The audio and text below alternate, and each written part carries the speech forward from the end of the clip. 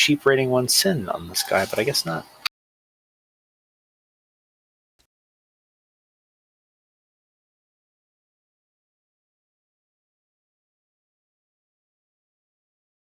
You don't? Just his regular high rating sin. Oh, well, high rating is not a bad thing. Right, usually I use the low rating ones for a lifestyle, so that if they get burned, then the rest of the stuff doesn't happen, and vice versa. Rent a shitty apartment under, like, McLovin. Always pay your rent, nobody cares. Yeah, that works. All right, you should, Cowabunga, you should have access to this. So I can move Cowabunga 2, but I still can't open character sheet Cowabunga. Am I doing it wrong? I don't know. There shouldn't be just a plain old Cowabunga. There should be a Cowabunga 2 character sheet. Right, and there is. I can see it in the list of characters, but I can't open it by double-clicking it. You shouldn't have to double-click it. Single-click it. Even that doesn't work. That was the easier tie. I'm going to try it 3 times. Still doesn't work. It's in player's journal as Cowabunga. It can be edited and controlled by Cowabunga. I don't understand this. Well, maybe I got to change my name to Cowabunga too. I doubt it. No, because it doesn't say Cowabunga 2 as a player. There, now see if you have access to it. Because I gave everybody access to it. I don't. Could be you need to refresh Roll20. Yeah, just hit the F5 real quick and see what happens. Refreshing.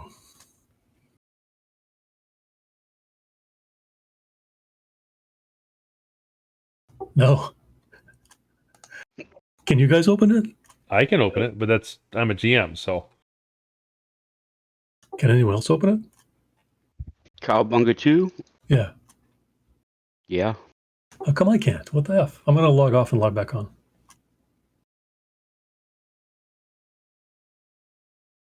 Yeah, I can open Cowabunga 2 also.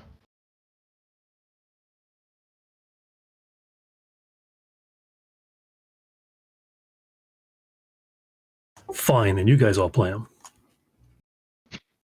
Easy. I want to know why I still have 2 silvers in there. Because you didn't tell me which one to delete.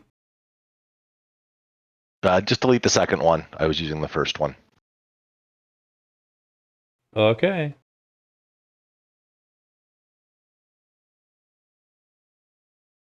All right, maybe I'm not doing this right. I'm clicking on the name. I'm clicking on the icon. Neither one works. You should be able to click on the name. Yeah. And it should open. Or you could shift double-click your token. You don't have it, like, opened and minimized, do you? That'd be hilarious. That'll have that effect sometimes. Yeah. But if you already reset the table or refreshed, then it should have cleared that, I would imagine. Did you already try dropping out of the table? Yeah. I dropped out of Roll20 completely and came back in. I'm changing my name. It's probably not going to do anything. But anyways, what about a different browser? Oh. Yeah, check cache maybe. That's a good one, yeah. What browser are you using? Or you could even do the same one incognito. Yeah, incognito might not be a terrible idea, yeah. I am doing incognito always, but maybe my JavaScript permissions are screwing it up. Hold on. Troubleshooting. Cannot escape it.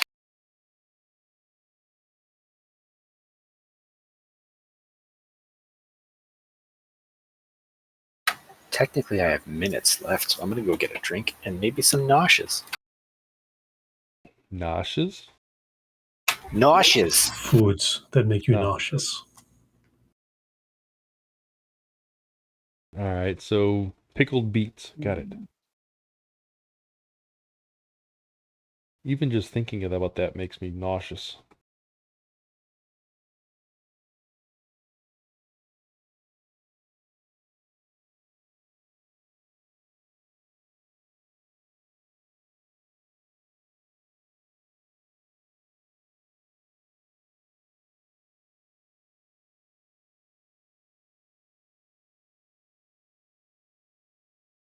Okay, silver. Who am I missing? What character am I missing? Let's see, I have Skate, I have Cowabunga, I have Nautit. I have Silver. I have Bakemono. I have Cowabunga. And I don't have. That's who I don't have. I don't have J-Pop. I don't have J-Pop. No J-Pop's out here. Who am I missing?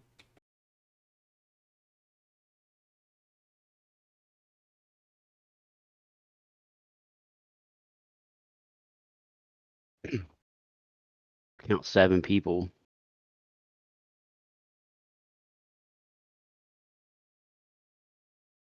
Everybody's here. Okay, never mind. I'm doing math wrong.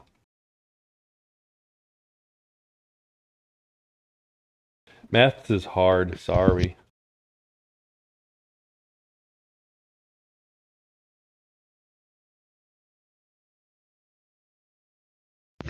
But we still don't have Cowabunga in control of Cowabunga.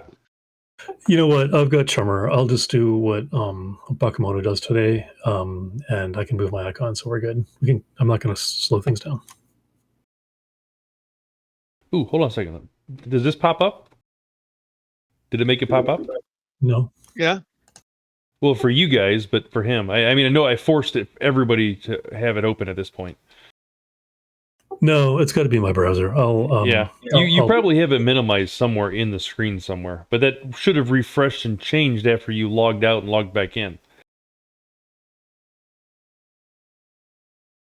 Check the bottom taskbar. See if there's you popped it out somehow. See if there's a window open, under whatever browser you're using that looks like the character sheet.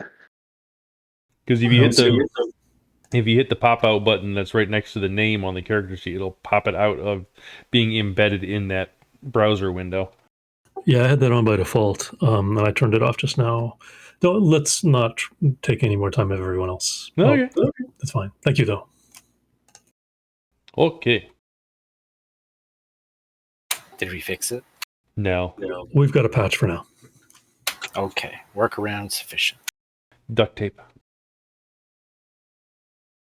All right. Duct tape, baling wire, and bubblegum? Pretty much. Pretty much. All right. So I don't believe anybody gave me any updates to character sheets that I know of. I did. Well, yes, but you haven't actually made any change except for buying another skill or something like that, right? 2 new skills and working for the man. Yep. I think all Bakemono did was pay rent. All Nautit did was pick up a nice suit of Sleeping Tiger. Oh, never mind. I'm mistaken. All Skate did was complain about not knowing what to do. Let me check and see if I already updated the sheet on the page.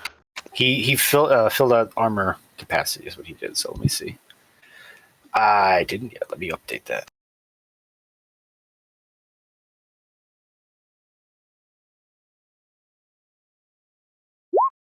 All right, it's working now. Yay! Woo, woo, woo, woo, woo. Okay, it should be up to date. Bakemono. I'm really surprised that the last J-Pop character sheet I have is from 4/10 of 23. Has there been any change? No, because that's the last time I played with you. Oh, that's right, because we took the break over the summer. That's true. And then when I went back, the game filled up so fast I didn't get a chance to jump in. So. Sorry. I mean, it's not your fault. I know. It's because everybody loves me so much. They want to be on my tables. Yeah, let's stick with that. I am running so many games right now that I haven't even been able to run a game on here. Ugh, something's wrong with this sheet. I think it looks icky. No, I'm running the Denver missions periodically for our group, and it is... They're fun. I dig them. Irritating at times because the maps are hit or miss as to whether there's going to be a map for a given area for a particular section, that even if there's no combat, it would still be nice to have a map for general purposes. And then there's the conversion. Yeah. 4th ed technomancers into 5th ed technomancers, and it's just like, For my Yeah, I home mean- game, I'm running 3rd parallel campaign, but I'm also like, they went to Tokyo, so I'm running the like previous season of Tokyo missions, and sometimes the conversions that they have in there don't make sense.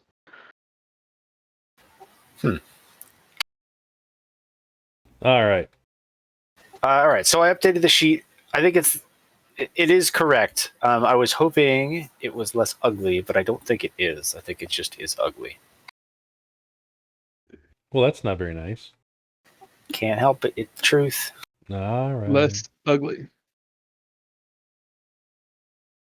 I miss the old, like, normal Chummer character sheet, but every time I put a portrait on it, it makes the portrait like the size of Kansas, so you can't do that. All right. So, you guys are all in Kentucky at the moment. Yes. Excellent. Except maybe with the exception of with J-Pop, but that's okay. So this is for J-Pop. After your last mission, a job away from the mega sprawl you've been calling home for the last few months, for years, sounds good. Months or years sounds good. Your fixture suggests a job taking you out of the picture for a few weeks. A job with runners based out of London/Tokyo, but headed to the UCAS. The person putting the job together owes her a favor, and she can put you in it if you are interested. That is a tongue twister in itself. Got it. Okay. Figuring this will take the slotting corp goons off your tail for a while, you agree. A 2,000 new in advance sweetens the deal. Mr. Johnson needs a team in London, Kentucky, ASAP. So you Okay. travel London, that direction. Kentucky? London, Kentucky. Where the hell is London, Kentucky? Well, In Kentucky. I'm sure. I know where Bowling Green, Louisville, Lexington, etc. I don't know of a London. I'm sure it exists. If it's anything like Maine, there's probably a town for every country. All right. For those of you who are already in Kentucky, after a week of barbecue, burgoo, and bourbon, you'd have to say things were finally going your way. Checking your comlink, you see that your discretionary funds are running a little low, and it's about time for another job. As you scroll through your contacts, you experience a moment of serendipity as a smiling troll's face appears on your screen. Funny, you didn't know trolls could read minds. Picking up the call, you hear the familiar voice of Broadside, your friendly neighborhood Johnson. Hey, chummer, you interested in a job? What I am saying, of course. Oh, what am I saying? Of course you are. You're broke! Chuckling a bit to himself. Tell you what, come down to London and hear me out. I'll slot you 2K just for coming up. Interested? I like the way this man works, paying me before I've done anything. You still feeding us? Or Of course I'm feeding you. I'm on my way. Bourbon infused barbecue sounds good.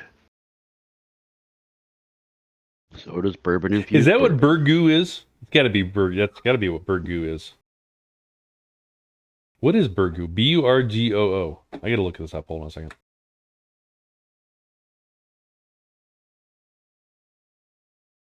Burgoos typically have these 3 different meats, plenty of vegetables such as corn, okra, and lima beans. Burgoo, it's similar to Irish stew or Milligan stew. Hey, you learn something new every day. It looks good, and I'm adding it to my recipes for dinner next week.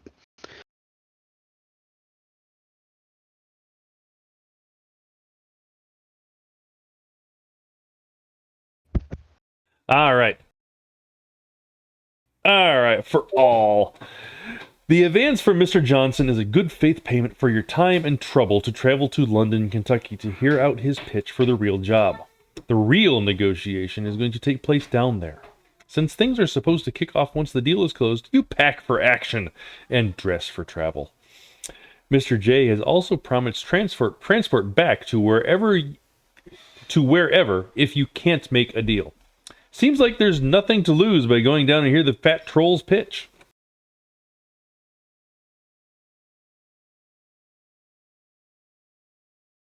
All right, so I don't think we need to worry about transporting anything crazy for you guys. And remember, you were not able to bring any vehicles down with you. I don't remember if J-Pop has drones or not. She has a drone. She doesn't use a lot, so What is it? matter. It is she technically has two. She has a fly spy and she has a roto drone. Okay, you won't have any problem bringing both of them if you wish to. Okay, but not my car. No, not your car. I mean, I guess sure. I'll have them around. Okay. Yeah, you won't have your car available to you in this. He normally provides transportation though, so a ubiquitous bulldog, if I remember correctly. Everything else, for the most part, you have no problems. As long as you guys aren't wearing full body armor or mil-spec or any SWAT armor or anything along those lines, you have a lot of fatigue to deal with when you're down in the hot, sweltering Kentucky heat. But other than that, I don't think we have to worry about that for anybody. I'll wear my Amish clothing for now. There you go. All right. Oh, I thought I put all this in here. I guess I didn't. Okay. That makes it easier for me, but harder on me at the same time.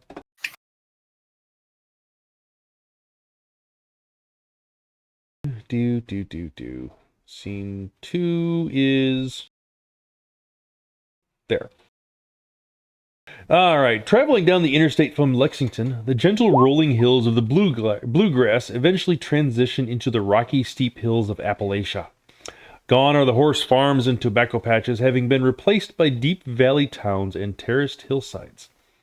Pulling off the exit ramp, you spot a large sign of a drunken hillbilly towering over a clapboarded building with a huge front porch running the entire length of its structure. Several chairs gently rock along its length. On the front, painted in large white letters, is Dog Patch UCAS. Souvenirs. This must be the place. Pulling into the parking lot, you see several newer model cars parked out front alongside several rusted-out late model cars and trucks. What draws your eyes is the large Aries Roadmaster parked out by the front door. Looks like someone is expecting trouble. Ooh, and I just realized something. I may have read something wrong to you. Uh-oh. Because I said Dogtown UCAS, and I told you to go to London. Weird. We took a wrong turn. No, it's actually telling you to go to London, Kentucky, but it's telling you that you're driving into Dogpatch UCAS. Maybe Weird. that's just the name of the shop. Or maybe they've got an outpost here. Regardless, I think the editor needs to be smacked around a little bit. It's probably a Anyways. typo, right? There's probably not supposed to be a U. Well, that is my first. Yeah, that would be my assumption. But anyways. All right. Stepping through the door, you are greeted by the smell of warm biscuits and gravy. Looking around, you see several patrons enjoying heaping platefuls of the stuff. A basket of biscuits set in front of them. Taking a deep breath, your stomach grumbles. How long has it been since you had a real home-cooked meal? As you stare hungrily at a side of bacon being delivered to one of the tables, a loud woo-woo grabs your attention. Looking around, you see undoubtedly one of the largest trolls you have ever seen. The booth he currently occupies bowing under his weight. Is that where he gets his name? Yes. I believe that's actually how the writer intended this, yes. Funny story. We're having biscuits and gravy for dinner tonight. Ooh. Assuming my wife gets home in the next couple of minutes and makes them. Wait. You're not even going to get up and make them for her?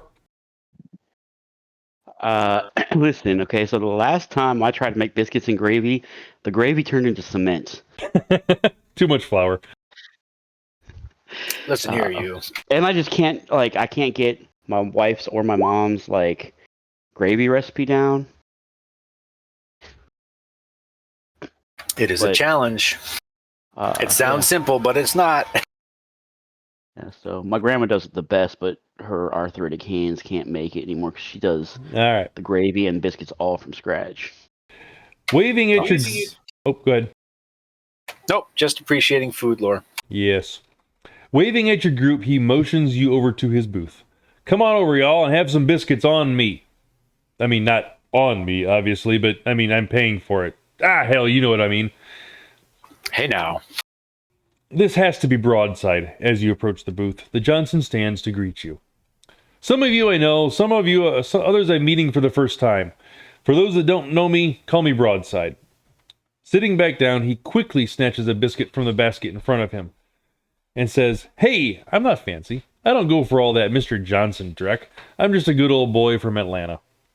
He motions for you to sit down.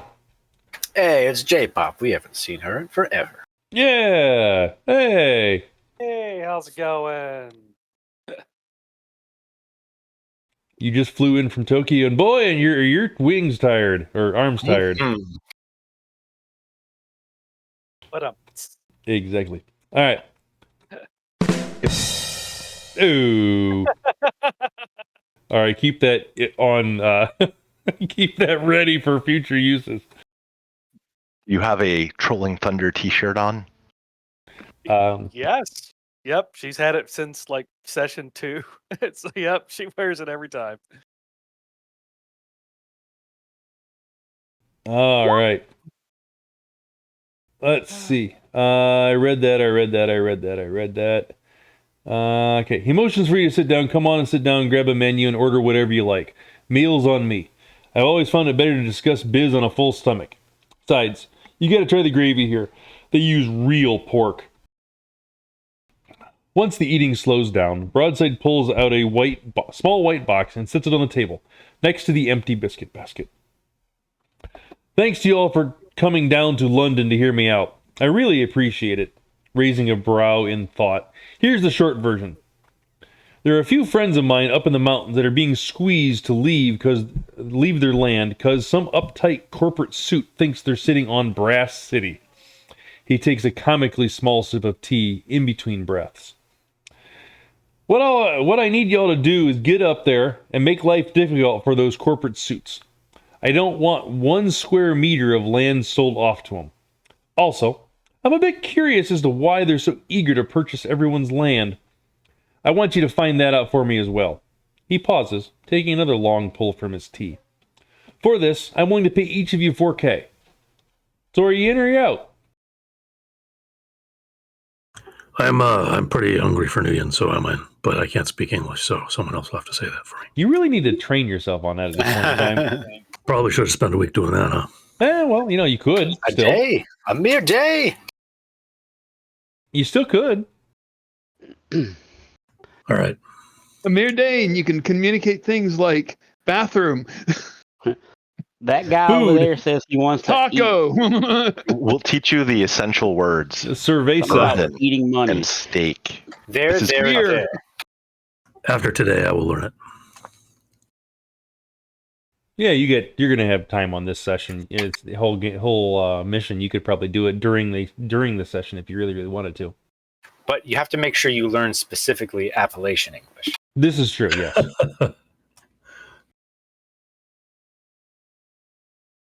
All right. Any negotiating on the behalfs of your teammates? Well, we can discuss this price. But you're on a full stomach and you're tired, so you're just going to accept it, right?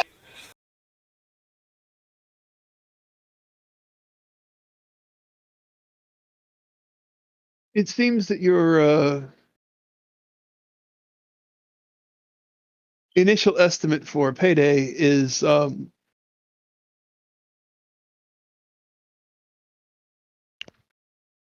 The initial offer is for a green team. We are no longer green. This is a very skilled and experienced group, and you also have to pay a premium for our success rate, which directly equates to your success rate.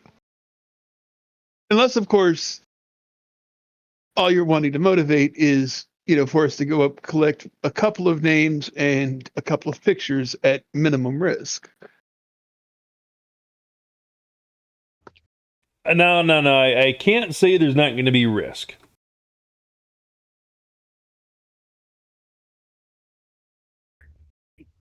Hold on a second. Risk it for a biscuit. Angry. And I grab another biscuit and dip it by hand into the gravy.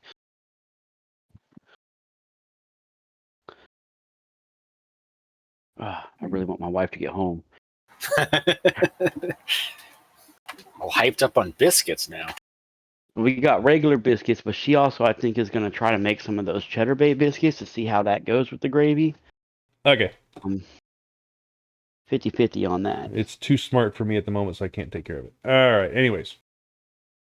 Let's see. I apologize. You said, that you're not a green team, and that you weren't wanting to make sure that you were only doing a talkie here type situation. Okay, and no violence. All right, so I can't guarantee there's not going to be violence. The hill folks, I mean, they don't take kindly to strangers. I can nigh on guarantee there is going to be violence because, well, I get to talking, and then that big guy over there comes out with a hammer. If he points Over at me, DNI, I'm will- kind of like, oh, this is what you were talking about last time. if he's pointing at me, I'll smile and nod. And he already wants to eat some money.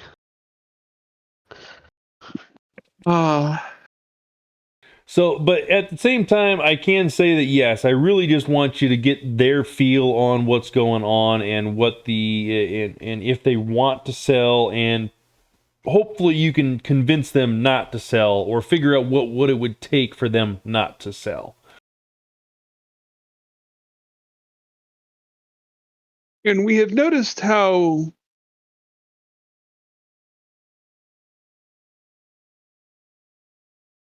welcoming you folks tend to be. I can only assume that in a much smaller community, a much smaller and more isolated community, that welcoming nature is going to increase. Oh, absolutely, he rolls his eyes.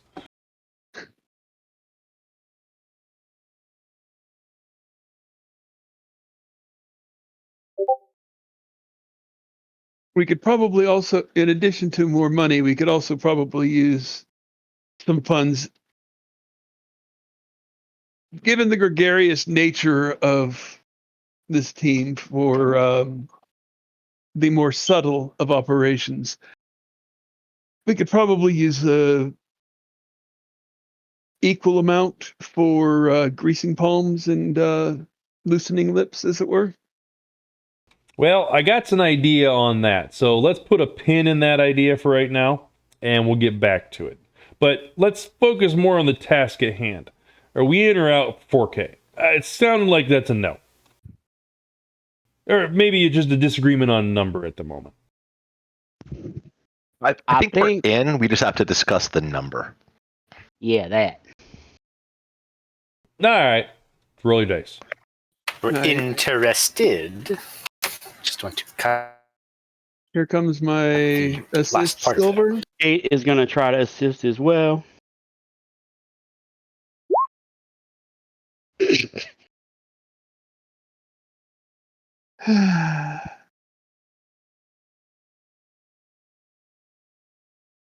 With a mouthful of gravy. No, that makes perfect sense. And and there's my assist.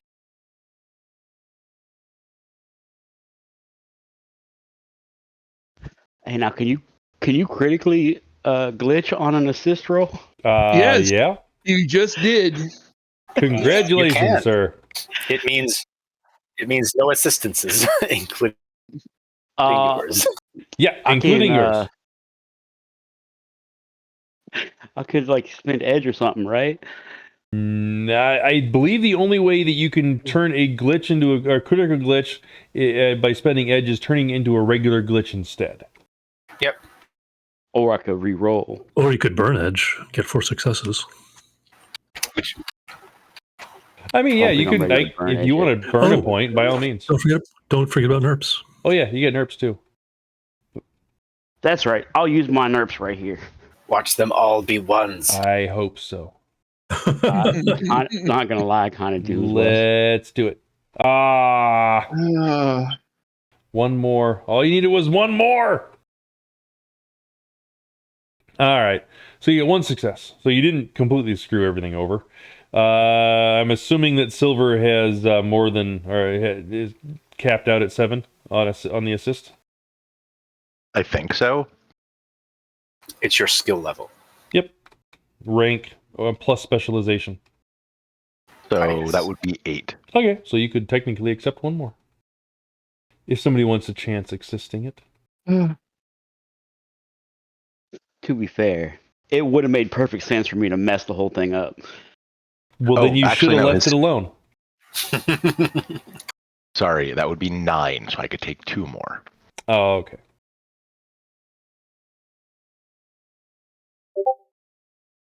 Nobody else? Certainly Don't not speak the me. language. All right. Let's see. I have... Oh, Silver rolls negotiation. You only got 3? That's sad, man. Sad.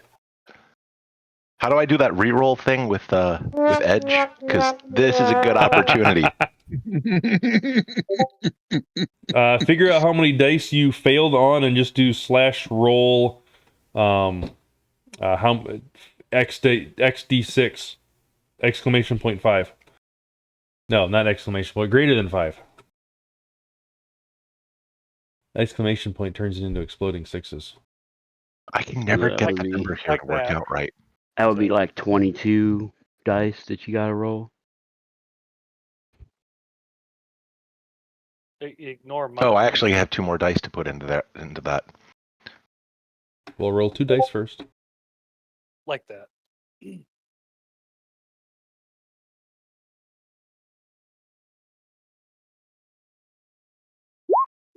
Yeah, those didn't help.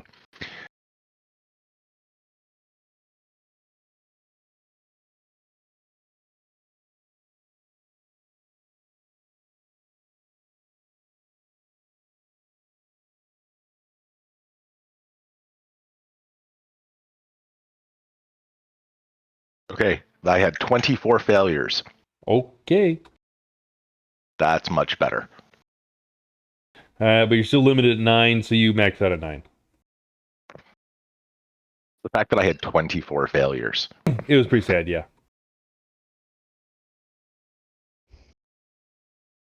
Well, I guess breakfast only Actually- goes so far, doesn't it?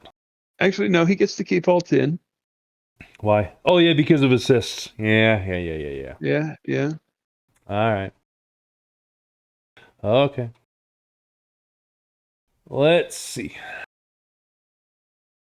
We can put that extra die into the laser pool.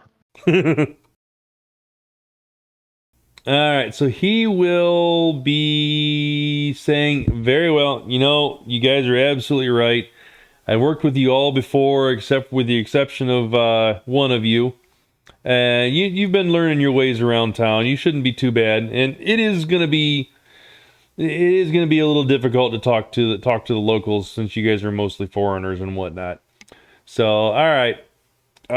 Don't worry, they got me to translate for them. All right, so he says, all right, fine, 6,500. That's on top of your 2,000 bonus.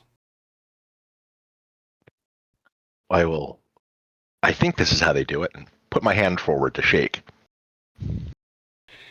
He grabs your hand and you instantly regret it. and he gives you a vigorous shaking and a nice big bear paw squeeze on your hand.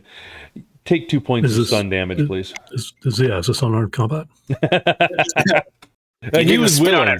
He was willing. Is he doing the whole classic grab and squeeze extra hard? No, this is just troll strength, dude. Just big.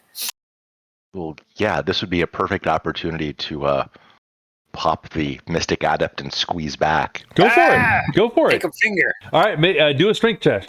I'll do one also.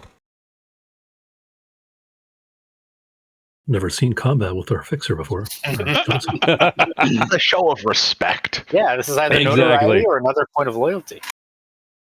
Exactly. Maybe both. Maybe both. Which do you want? Both? Both. Both is good. Would that be strength plus, I don't know, etiquette? No, just do strength. You realized what he was doing, so you don't need to roll the etiquette portion.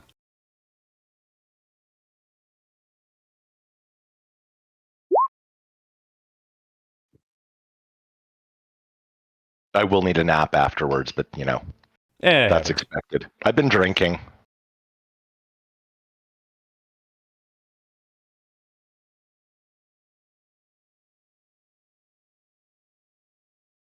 Oh, shit.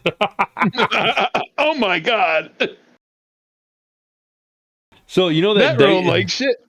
Yeah, really. Your dice failed you, my dice failed me.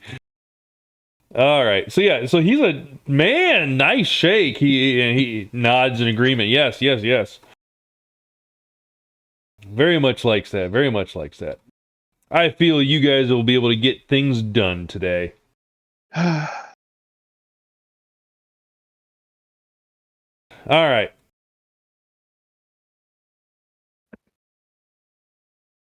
Let's see. Where was I at? Phenomenal. I knew y'all would say yes. So here's the rest of what you need to know. He reaches into his shirt pocket and pulls out his comlink and gently presses his massive finger down on an already cracked screen, being careful not to shatter the device further. Sending everyone the data now, and everybody receives the file. I'm sending y'all to Pine Mountain. That's in Letcher County. Seems global sandstorm has found evidence of a possible orichalcum deposit under the mountain. He points to an image of a mountain ridge. Seems they can't forcibly evict the families from the mountain, so instead they're trying to buy it from them. And they're offering cash on the barrel. Naturally occurring orichalcum would be a major payday for anyone, and GS is pulling out all the stops. The first file is a contact information for a local ridge runner in Whitesburg, Kentucky. Broadside pulls up a photo of a woman. That there is the contact info for a Miss Ree Hacker. She goes by the handle Dolly. She's a local and will help y'all in your legwork.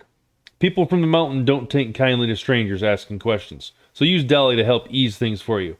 However, it looks like Skate may have some a couple of legs into the conversation as well. The second is information on the Pine Mountain Mine, Global Sandstorm's main operation along the ridge.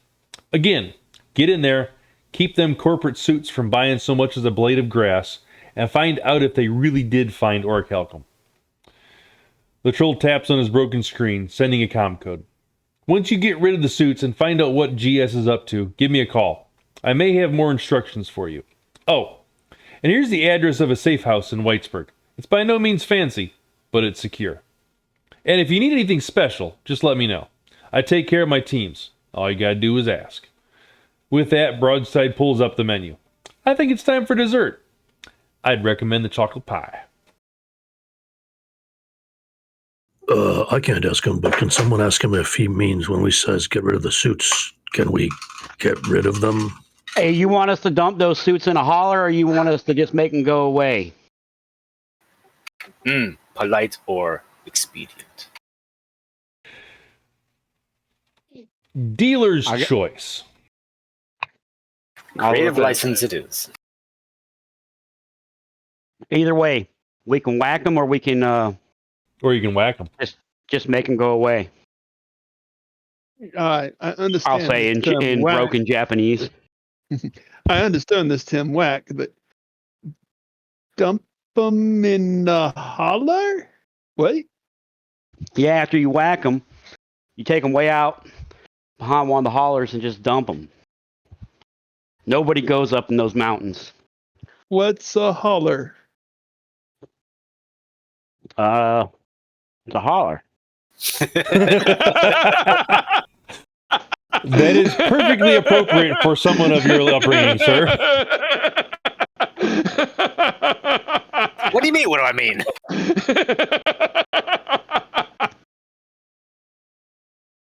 It's like a place on the mountain where people live. But if people live there, aren't they going to be suspicious when a body just turns up? Isn't the intent to hide it? No, because you go up in the mountain and hide it. There are things So up there that'll take care of bodies. I think that the situation here is very similar to in our home country, some of the deeper forests, where sometimes people come to unfortunate ends and questions are not asked. Or the sea. Yeah, y'all still got that suicide forest out there? Indeed. Sometimes it's not even suicide. All right. Exactly. Now you're getting the gist of what I'm laying down. That makes a little more sense.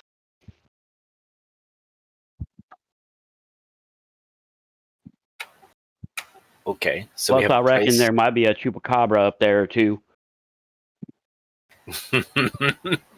Chupacabra. Tabs on the comlink. What the fuck is a chupacabra? Come on, Google. Don't fail me now. Opens the Google tab. You're learning so much.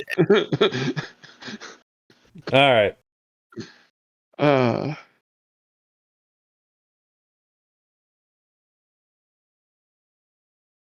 right. So we have a place. We have a job. Did we have a time window? As soon as possible. I have a question about the job. Yes. He originally said he wanted two things. He wanted us to stop the corpse from buying any land and also to find out why they want the land. But now he's told us why they want the land. Well, he thinks that's why they want the land, but So is there prove any it. evidence for it? Yeah. I see. Or is that totally a wrong theory? no, and that's something exactly else? right. Yeah. No, but yeah. I mean, yeah, whatever we find, confirm or disprove. Exactly.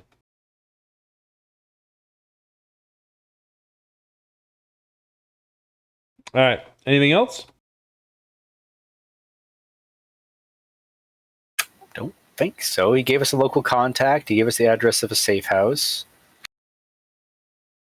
It sounds like the first step of the plan is go to the safe house, talk to the local contact, and then figure out where to go, right? Sure.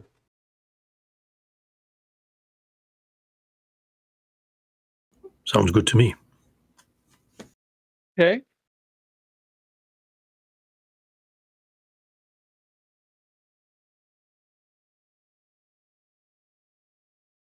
All right. Looking at your map, Sloft, you double check the mileage. If the map says it's only 90 miles to Whitesburg from London, then why for the love of Dunkelzahn has it taken nearly 3 hours to get there? Driving down the 2-lane mountain road, you actually found yourself missing the congestion of the sprawl. At least there it was possible to do more than 90 kph. And you never realized how many coal trucks there truly were in the world. Driving through small towns like Brightshade, Big Creek, Thousand Sticks, Hazard, Jeff, Scuddy, Red Fox, and Esom, you finally reach your destination, the Whitesburg Metroplex. Do we see sign of royalty near Hazard? No. I got it. No, like garish orange vehicles suspended in the trees. Oh, yeah, no. I'm sure there's probably various AR symbol or AR signs or something along those lines, harkening back to those days. But no, you don't actually see anybody doing jumps at the moment. Notice all the bridges in this town are conspicuously well maintained. Yes. No more jumping. Been a major infrastructure project going through there. Mm. All right. Yes, you read the AR correctly. The Whitesburg Metroplex. You're pretty sure there's not a building over 3 stories in the entire valley. Looks like someone's been busy at the tourist center because your matrix connection is better, even though a drunken hillbilly with a long rifle keeps asking you for your cred stick information. Following your map's off instructions, you're routed through downtown and over a bridge and down the street paralleling the river. Driving past a few bricks homes, a dancing hillbilly on your maps off proudly yells, "You're home!" This must be the safe house.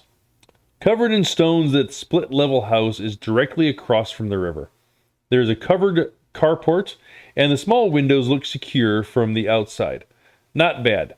Pulling in, you see a four-tone sports car sitting under the carport. The word Starfire is painted down both sides in color change paint. Piling out of your truck, you walk up the front steps and knock on the door. After a few moments, a beautiful young woman greets you from the open front door. "How y'all doing? I'm Dolly. You the fellows Broadside sent down? Well, come on and set yourselves up. There's food in the kitchen. Once y'all have settled in, I'll show you around the country." It's so nice that you had to greet us like this, Dolly. "Oh, it ain't nothing, honey."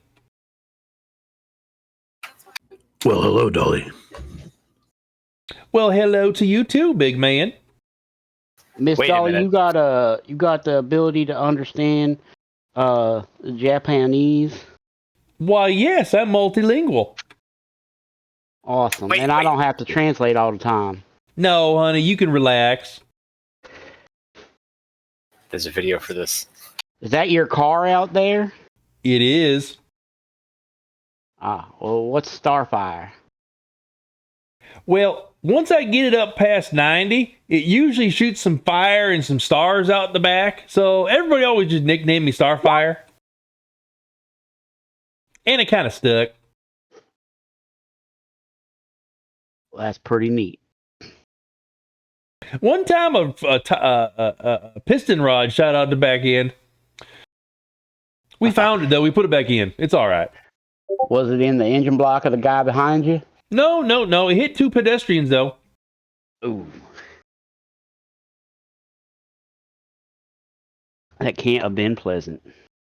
I don't know. The one guy said his face was back in a better position now. The other guy, you really couldn't tell anything happened to him. Well, that ain't unheard of in these parts. I do declare that sounds so very exciting. My Aunt Debbie one time had a feller that, well, he looked like his face was on sideways. He did have all his teeth, though, but I think they was fake. Well, you never can tell, can you? I bet Aunt Debbie did. Do tell. Oh, no, she was all up in there, like, tasting the back of his teeth, and I just had to leave. So I got my pie, and I left. Well, you guys settled in yet? Because if you want to catch some of these places before nightfall, we might want to get moving. Otherwise, we can wait till tomorrow. Oh, we might as well get started. I think that's a great idea. Ikebasho. Indubitably. So how long did it take to get here? It took 3 hours. Yeah, they confirmed that. So we're about at what time then? I'd call you 4 o'clock in the afternoon. You had a late breakfast.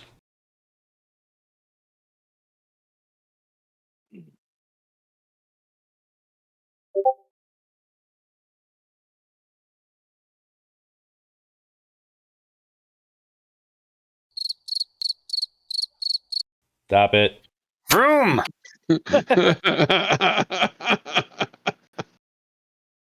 We take drinks for the road.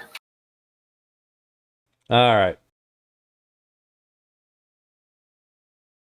Okay.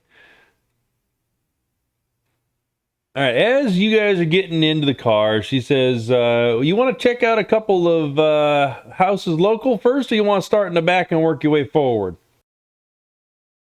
Why would we be interested in houses in the back? Well, on the back side of the mountain. If we catch those tonight, when we have a little bit of time, we can get maybe the furthest two and have more time tomorrow at the closer ones. And you're seeing this is a thing we need to look at, or people we need to talk to? Or These are people we need to talk to. Yeah. Gotcha. Makes sense to me. That sounds like a good idea. I mean, I have them occasionally. Okay. All right. Well, in the meantime, while she is getting things ready and getting in her car and all that kind of stuff, you guys are going to be following behind in the Bulldog. What is there any legwork or anything you guys want to do before you start or during the travel up to the? Well, is there anything we could have even done on the way here? Yeah, like all sorts of 3 stuff. hours in the vehicle. Yeah, you got 3 hours of exactly. napping. So, like, I don't know who's driving, but if at all possible, we could do some kind of matrix searching on the history and the current situation in this place. We already probably know what global sandstorm is all about in terms of resource exploitation, but like current events of this area, any of that stuff, setting the stage, getting the lay of the land, that kind of thing. Yeah. So you've been told, if I remember correctly, you can do research on the city. You've been told about Pine Mountain, the location for that. Obviously, global sandstorm's an option for you.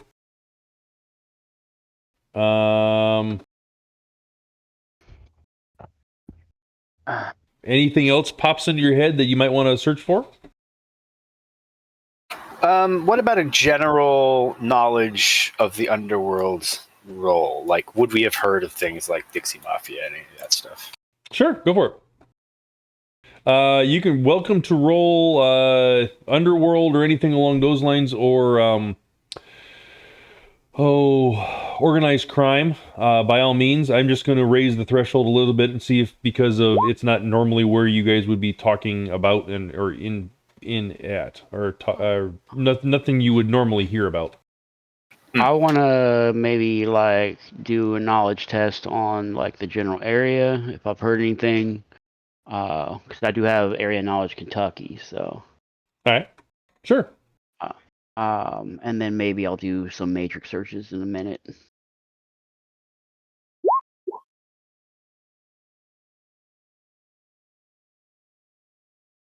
More specific matrix searches about the mountain and the company and the mine and.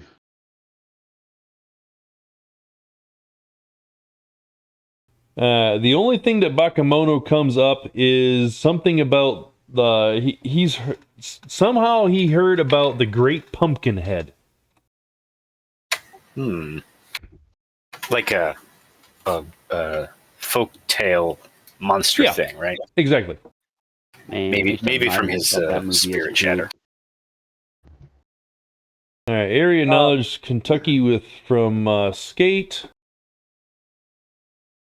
All right, so obviously you know about Whitesburg. It's the county seat of Letcher County.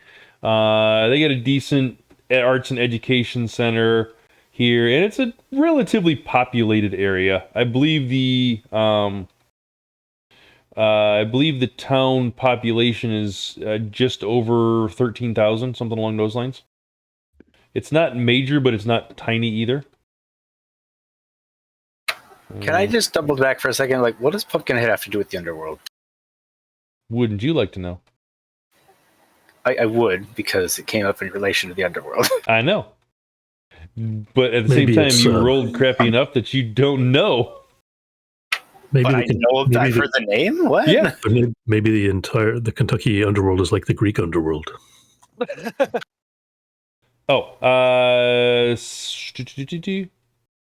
Let's see. Kentucky, London is a home-ruled class in Laurel County, Kentucky, in the United States. It's the seat of its county. The population was 7,993 at the time of the 2070 census, but London, Kentucky is the second largest city named London in the United States and the fourth largest in the world. Ooh. It's part of the London, Kentucky micropolitan area. Of the 17 micropolitan areas in Kentucky, London is the largest, which just contradicts what it said earlier. The London micropolitan area's 2070 consensus population was 126,369. They just contradicted himself there. What the hell, man? Whatever. We're going to say the population is 120,000 people. And it's also they were meaning that it was second largest in the country and first largest in Kentucky.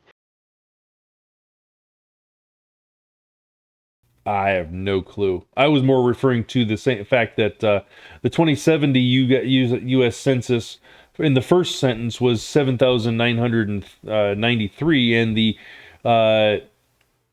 next two sentences later, the area's 2070 census population was 126,000. It's the exact same date and whatever. Yeah, I don't know. The other thing you notice stuff. Exactly. The other thing you know is that that London is home to the World Chicken Festival that celebrates the life of Colonel Sanders and features the world's largest skillet. Well, now I want some KFC. On a side note, I'm going to do a search more specifically matrix-wise on the mountain itself and the mine and this company. Real I quick, don't know. I need... hold on. I need 2 minutes. I have a call I have to take. Sorry. Hey, Tolrik? Yes, sir. So if I'm going to presume J-Pop's driving, because she can, she's normally the driver, she might be able to let her agent, though, give you an assist if you're willing for her to tell her agent to assist you with the search. Yeah. I don't know how agents work. I have a rating 4 agent, but I don't know how it works. But yeah, if your agent's better. Well, it is a... let me see. It's a teamwork, basically. They're another set of skills. But if you're already getting one from your agent, don't... Well, I'm not, because I don't know how it works. So your agent has ranks has a dice pool. I'm trying to find my agent. Hang on. Let me see what I've got. Basically, it rolls double its rating for whatever you're trying to do. Right. And it can act as an assist for you. I might have an agent 6, rating 6 agent. I'm trying to find it. Where are you? I think when I was buying gear, I just bought a couple packs and that sounds good, and then I realized I didn't get all the stuff I needed. It's all good. There's so much crap in my character sheet now, and I'm trying to hunt it down, but I am pretty certain that I'm supposed to have a rating 6 agent. I'm going to turn you up to 125% because I can barely hear you. Sorry. I'm talking a little quiet. Okay. Huh. My wife's out there making biscuits and gravy right now. I'm excited. I don't know. The other day, I just was I think I saw a video where British people were trying biscuits and gravy for the first time. And I was like, man, I really want some biscuits and gravy. It was either the British people trying it or it was the tribal people trying stuff for the first time. All right, I know that I have a rating 6 agent. I'm just trying to... I wonder if it's didn't get carried over when I had to move my character over from one to another. So I'm assuming agents can't spend edge, but I can still spend edge on my roll, right?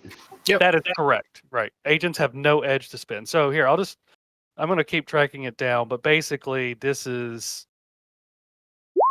So you get to add 3 dice to your search, presuming you have at least 3 skill points in the skill you're using, because your teamwork caps out at whatever number of ranks you have. So I can't.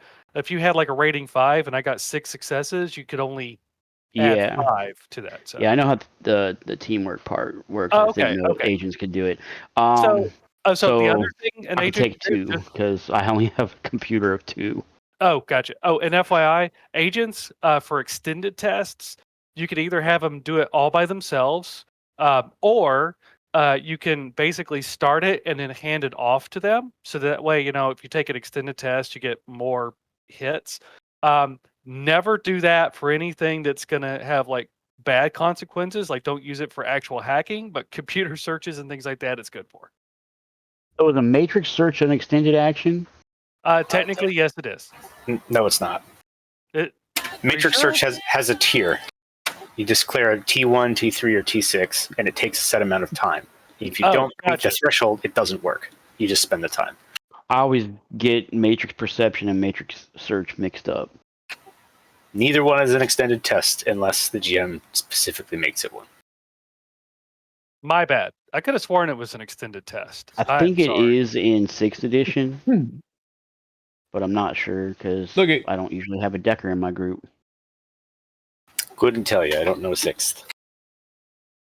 All right. I feel like it should be an extended, but that's just me. All right. The other things that Skate would know with his area knowledge, and what is J-Pop rolling for? My agent is, because I'm assuming that J-Pop is the one driving, so I was having my agent assist.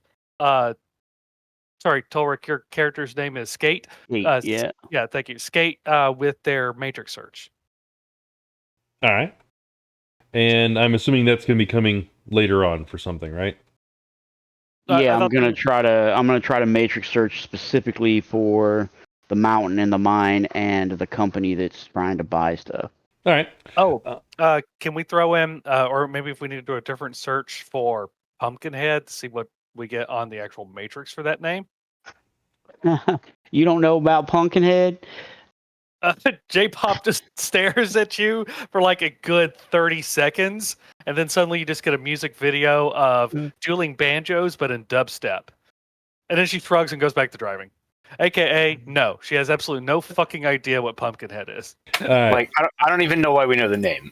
All right. So, Skate, your other information you get, a couple of notable locations in this area is Bad Branch Falls. It's a home to a 60-foot waterfall and some very good whitewater rafting. It's a nature preserve in Letcher County. Let's see. You would also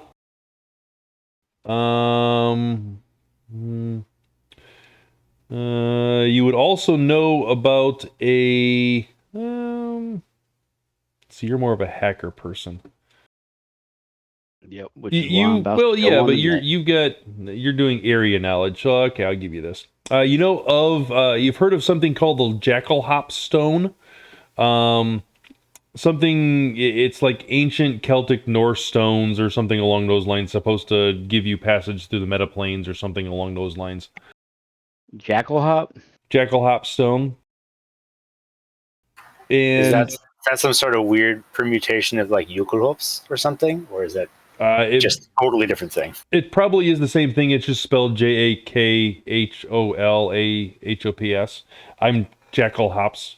That's how I'm pronouncing it. I'm probably saying it wrong. Yeah, it's if it's a thing that's real, then it's probably been Americanized. Yes. How do you spell it? Like that.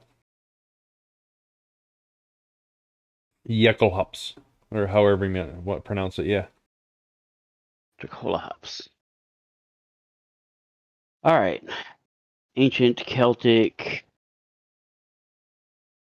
portal to those. It's also rumored that the Sealy Court has some doings in the area that you've heard, but you're not sure. Well, those are the highlights. Those seal like court people. Oh, and you've also heard that that about somebody called the Hacker Clan. They are the top moonshiners in Letcher County. Hacker clan. You get something with the emblazoned H on the bottle. You save that shit for the good friends or for yourself. Wait a minute, isn't Miss Dolly a hacker? Shrug. No, I said that shit out loud. Oh, we might have to talk later. When she introduced herself, I understood it to be a professional reference. Nah, Brightside said her name was somebody's name was Rehacker. Rehacker. Isn't it? It goes by Dolly.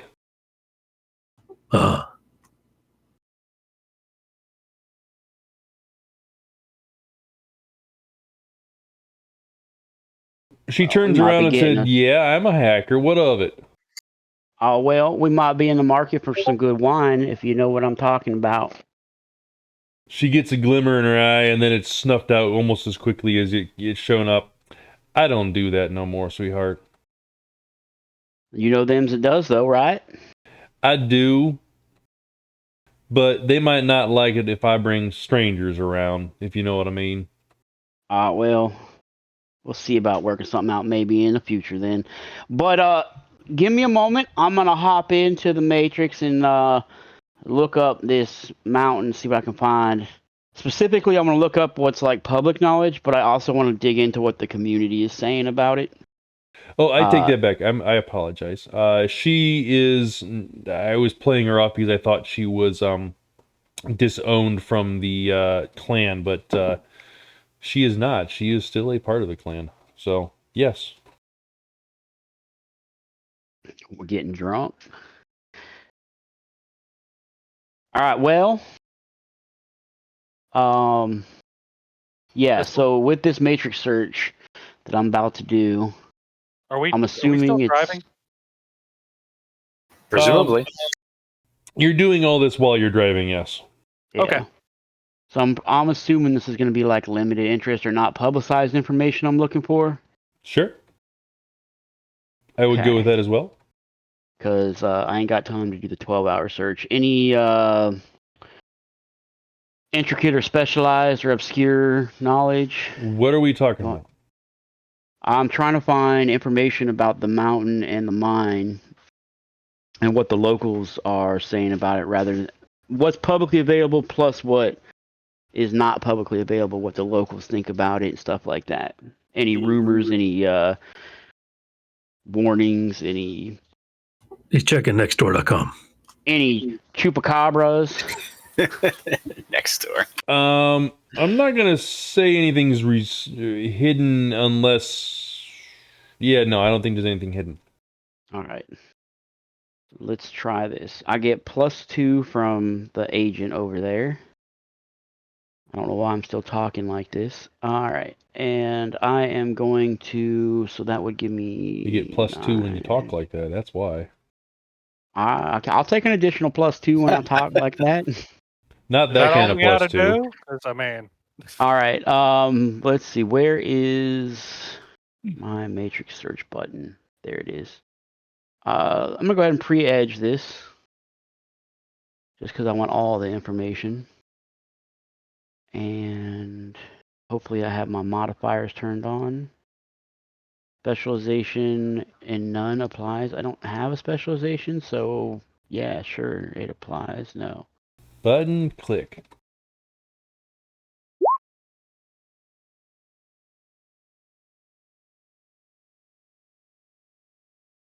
Man, I hope that's sufficient. Well, no, sorry. You don't get anything. Comes back to nothing. I'm kidding. What exactly was this for again? Remind me. For a third time, I know. Information specifically on the mountain and the mine. Okay. And then I'll do a separate search for the corporation that's digging about. All right, so the mountain itself. Pine Mountain is a mountain in the Appalachian Mountains. It is... That's a really good question. I can't give you that I can't give you some of these details because it's not specifically about the mountain. But I can twist it so that it would. Ooh, there's an idea. I can twist it so that it is about the mountain. Ha! Then I can give you the information. Let's see. Just pretend I'm twisting all this to make it sound like it's about the mountain, all right? It's the second highest mountain in the Pine Mountain Ridge line. The Cauldron, as it's called, stands 3,156 feet above the sea level on the northern face of the Bad Branch Fall Nature's Preserve. Global Sandstorm has been going around for the last 2 months trying to buy up all the land on the mountain. Something inside of them has it chomping at the bit. Rumor says they found a vein of orichalcum. However, the hacker clan owns the mountain, and they ain't selling to anyone. There been a hacker living on the Cauldron since this was Virginia. Only way they folks is leaving is horizontal, if you get my drift. Oh, so she's a hacker and a hacker. No, she's actually not a hacker. Oh, okay. She's a hacker, racer. though. She was born a hacker. Yes. But to be clear, what you've just described is that they own the entire mountain, so the only people we need to deal with are hackers. I'm just having flashbacks to the Outsiders. Own is in TV one of those show. quotation marks words. They settled there and they lived there forever. They're So territory. they may be squatters. Which I'm gonna go back and in rewatch that show. Which in Kentucky, pretty much, yeah, where you live is ownership for the most part. All right. Let's see. The other thing,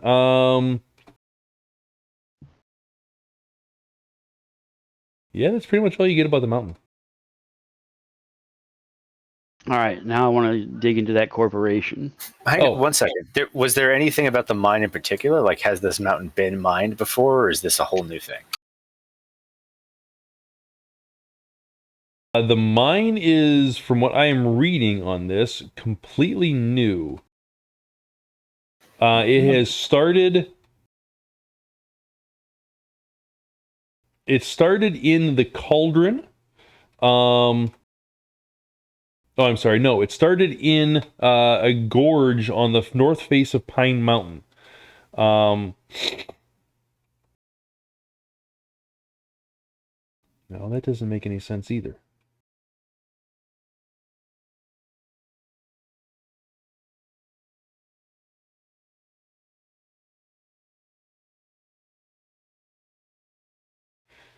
It's in the Cumberland Plateau is where they're trying to mine it, which is right nearby and going up into the mountain.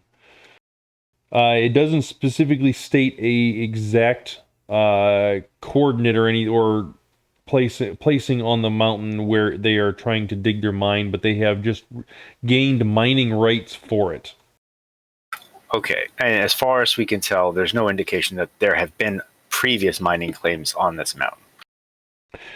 Nobody has ever had any interest in mining it, so your statement is correct. Okay, cool. I take that back. So normally the mining rights would be governmental until somebody else purchased them. Okay. And in regards to the corporation, do I want to dig into the specific people that are here that are representing the corporation, or just the corporation in general? Or try to do both and see if I can get enough successes to pull off both? Yeah, pick one. We'll do that last option. I'm gonna... do you want your agent to continue to assist me? This will be another 30 minutes. It's a couple-hour drive, right? Oh yeah, you got an hour and a half around to the far side of the mountain. Plus, you had 3 hours this morning, so you got plenty of time to do most any matrix searches you want. Okay. Yeah, my agent. She'll send it your way, and 2 more hits, obviously, because that caps you.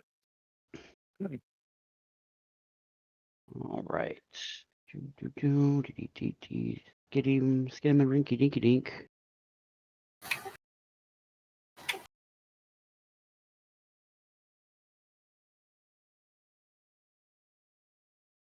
Dolly pulls out a flask from inside of her shirt and takes a sit and hit and passes it to Bakemono, who's sitting next to her. You want some, darling? She says in Japanese. Don't mind if I do. Careful, Bakemono. This is whiskey with a capital W. He is not careful. Whiskey with a capital M is what you're talking about, little boy back there. Upside down. That there is wine, sir. She passes it back to Cowabunga after Bakemono gets through. He's polite. He's not greedy, but he's also not restrained. I'll drink a teacup's worth. She notices your restraint and says, darling, there's 3 more bottles in the glove compartment. Drink as much as you want. Tempting, but we're on the job. Respectable. For the drive home, then. Nightcap. I'm on the job, but I'll still have some. All right. So 5 successes total on that. All right. On GS and their corpo and their suits.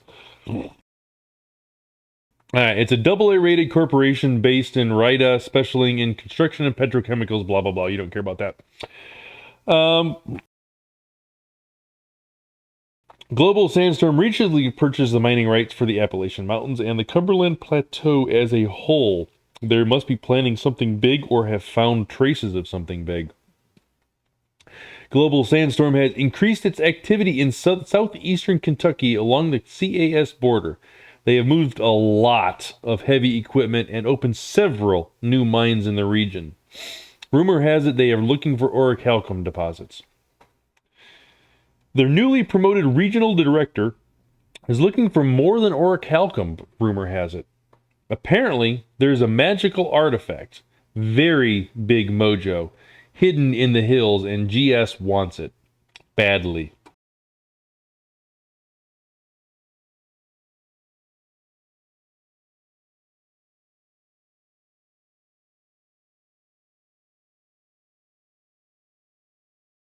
So they're looking for some magical doohickey and the orichalcum. I wonder if that stone counts. I'm not a magical finger wiggler type fella. What stone do you mean? Check.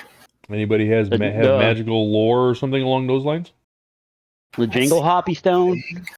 Jingle hoppy stone. I love it. Jackaholops.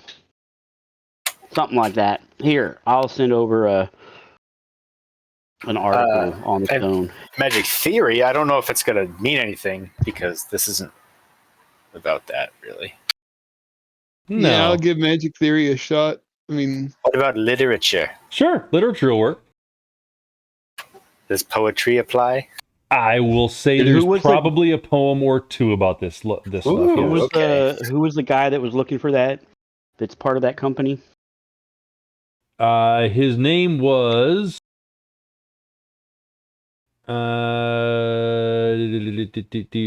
doesn't say a name. Just says regional director. Ugh, terrible. All right. Are you happy with that number? Nope, but I'm not going to spend anything on it. Come on! I was gonna write you a poem about jackal hops and everything, man. Not after that result I got from Pumpkinhead. Hey, you know it's something about the seedy underbelly of Kentucky. I have no idea the context. Oh yeah. All right. So for my final search on the trip up there, I'm gonna go ahead and I'll use my agent this time.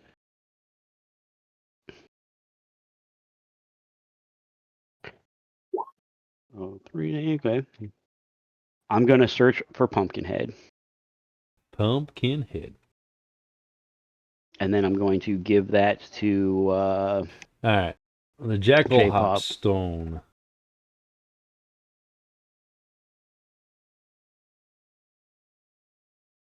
Alright, let's see. There's poems referring to its Celtic and Norse origins, about allowing passage across the stars or something similar. Some of them are referring to it as a start of a rainbow bridge, and allowing you to walk across all the colors of the rainbows to a different land completely. Does that imply anything that we could roll about? Like, that sounds out of character, like something. Sure, yes. You could, with an appropriate magic theory roll, you could infer that the different lands that they're describing that could be portrayed as the metaplanes. I'll give you that. So yeah, go ahead and do theory roll. That will lead you into it. And then the pumpkin head for 3 successes. There's a roll. A pumpkin head. Let's see. It's a local legend used to scare children and visitors. A vengeful spirit sent to seek revenge for the ones that have summoned it. It's a guardian spirit that hunts its victims along the Pine Mountain in southeastern Kentucky and parts of Tennessee and Virginia. You have to seek the old crone of the cauldron and make a blood pact with her to summon the spirit.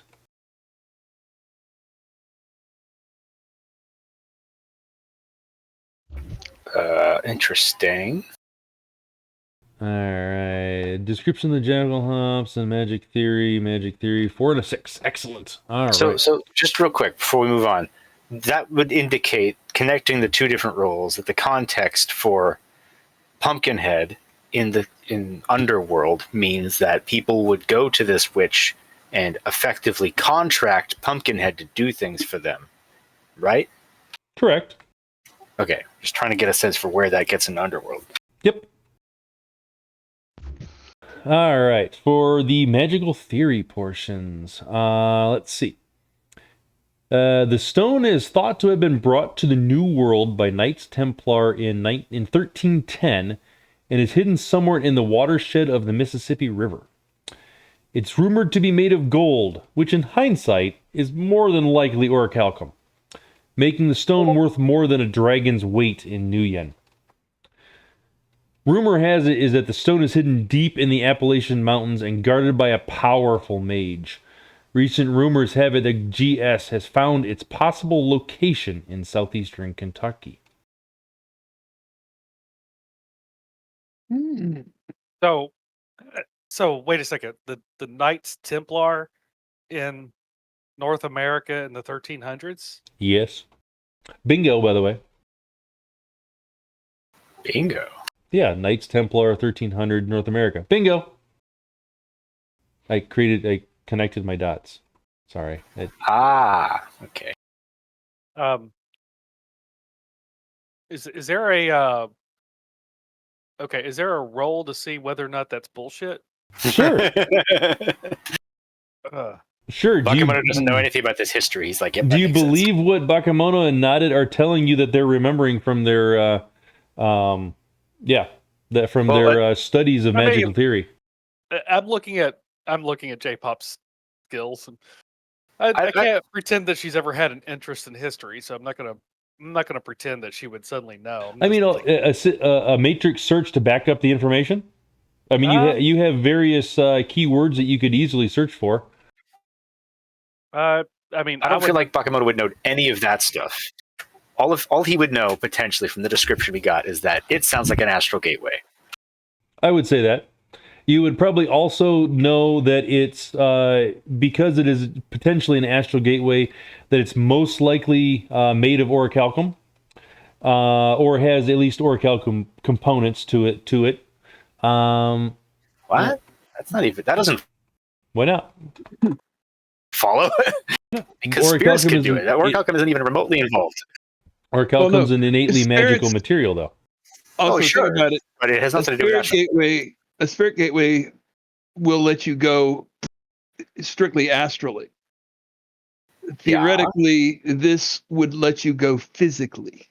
I mean, if that's what the implication sounds like, then sure. But normally, that's not even an option. So like, So this is sure. the way I am understanding its description is yes. This is more instead of a initiation rite where you travel to the metaplanes via in your dreamlight state with just your memory or your mental stats and whatnot. This is your entire body moving across the metaplanes and into a different plane of existence. It's a Stargate. Well, I mean, if you want to look at it that way, except it's a stone gate. Get it? But Stargate. Where's the ping? Quick to the soundboard. Yeah, really. Where's the soundboard when you need it? Yeah, you're a little bit late. Well, I was busy. Better late than never. Side note, there are conspiracy theorists that think that the Templars came over here that early. Yep. They're weird.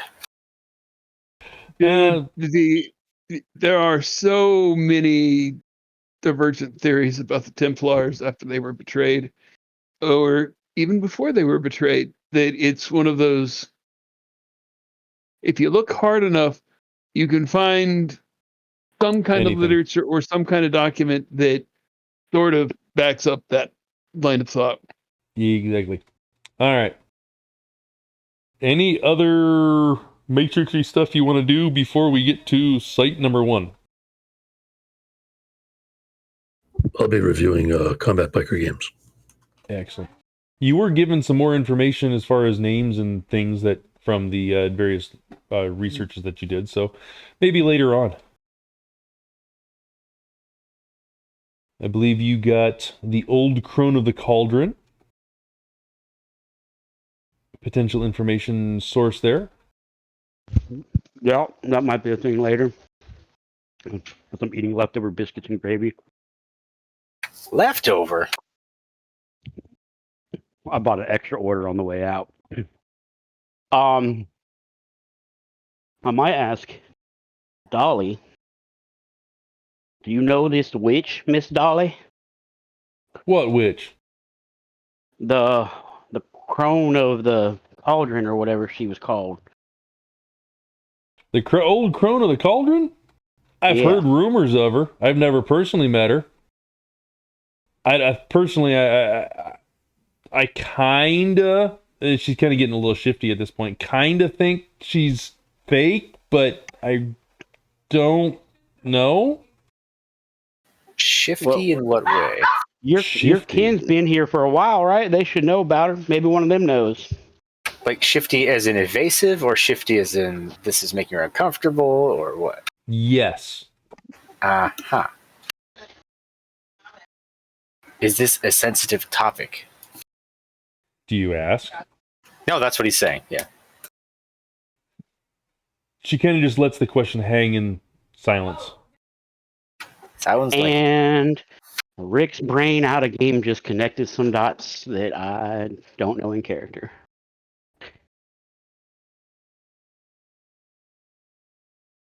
Well, Miss Dolly, if you don't want to talk about it, it's fine. But where are we heading to first? All right. We talked about going to see those couple of houses in the back. I think we should go find Pumpkinhead. That sounds interesting. Oh, I'm sure we'll get around to it. What time of day is it at this point? Is it still light out? Yes, it's still light out. 4:35. I was gonna say it's about 5 o'clock ish, 5:30, something like that.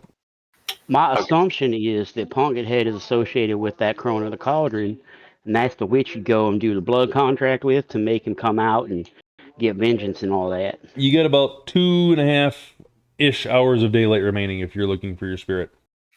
Cool. So as we're having this conversation, he's just going to sort of mind think to the spirit to basically inquire, what do you feel about the situation?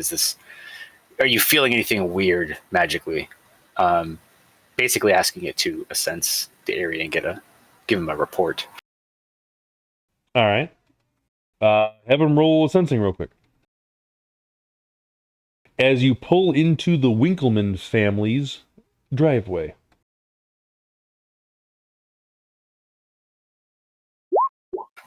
Meh. Pretty good.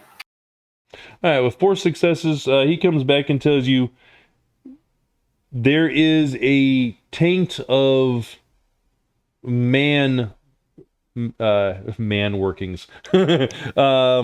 Metahuman workings in the mountain spirit. There is also something much, much darker. Spirit doesn't seem to like this place very much. Oh, he didn't say he didn't like it. Something dark and corrupt in the mountain. 2 different things. Yes, 2 different sources of 2 different things. All right. So as it does like it, the goth. So as Dolly is pulling up the driveway, and it looks like a pretty long driveway up the side of the mountain. She's explaining what's going on. The Winkleman family, who were visiting first, lives between Skyline and Line Fork. Those are the 2 closest towns. They own approximately 196 acres down the valleys and the hillsides. Everyone knows that they're moonshiners, and everybody really enjoys it in the county. It's not as good as our moonshine, of course. And she winks at Cowabunga and Bakemono and Skate. By the way, did that stuff hit us in any way, or is it just this is strong alcohol? It doesn't have any modifiers or anything along those lines, but it is some really good hooch.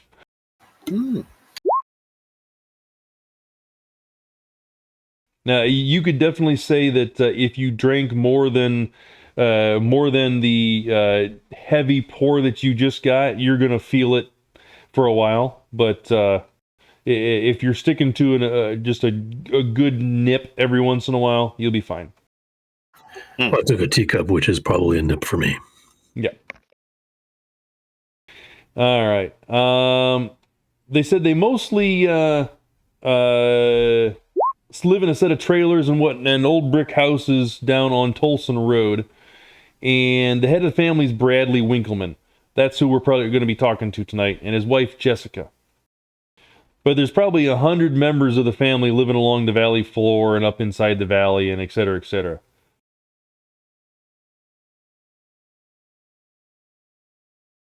Now, I heard a rumor that they were offered about $4 million for their property in the last month, and they turned them away at the time, but they did take the card from them, and I don't know if they're going to call back or not, but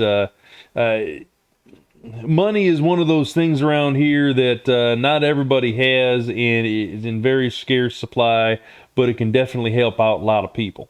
So it's your guess is as good as mine whether or not they're going to take up the offer later on down the road or not. Hopefully they don't. It's amazing amount of money that they could just offer. These companies are truly amazing. Dolly, if the hackers own the mountain, then why would they want to buy the Winkleman's land? Say that one more time. If the hackers own the mountain, then why are they negotiating to buy the Winkleman's land? Why is the corp negotiating to buy this land? Where'd you hear that the hackers own the mountain? Well, you remember when I said, Miss Dolly, aren't you a hacker? And isn't that your people that make that wine? Well, I was doing a little poking around, and I may have shared that information with them. Not a problem, darling. I'll have to punish you later on. She gets a little devilish look in her eye and winks at you. And she says, no, it's own as in quotation marks own. We don't actually own the land. We have lived on this land since we can remember, and that's why we say we own this land. It's ours because we've been here forever. Technically, if you want to get really into it, we own probably 3/4 of the mountain, but the rest of it's everybody else's. There are other families living on the mountain, and half the mountain you can't even live on because it's just inhospitable. If you don't mind me asking, How much money did they offer your family for their portion? They weren't dumb enough to try, buddy. Well, that says something, then. It also says something that I'm worried about. They're just going to try to take us from us. Well, yeah, they might just like. I mean, not a lot of people know you're all up here, so. All right, and with that, she pulls up, parks the car, and motions to you guys and the people in the back and the following vehicle to stay in the vehicle until she motions you forward.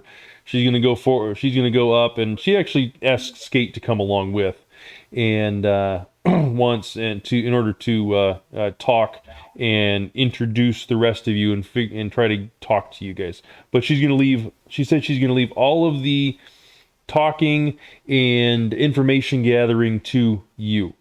Okay? Well, this is gonna suck. I'm gonna keep an Meaning open the line to team. the team so that they can assist me in translating what they want to say. Well, No, you and she are going up just to schmooze the door open, Yeah. and then the rest of the crew can come up and join at that point in time. All right. Well, let's introduce us then. All right, she flips down the glove compartment in front of Bakemono and grabs a bottle and pulls it out and gives him a wink and steps out the car door. Skate will follow her. All right, she walks up to the front door. You can already see. Why don't you guys make me perception test really quick? But you can definitely see at least 3 people out on the porch as soon as the car came into view of it, and all 3 of them are holding rifles of various caliber and sizes. What's the test you wanted again? Perception. Yep. Or a sensing, depending on if you want to do that instead. I'll Bakemono do can't both. do that. He can only whisper. Well, I will, like through DNI, be like, "This is normal. Don't do anything rash, like decide to bring out your golf That's club or anything like that." not Arcana, a sensing. that works. What happened there? You had a Weird. parentheses in it, or a quotation mark on it. Ah, fat finger. That's terrible, but more like it. All right. So it looks like we got a 5 for Cowabunga. Damn, man. Nice. Well, I spent some time training it last week. Excellent. You got glasses. Helped you. All right. So yeah, Cowabunga, you pick up a lot of these people, but you're able to count at least an additional 6 people in and amongst the trees and on the bushes and the buildings and whatnot. All of them have some sort of rifle with them, pointing in your general directions, waiting for one signal or the other. And you also, and the rest of you guys are able to get this as well. You guys, everybody got 3 and less. You're able to hear very clearly a truck rolling up behind you, seemingly blocking the driveway.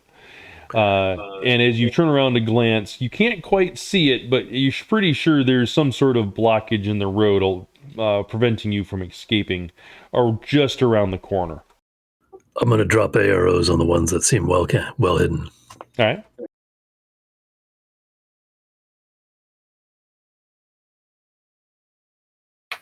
Friends of yours to Dolly. She sends a smiley face back and a thumbs up. Just act casual, boys. Act casual. All right, so she walks up there along with Skate and introduces herself to... I'll go too. I'll trail behind. I'll be 4 meters back. If you start to get out of the car with them, she will turn around and specifically tell you, no, back in the car until I give you the permission to get out. And Skate will back up that comment. Okay, I'll get back in the car and I'll take out one of those other bottles of whiskey.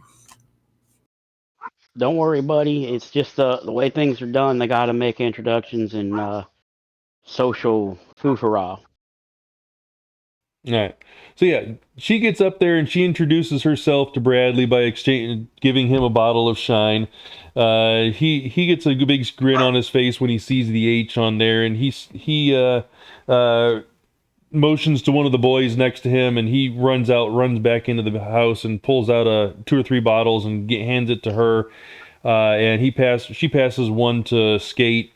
And all 3 of you, she cracks her bottle open, and he cracks his bottle open, and they kind of look at Skate with waiting eyes. I'm sorry, I missed what you said. Open your Cracking bottle. open bottles. Yep. All right, and so, and they follow all suit. The bottles are open. They all tink together. You all tink them all together and take a shot, and you all start hacking immediately. Basically, really good hooch. Make sure you gasp out. Exactly. So many definitions of hackers tonight. Exactly. All right. So after a few minutes, she's telling Skate, you're hearing her tell about that there's some people that want to talk to the Winklemans, and that they're just here to ask some questions. They don't want anything from you, just in some information if that's possible. What do you say?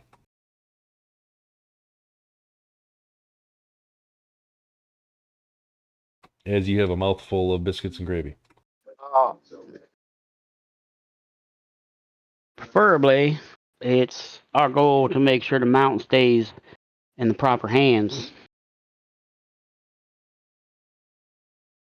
and help y'all fellas out.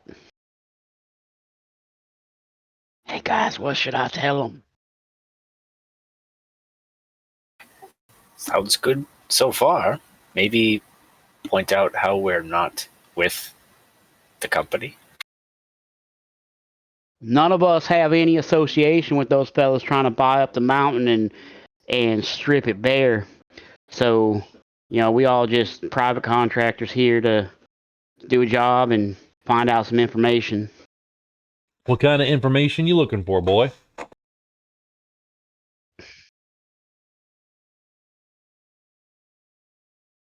Well, rumors are that they're interested in some mining of some special finger wiggly ore, and maybe looking to strip up the mountain, trying to get at it. So we're just trying to find whether that's true, what else they might be wanting here. So as you were started talking, when he put a big piece of chew in his lip, he hawks a big spit out in the corner as you were mentioning them buying up land, and he says, "I'll never sell my land. My family's been here for 150 years. We're not leaving." Well, I didn't suspect you would, and these rich corpo types are the type to try to not take no for an answer, and we want to avoid that situation. Do you have information for me to help protect myself from some of that forthcomings? I might have some information. Would it be all right if my compatriots joined us? How many? I don't know, 5 or 6. Well, 5 or 6, boy. Which one is it? Counting myself. 5, 6. 6, not counting me and Miss Dolly here. Yeah, I think 6 be all right. Come up on here. Just make sure they don't bring any firearms or anything along those lines. And any of them finger wigglers, make sure they keep their fingers from wiggling. Got it? Yep. I'll do my best. They're foreigners, so they might be hard to understand. So Miss Dolly and I will try to translate it as much as we can. But they are on your side. They don't want you to be selling your land, and they want to make sure everybody's protected. That remains to be seen, boy. But you've been a stand-up gentleman so far, and I take you at your word at the moment. Hopefully, All right, nothing well- crosses. I'll give you my pinky if my word is not my bond. Now that's to intentions, not to happenings, mind you. And then I'll say, fellas, you can come on out, but leave your weapons in the car, and none of that finger wiggling. Okay, I'll get out. I'll leave the laser in the car. Bring this. You said weapons. Damn, I'll leave the sledgehammer in the car too. I mean, you are just kind of a walking weapon over there. It's true. These horns are made for Gorin. But just a warning, one of them's a pretty big feller. Can't be no bigger than Bubba. How big is Bubba? I don't reckon I've met Bubba yet. Bubba Hey, has a firm Bubba, handshake. come out here. We got some people wants to meet you. The hill moves. The house stands up. Fuck. What? Hiding in plain sight. All right, well, See, an orc of some large proportions lumbers out of the building to the right, and he's got to be probably body 8, strength 10, something along those lines. Just nothing but fat and muscle. Big boy, for sure. Bakemono's, he's big for an Oni, but an Oni is not big for an orc. well, Both are smaller than a Minotaur, probably. I'll let these folks make themselves known to you, and then Dolly and myself will be translating what they have to say, I guess. And then I'll kind of just step to the side and let everybody come up. It'd be right fine you all letting us come up and talk to you like this.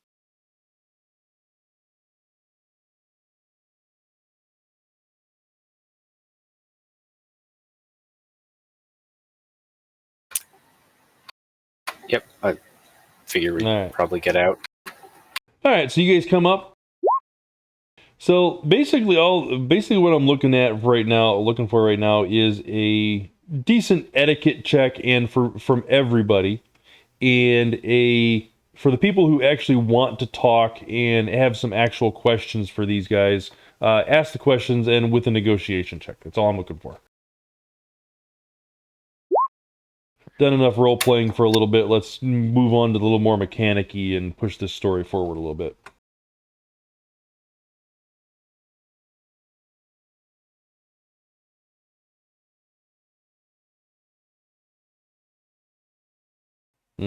J-pop. All right. Yeah, I'm going to come roll my etiquette. City girl at the finest right there. Etiquette's actually a skill I have. It's not great, but I have it. Is important.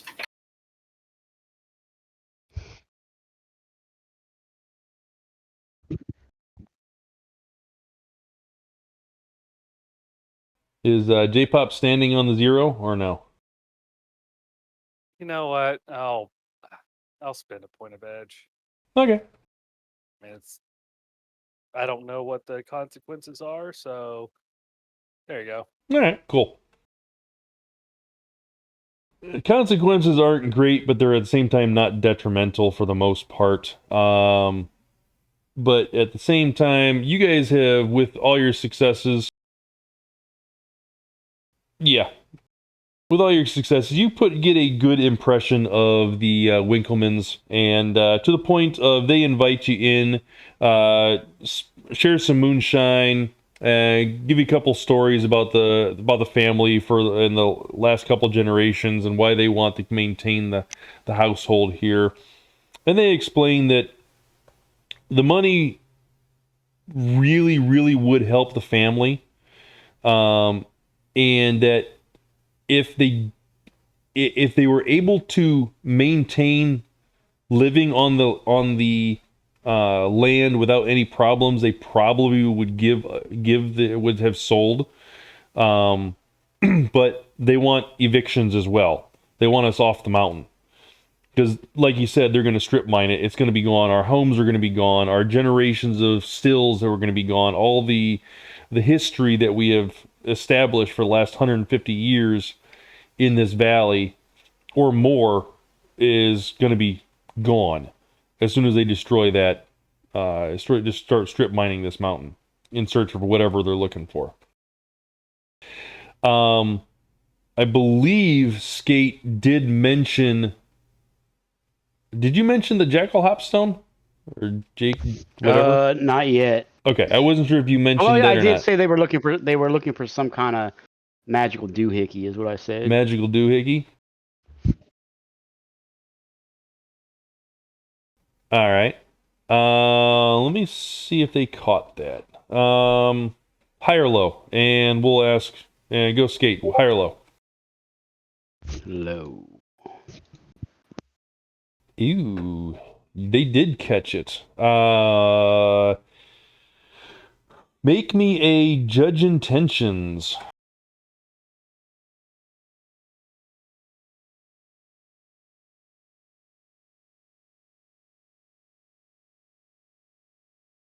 Are you happy with that number? I think I want to add some nerfs to it. Okay.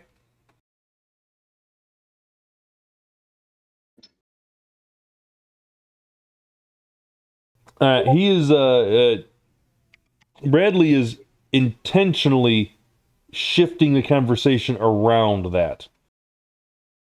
You get the distinct impression of that. You're not 100% sure, but you've kind of mentioned that stone a couple of times just to, or mentioned the magical doohickeys in the area a couple times, and it's been avoided completely, steered completely around it.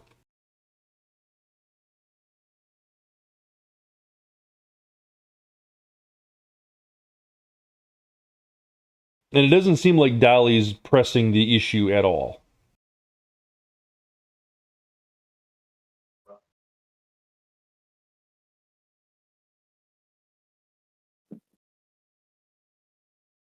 Oh, how I would love to mind probe one of these folks to just get the bare bones of this. Unfortunately, that's not very subtle at all.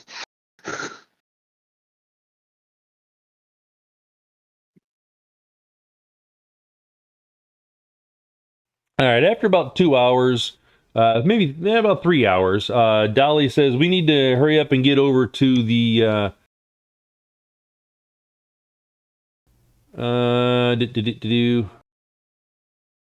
next family over.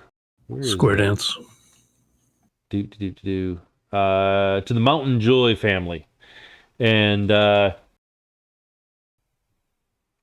we want to bring up before we leave anything about the witch? That's up to you guys. That was to the team. Oh, well, that explains the reason why you said it that way. Oh, Well, sure. What can you tell us about the old crone of the cauldron up here? She a real lady, or is she just one of them?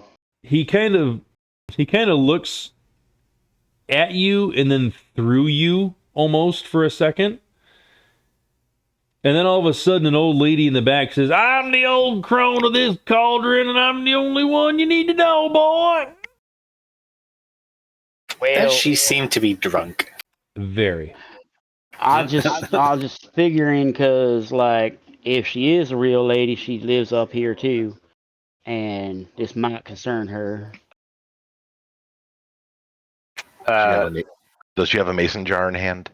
Why don't you, if you want to keep pressing that issue, make me a negotiation check, please. And if anybody else wants to do it. yo. You talkers, do it. I'm gonna let it drop at that point, but No, I could pick up that line of questioning for you. Yeah, if you really want me to make a negotiation check, I can do no, it. no, no, no. Let us. Especially let the one who can hit their dialect and their lingo dead on. Are you Bakemono is good? going to just think to the spirit to take a look at the people in this room and see if any of them look familiar, related to those signatures that saw before. Yeah. All right. Go ahead and do a sensing test with them. Or astral perception, I should say. Well, it would be a sensing. It's trying to compare signatures, right? Well, see. Holy damn! I'll take it. Yeah. All right. My comment is more based on the fact that a sensing is more single target. Astral perception is over the entire field to narrow it down to a single target.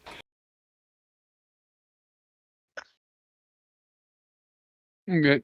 But looking at the spirit, looking at them in astral, their signatures, very few of them are magically active, and the few that are, he comes back and tells you, no, the signatures. I never seen these signatures before. Yeah, I'm lacing in with the trying to steer the conversation towards her. There's a lot of different stories from different places. You go to a crossroads, you make a deal, you get a little something. We're just kind of wondering what the local flavor is for the one here and how that might pertain to what these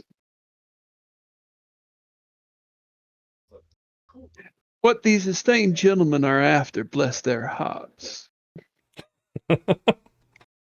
All right, roll your negotiation. That'll work. All right. So he comes back and says, the crone is not somebody who you find out of want to find her. She finds you out of your want to find her. What? What he said was, if you have a need to find her, she'll find you if she's wanting to. Pretty much. Sounds like if she wants to find you, she'll find you. Yeah, but only it if you sounds want like to she find only her. finds people that want to find her. Okay. If you go looking, you ain't gonna find her unless she wants to find you instead. This is very Taoist. It sounds like the Baba Yaga of Kentucky. He continues and says she lives in a cave. The rumor is it that she lives in a cave up on the mountain, and she controls the Pumpkinhead to carry out deeds, ill or good, for the price given. You'd be willing to tell us when the last time supposedly this Pumpkinhead showed up? I reckon it probably wasn't that soon ago. Dolly interrupts before that question is answered with a sharp glance at Bradley and says, "We don't need to scare the new people here with those kind of stories, do we, Bradley?" He clams up and says, "No, ma'am, you're absolutely right. We don't need to scare these fine people with that."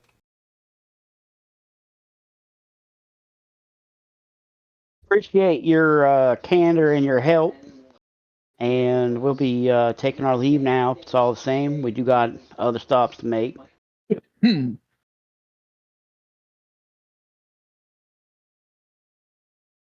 All right. So, who do we ask about this pumpkin? The Pumpkinhead? Because that's what I'm curious about. You're curious about the Pumpkinhead? I mean, judging by that, actually make a judge intentions. Sounds like he's a minion. Oh, I don't know that die roll. And charisma and willpower. Where's my intuition? Intuition, sorry, yes. I knew.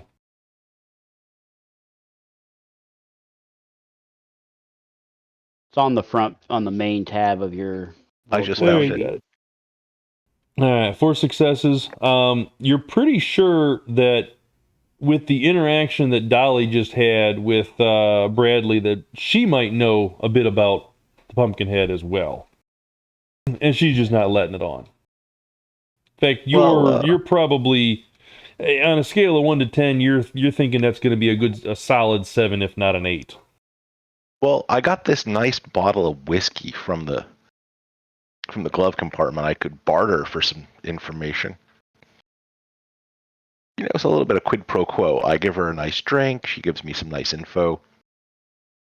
You realize that's her own hooch, right? Here, gift for you. Then she won't have any it's issues with the quality. mine. Thanks. You got this out of my car, didn't you? I know what you like, because you made it. I know where to go for quality. You're sweet talking the wrong way, sweetheart. Oh, bless your heart. But now, see, the real sign of quality is when we drink it together later. Oh. And she just leaves it at that. So what do you know? I know we're going to be late for our next meeting, sweetheart. Let's get in the car. You can ride in the other one. I might have missed it. In the other one. I might have missed it. Did you say what the spirit reported? Yes. The spirit reported that there's very few people that are magically active in here, and none of them match any sort of signature that he has seen before, or it has seen before. Right. Bakemono just relays that scene, basically. Doesn't seem to be anything related to the mountain in this room that the spirit knows of. Well, let's go talk to the other people. Zoom! All right. 45 minutes later, you get to Mountain Joy Homestead. It is, by the way, dark at this point in time. All right, spirit goes poof. Yep. And it's located just off US 119 in Letcher County on the south side of the Bad Branch State Park. They own 120 acres of undeveloped land and forest, which has been in their family since the 18th century. The family consists of Nathan Mountain Joy, 81, Rebecca Mountain Joy, 79, their daughter Brandine, 61, and their two grandsons, Rick and John, 42 and 38 respectively, and their wives, Anne, 41, Tracy, 38, plus 7 great-grandkids aged 2 to 18. Nathan still has the original land grant from the governor of Virginia, signed in 1789, framed on the side of his house, and he'll happily show it to anyone who asks, or even if they don't ask.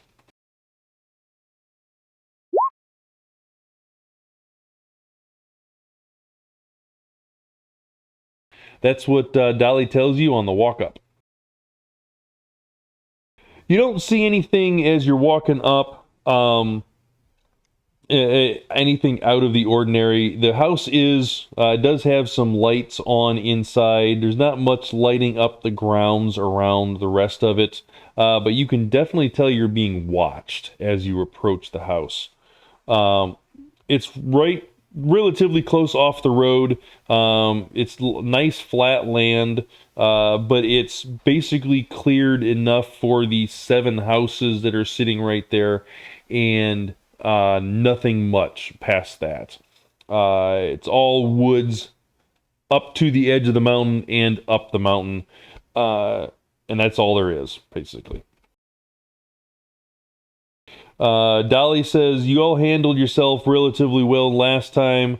This shouldn't take long, but we got to proceed same route. So give me and Skate a couple seconds to schmooze around, and we'll wave you forward.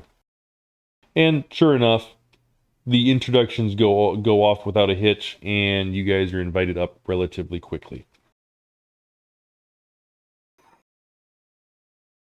Same situation. Let's do a quick etiquette test, and then you can start asking questions.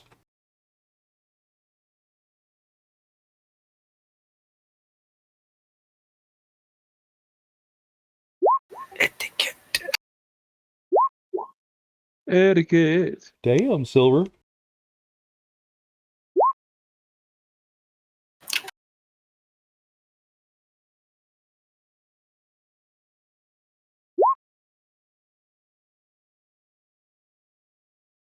Just don't ask me to notice things. Oh, look, it's a magical wall. I still won't see it. Well, bam. Sometimes that's the best way to deal with them. My nose is a great detector. It keeps smacking into things. Just run up all your foci and walk. All right. So, yeah. With all those rolls, Hit the barrier. you're able to get him to talk, and he shows you the land deed and says that they don't really want to sell or anything along those lines. Tearing down the mountain would be a terrible thing, but he doesn't really care about that or anything along those lines. He just doesn't want his land destroyed.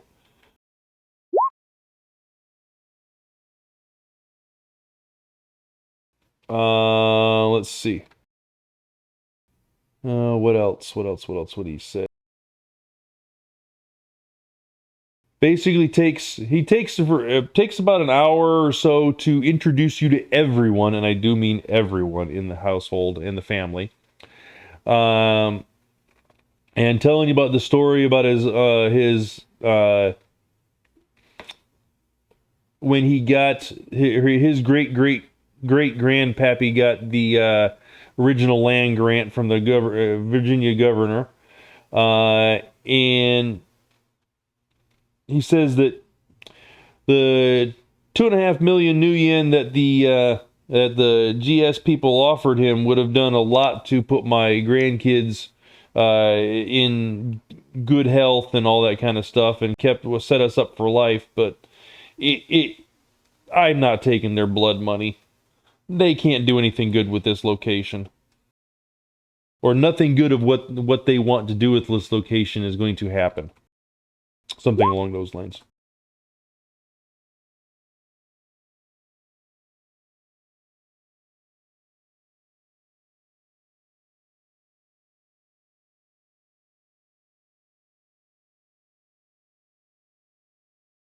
Any questions?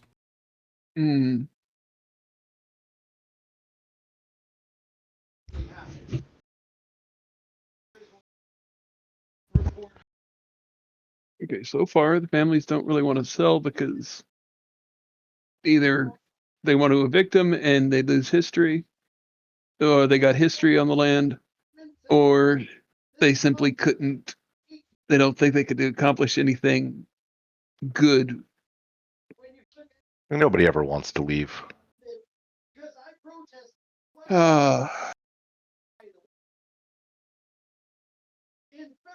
big is her area compared to the previous guys?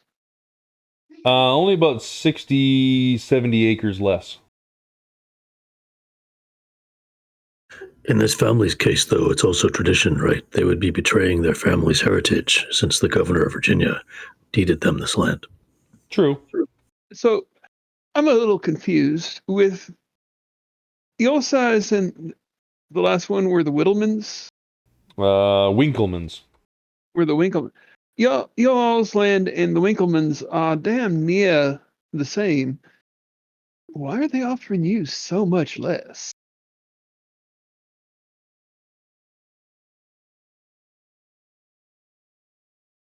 Nathan says, "What do you mean they're offering less?" They're only offering you 2. 2.4? That's still barely half. What do you mean? Those no good Winklemans got 4? They were offered 4? And because of the history, because of their family on the land, they're telling them to shove it. But still, they were offered 4, and you're only offered 2.4? That's criminal. Listen, Might have sir. something to do with that jingle hopper stone. That sounds like That sounds like that was a direct insult to your family. Jingle Hopperstone.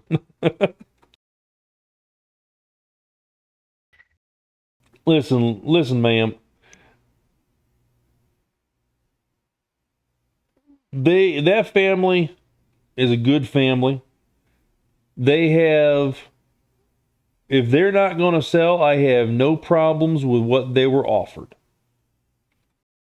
Us families of the hollers need to stick together, and that's what we're going to do. We've helped each other out for all these years. We're not going to change now. I'm not trying to insinuate any kind of bad blood between the two of you, the two of your fine families. I'm merely saying it seems like That might have been their intent. Sandcastle or whatever, trying to stir up trouble. Word people talk. Word gets out of how much they offered who, and well, they definitely shorted you.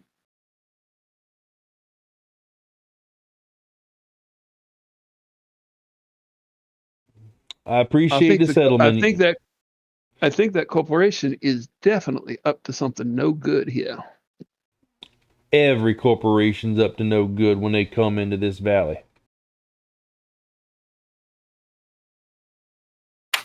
Good, sober perspective. Regardless, we have no intention to sell. And he looks around at the rest of the family, and the younger grandsons and whatnot are kind of like, we could really use that money. But patriarch of the family and matriarch of the family have spoken. So they're just letting it slide. Well, what do the folks in the background look like? Like they're grumbling, but do they seem like they're going to go along with their decision, or are they just like not? Yes, no. It seems like they're going to go along with the decision. The families down here are they may have some infighting, but at the same time they respect everybody's decisions, and they're not going to go across the consensus or anything along those lines. Cool. They might go against the brother or even their sister, but the matriarch speaks up. Her word is law. Exactly. Because everybody at one point in time received a smacking from that person, and they don't want it again.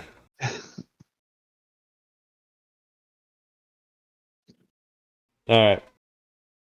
Any other questions for these guys? Was the Jekyll Hop stone mentioned or no? Or was that in jest? I have a feeling he would have mentioned it in serious. I said it. All right. What's a hopple jackal? What? What did you say, boy? Oh, just some story about some stone that you walk through it and it goes to some other land. Well, that sounds like some of those little devices that my grandboys are playing with sometimes. You see, it has a screen on it, and you can see into faraway locations and talk to people. Is that what you're talking about? Well, no. It's more on the what's the word? Esoteric side of things. The well, boy, you're talking fancy to me. I don't understand that word. What does that mean? The old practices. Magical. Witchy ways. Fairy circles. Yeah, the folk. The Fey folk? Yeah. I don't know nothing about them Fey folk. There was also some kind of rumor about some seal people. Seal people? Court. Yeah, seal-like court, sealy court. Selkies. No. You're talking about the Selkies. No, it's a sealy court. Like it doesn't say Selkie, there's no K. Elves. The Sealy, the elves, the Fey folk. They're part of the Sealy cult or the unsealy cult.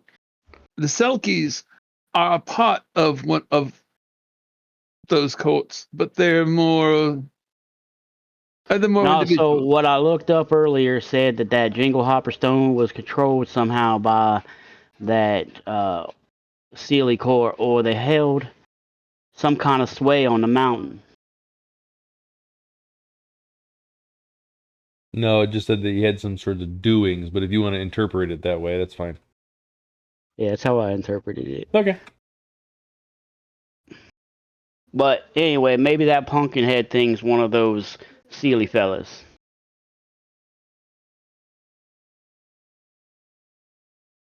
Yeah, what do you know about this Pumpkinhead? My grandson's run around with pumpkin on his head before. Was that like late October? No, not late October. It's plastic. He can run around with it all the time he wants. Doesn't have to wait for Halloween. Yeah, we keep hearing stories of a non-plastic Pumpkinhead. Well, there was the tale of that rider in black that had a pumpkin for a head or something along those lines back then.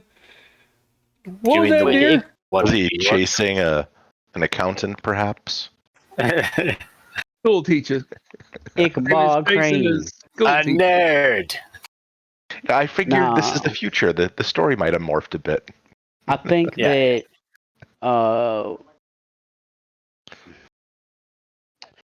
there's probably not some things that people around here talk about too much unless it's happening.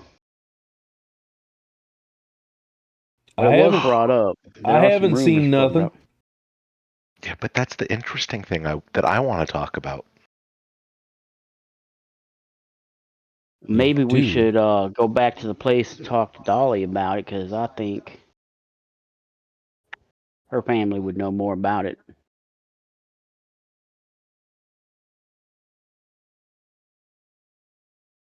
Are we having another stop tonight, Miss Dolly? Or are we? No, we're heading home.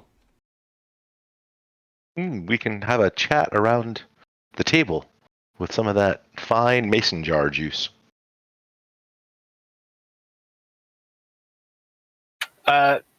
Same deal before we leave here. A new spirit, night shift, going to ask it to do the same thing. Take a look around, see if there's anything wonky, magically speaking, in this general vicinity. All right.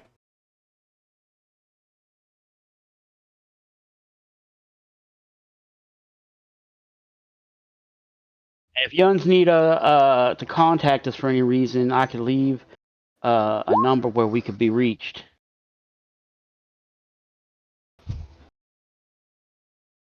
You're talking about for the people you're talking to? Yeah. I'm going to give them a way to get in contact with us. Okay. Spirit is sensing the area, and the darkness that it felt is gotten stronger, but it's not nearby or anything along those lines. Or that the previous one described to you. Seems like it's raised. So this would be a new one, and it would be like, wow, this is scarier, or something. Yeah, You'll be seeing it for a time. Okay. So does it elaborate in any way? Like, is it talking proximity or density or volume? Or... Okay. Does it seem based on where we are or when we are? Unknown. Okay. So if it goes back the way we came, I said, all right, go over to that farm and let us know if it's different. All right. He goes back over, comes back to you. It may be a thing where, like, as we drive away, we just. Well, if you want to do it that way too. Like, all right, check it now. Check it now. It's kind of a. It's almost like the background count of the area has risen a notch in the recent times, in the recent hours.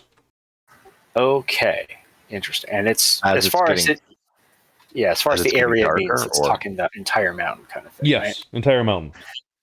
Okay, all right. And does it have an estimate that Bakemono could correspond to his knowledge of magical theory? 3. Okay, and it was lower before. Interesting. It hasn't risen much. Probably the other spirit would have put a number on it of a 2. Yeah. I figured. Interesting. So, Because them chupacabras are coming out. yeah, he's gonna relate that to themes. It seems like the magical climate here is getting denser, whatever that means. Maybe it means we're getting closer to a source. Not proximity. It seems more like it's just getting darker as time goes on. It's all over the place. It's always weirder at night out here. Could be. That's why you're not supposed to whistle at night and all that other fun stuff. Hey, Bakemono, I could use your assistance for something around midnight if you'd be willing to give me a hand. Depends on what it is. I'll help where I can.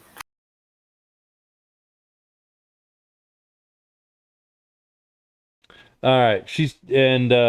On the way back to the house, Dolly says, we are going to be passing relatively close to the mine itself if you guys want to take a peek. Yes. Definitely.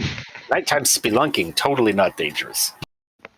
Well, it's illuminated pretty nicely with all the floodlights and whatnot from the work going on. Ah, even better. Security.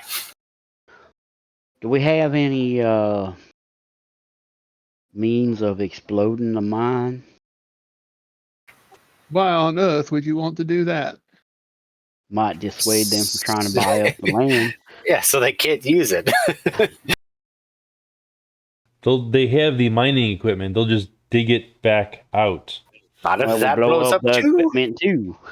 Well, Yeah, see, we know what we're talking about. they'll just bring more in. Might does wonders. Let's go Fern Gully on this motherfucker. Hey, language. Pardon. I think that maybe someone might be scared of these corpo folks and go looking to summon this Pumpkinhead, and that might be what the other thing, your spirit thing, was talking about. This Pumpkinhead keeps coming up. I think that someone might have sent him after them to get rid of him. The feeling Yeah. it's more. Or It is- Chupacabra.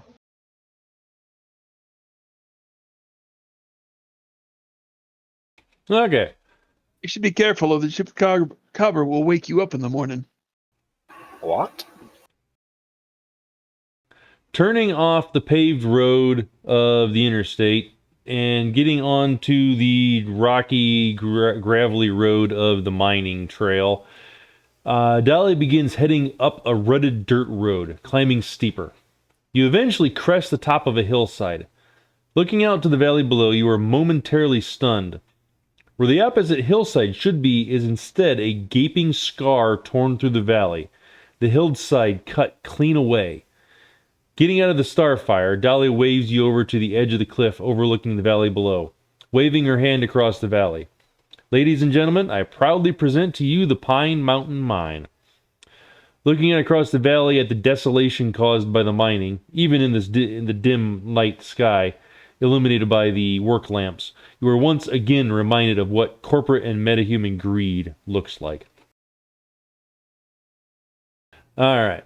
On the surface, the mine consists of an elevator, machinery, and tunnel shaft entrances for the constructors to the mine. A ton of large trucks and earth-moving machines are scattered around the surface, loading coal into the trucks for delivery. The majority of the coal is also loaded into rail cars, and there's currently a 100-car train being loaded with coal. Coal, not random stones. Coal. Gonna have the spirit take a look-see at this area too. Looking at the situation, you do see people in there. You see approximately 10 people up on the surface, either operating machinery, patrolling the grounds, or doing various other tasks. Terrible. But if it recognizes a signature, then it would see it. The spirit comes back and says that it is very oppressive here, but nothing different than before. But the same signature. Same signature. Same signature different density or? Same density. Okay, so it's more of the same here. Just same, yep. It's just still blanket over top of the entire area. Nothing explicit has happened here. He does say that the mountain seems to be bleeding. Okay, so this could be the corruption. We don't know how old this mine is, but from the earlier research, it seemed like it was fairly new. Although it's weird that they're mining coal today. Well, this mine is run by the various families, or this mine just goes under the various families' lands. This is the Global Storm mine. Correct. So they definitely are the recent owners. The question we were trying to establish earlier was whether or not there was a long-standing mine here, and we didn't really get a good answer on that. There one, was not a long-standing mine here. So the whole thing is new, which Yes. probably is where the corruption, in the sense, comes from. The other thing, the dark thing, my guess would be, is the witch and the pumpkinhead. The question would be whether or not they are opposed. I reckon their habitat's likely to be affected, so probably let's go talk to her tomorrow, unless you think tonight's a good idea. Well, we're intended to find her. Maybe she'll find us. Indeed, maybe. There's a cave on the mountain, they said, but you're right. They said that she would find us. There's probably like 700 caves on this mountain. Is there a Okay, I don't have visible geography. foreman shack somewhere here around the mine? Say that one more time. Is there like a foreman shack somewhere here? Yes. On the, There's multiple prefab buildings out here. They all look exactly the same, though. So you'd have to guess and find one.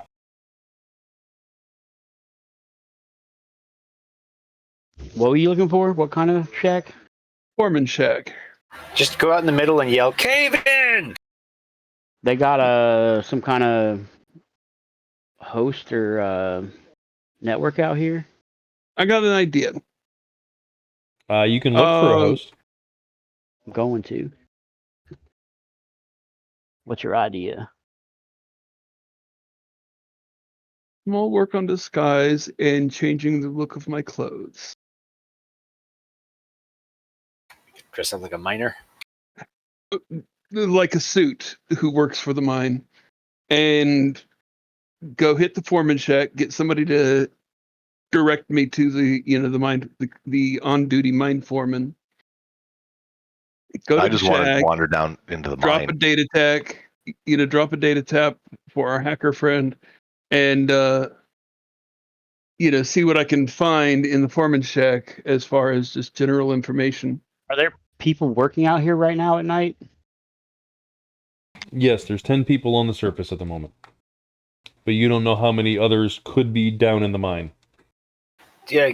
Do they have? I think there was already a question about a host, but is there anything in the way of like a published schedule or posted schedule? Not visible from the ridge that you're looking at it on. Okay. If you want that Basically, kind of if we information, can- if you want to get, you got to get into the facility. Yeah, if we can find a shift schedule, then we might know whether or not it's a 24-hour operation. I would guess if Sandstorm just bought this place a couple months ago and is already this far in, they're probably working around the clock. All right.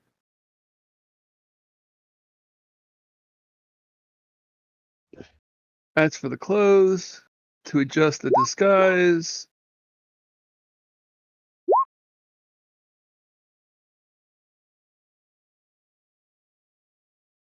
And if there are no objections, I start walking. I will sneak to a spot where my sudden appearance isn't necessarily going to be. They're not going to question where I came from, just the, "Oh, fuck, what's another suit doing here?" kind of a response. And I believe there was a question about a ley line previously, yes? Yeah, I'd asked the runner team about ley lines in the area. No response. We all went shrug.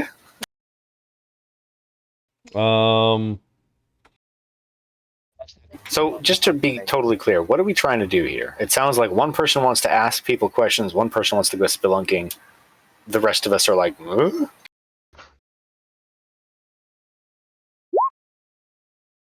So, like, That's what are we doing? You tell me.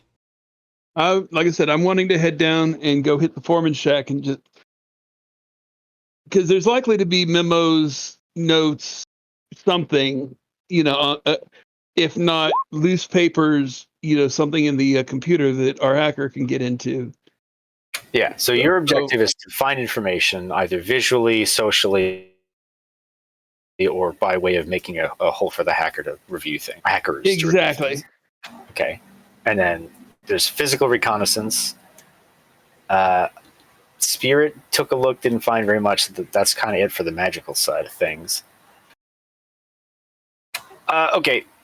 I mean, if who was talking about going in there? Was that Silver? That was indeed Silver. Okay, if Silver I don't know what I wants to go in the mine, going in there, though. you will I'd like to go do something. you will get yourself lost. But Bakemono doesn't feel like he can go in there because even in a disguise, he's going to be kind of obvious. But he will send the spirit to help guide you back in case you don't find your way.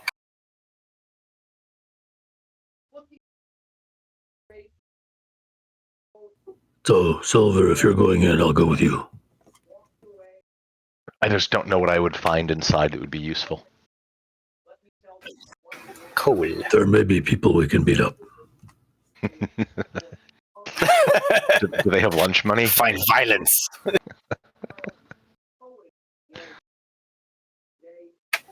Here's one suggestion, and is that rather than walking into the mine without any idea of why, we might do the reconnaissance in terms of the surface side and matrix stuff first to get a sense for what we might find interesting in there, and then go. Well, couldn't the drones or the spirit go into the mine and the spirit could tell us if there's anything magical active in there, and orichalcum's a magical material, right? Isn't. It's just a magic conducting material. It is. I thought that it was like a reagent. Magic friendly. It is. thought it But was there are also mainly things that are reagents, and they are not magical themselves. But can't some mages harvest reagents like out of the thin air sometimes? No. Orichalcum Find needs them to be refined. It's not something that is naturally occurring. It does happen naturally or supernaturally, but yeah, it's rare. Generally speaking, it's something that has to be refined as opposed to something that you can find natural quantities of. Yes. But that's why it's valuable. Like the year of the comet, it just started appearing places. If the drone and the spirit can't get us information from the mine, then I'm willing to go in. well, if you can get a data tap on there, or if I can just pop into their host real quick, I might be able to find like a map and what kind of information are y'all looking for? Well, remember, one of our objectives is why are they here? So if there's any mention of, or positive mention of orichalcum, if there's any positive mention of anything else magical or novel in here, even if they're just like, hey, we found a new use for coal, let's go get it from this mountain, that would be useful. I can see what I can do. They're making diamonds. Try to go wirelessly, or you want to like stick Let me a data get you. tap Let me in there? get a data tap in there. That way, your access to the host is a little more guaranteed. You'll be able to do some looking around before setting off any alarms. I have some spares if you need one. Getting it in Sure. there is not my forte, though. Sure, I'll take a spare. All right, I'll give you a data tap. Do you want me to go with you, or are you going to be doing magic type stuff? Oh no.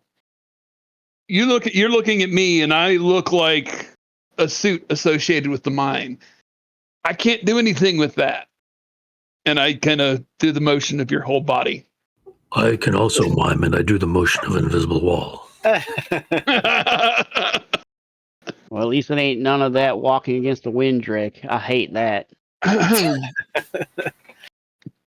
Changes the next. I mean, I'm pretty good at sneaking. Wait here for now. All right. Yeah, basically, Bakemono's got to do what he can remotely, but if, it's cavalry town, basically. And if you see any comm links in there, just snag them up. Yeah. So, first step, information gathering. All right. So any problems with me getting in? Should I start getting marks, or should I wait until the data tap's in place? I forgot how they work. Wait until the data tap's in place. Then you don't need marks because you'll automatically be inside. No, you still need to mark it, but you're going to be marking a device rather than the host. Yeah. And then it goes upstream. I mean, it's my data tap, so wouldn't I already have marks on it? It's not the data tap, it's the thing that is plugged into. And basically the difference is if you're going wireless, you're going through the hull of the host, competing with its full attributes. And if you're plugged into a device via a data tap or a cable, then you're only competing with that device. But any marks you get also apply to the host. So it's usually a lot easier to plug into a thing than just hammer through the hull of the host.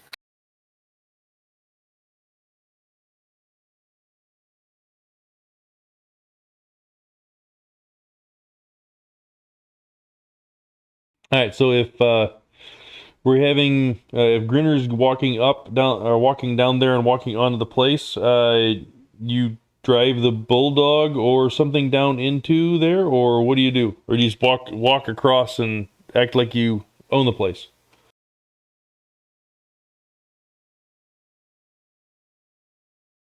I'll drive the bulldog up like I'm just arriving at the place. Pull it up near the things, or pull it up near the.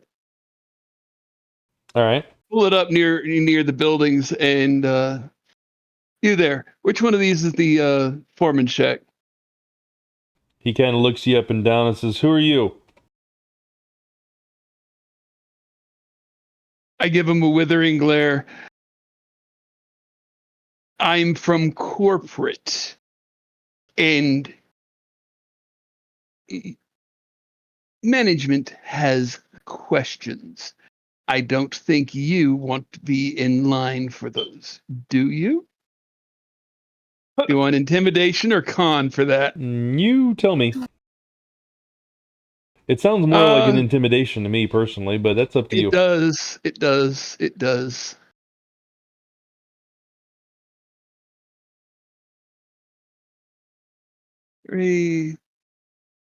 Actually, no, I'm banking on this. Let me throw some nerps.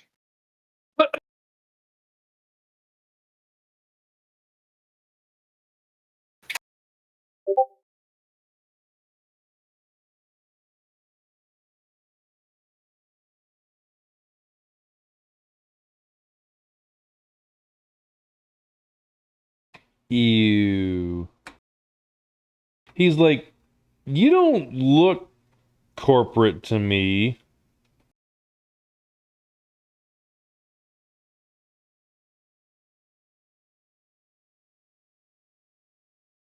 Ah.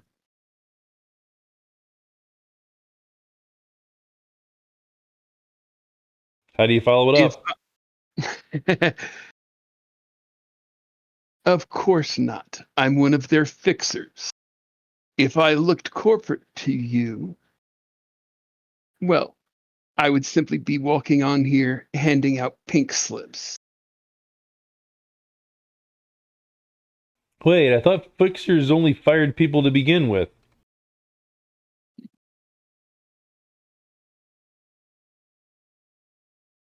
That's if we're working in company. Then you're not working for Global Sandstorm? Oh no, I am with Sandstorm. But then you're working in company, right? I give him that kind of a knowing look like, you can do it. 2 + 2 equals. Yeah, I'm confused. Who are you again?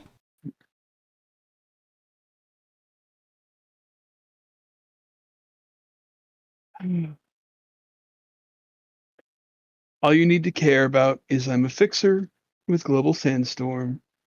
And Yeah, I'm let me get my investigating- supervisor up here real quick. Hold on a second. He kind of taps on the side of his helmet and says, "Yeah, I got a suit up here saying that he's from corporate, wanted to talk to the supervisor and get into the foreman's office and whatnot. Can anybody come up here and talk to him? Her, sorry.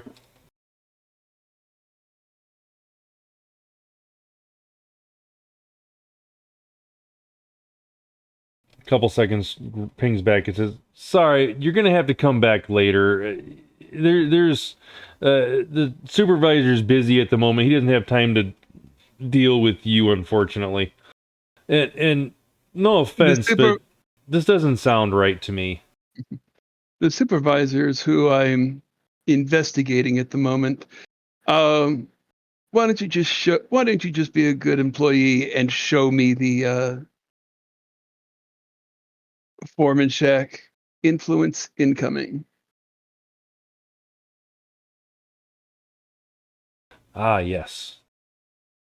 Force them to do it. I have Flex Sig, and I have Remember, background count of 3. my casting is 7. Splendid. So I'm being very subtle about this. Situational modifiers -3. Is anybody else sneaking around while he's doing this? Or are we just relying all on Nautit to get up there? I figured we'd let him have his conversation before we Let him tried fail. other. Well, I don't like talking over people. I agree. I know there's a Also- hacking incoming also. We had sketched out a plan and nobody said anything against it, so that was the plan. So that's what's happening. Gotcha. All right, what do I have to roll? Willpower and logic? Yeah. Okay. Ooh, that's a glitch. Ouch. The great part is influence is a subtle spell. All right, so he says, yes, that would be why don't you wait in the foreman's lodge while you're waiting for the supervisor to come up? That would make sense. That makes perfect sense. So He indicates he walks over to the building closest to the entrance to the mine and fumbles around with some actual keys and puts it in the lock and opens it up and just have a seat here, but don't touch anything and don't go through any papers or anything along those lines. Of course of course not. Papers, how quaint. He walks out. That's exactly what I start doing. He opens the back door back up. I told you not to do that.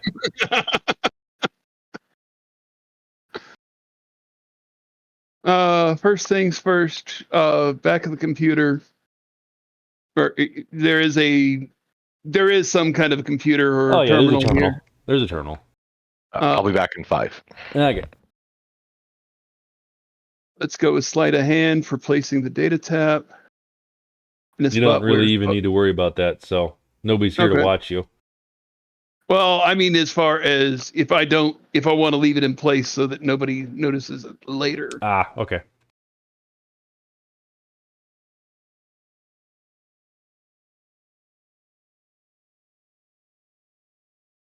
Wait a minute.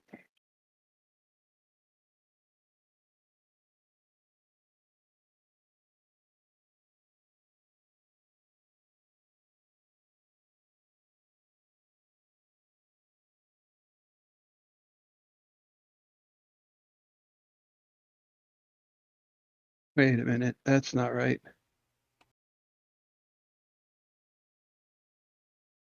All right, I apologize. I need to use the bathroom, and I have a child screaming upstairs that my wife is also screaming at, so I'm going to see if I can diffuse the situation real quick. I will be right back. I apologize. Okay. All right. En chance. So I guess because it's been literally 6 months since I've played, and I know Tolrik, you never got a chance to see the character. She's built up to more or less be able to enchant her deck. So what I can do is I can use reagents to both lower the object resistance and lower the drain of a spell. My dice pool can, if I roll well enough for hack on the fly, get up to over 30. Well, that's way higher than mine, I'm sure. Oh well, I mean, that's part. A lot of that is like how I've got like I don't know how much karma is on this character, but she did a lot of missions. But I don't mind like trying to aim for the host itself. But that is the kind of decision I don't make on my own, simply because attacking a host can easily go very badly. In which case, that drags the rest of the group with me into my bad decision. Yeah, Well, we're so trying to get the data tap in so we can go that way. But is the data then- tap into the host or into a totally different object? it's into a It'll- device, which is in the host. Yeah, it'll give us access to the host without having to attack the host directly. You'll still. So the thing is that you'll still need to Yeah. get marks. But yes. Yeah, on the device, which is a lot weaker than the host. And it also means that when it opposes, your Overwatch score doesn't go as high, even if it rolls well. Yeah, True. but if it's tethered, if it's tethered to the host can still act. Yeah, the host can like launch ice and stuff, but What do you mean act? we're not going against the hosts. We're not going against the host's firewall of 9. We're going against the Comlink's firewall of 3 or whatever. Right. That's why you direct connect hack things. Sure. Okay. So basically, you get marks on a piddly little device, a toilet or a camera or whatever. Those go upstream to the host. So now you have X amount of marks on the host True. from the device. And then using those hacks, you can get into the host and then do your stuff. And Yeah, but once you're in there, you still have to contend with it when you're doing things to files and whatnot. But it cuts out a big section of issue. I mean, if we're doing it that way, and we're up against something with a firewall of 3. If you want, I could do go big or go home. And I mean, even with the -6, I'm probably breaking 20. Yeah, Nice. so I could probably assist and mitigate some of that -6 as well. Can you assist on hacking rolls? That's always contentious, but we rarely have 2 hackers, so it's kind of hard. Because most it's a times rare. the question is, oh, go ahead, man. Go ahead. No, you're good. I was basically just going to say, it's a rare issue. Yeah, most of the time the question involves leadership, and it's been pretty much stated, at least from Raven's perspective, that he doesn't allow leadership to boost hacking rolls because the leader isn't there in matrix space directly with you. But yeah, having 2 hackers at the same time, I mean, it should. The tricky bit comes with mark sharing, and mark sharing normally is a no unless they're being shared between things on the same device, like an agent and a decker, for instance. Right. So, or a technomancer and their sprites. So you can't share marks between 2 different personae, which is the tricky bit there. But if you have marks on one, you can invite marks on the other. No. The point is, like, if you're both trying to get into the host, and you're trying to get marks on the host because that lets you do things in the host, you each have to do that separately. And so the GM might allow you to assist, but then you're not both getting marks. One of you is getting the marks, and then the other person is just kind of helping in some way. Could I slave my deck to their deck? You can do that, but then your persona goes offline because a persona can't be subservient. It's only a master. Gotcha. Okay. So yeah, I don't know how. Basically, the way it would either work, usually, and of course, this is always up to Raven or GM Fiat, but normally it would be like either you can't assist at all, or you can, and it only helps one of you, and then if you want to both be in the host, then you kind of have to trade off. Like, I'm helping you now, then you help me get back in, that kind of thing. So you can do it, potentially, if they allow you to, but it's wonky.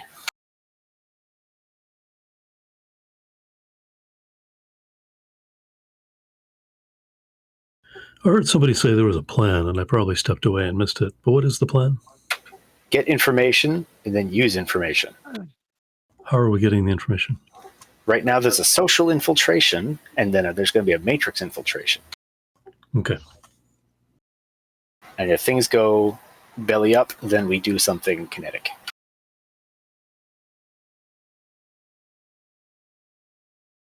But it's a bit early to be blowing things up, so we're trying to not do that right now. Do you mind me asking what kind of deck Skate has? Microtechnic Azteca or something like that, 300. It The is 5411?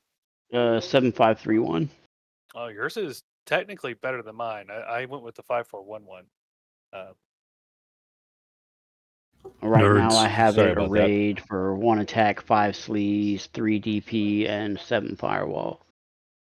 But I can switch that around and throw that 7 in like sleeves or whatever. Did you have you purchased Smoke and Mirrors yet? No. Get that. Are you? Oh, well, actually, here's a better question.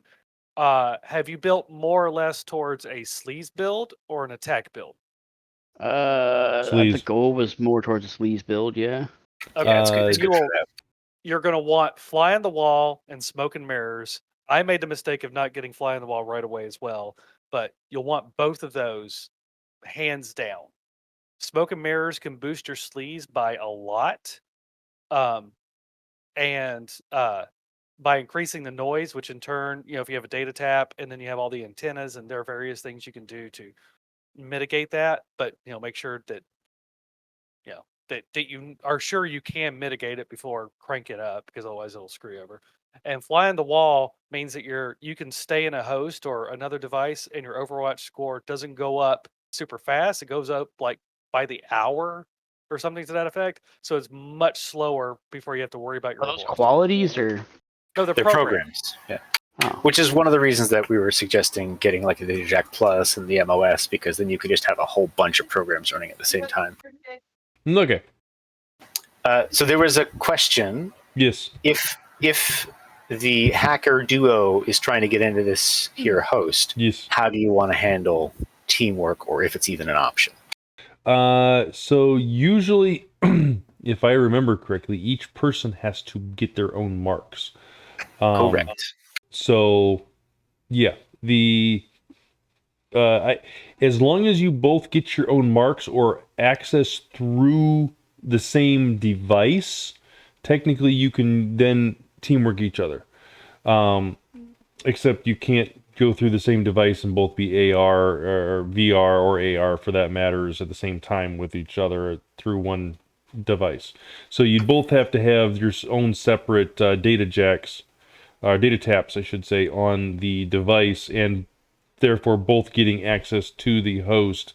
And once you're in there, after that point, I have no problems with the two of you teamworking each other, because then you both have connection, and can see everything the same way. Okay, so once we're in, so yeah, then just put 2 data taps. Unless you want to go straight in through the host. If I have a moment to like actually trick out my deck, like hard enchant it, then I think I could probably break into the host direct. Go for it. Don't forget that background count. Oh, there is a background count, right? Okay, so let's see. I have 6. Oh, I've got 10 reagents. I could reduce the object resistance by 10 and reduce. Is that 10 bonus dice on the drain, or reduce the drain by 10 if I use all of it? I think.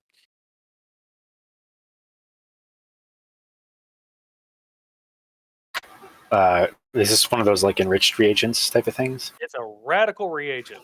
Ooh, spicy. Sorry about that. I had really bad lag for a split second. What was going on? All right, so I have up to, if I wanted to use them all, I guess,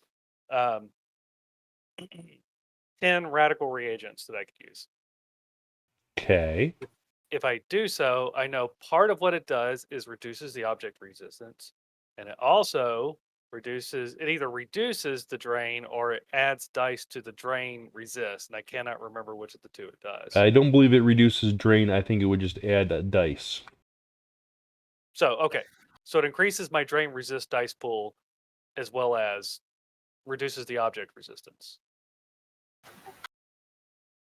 All right. Some reagents definitely reduce strain. I think orichalcum does for sure. Let's see. It is, like I said, it's a, it's like a totally radical reagent. And that's Forbidden Arcana.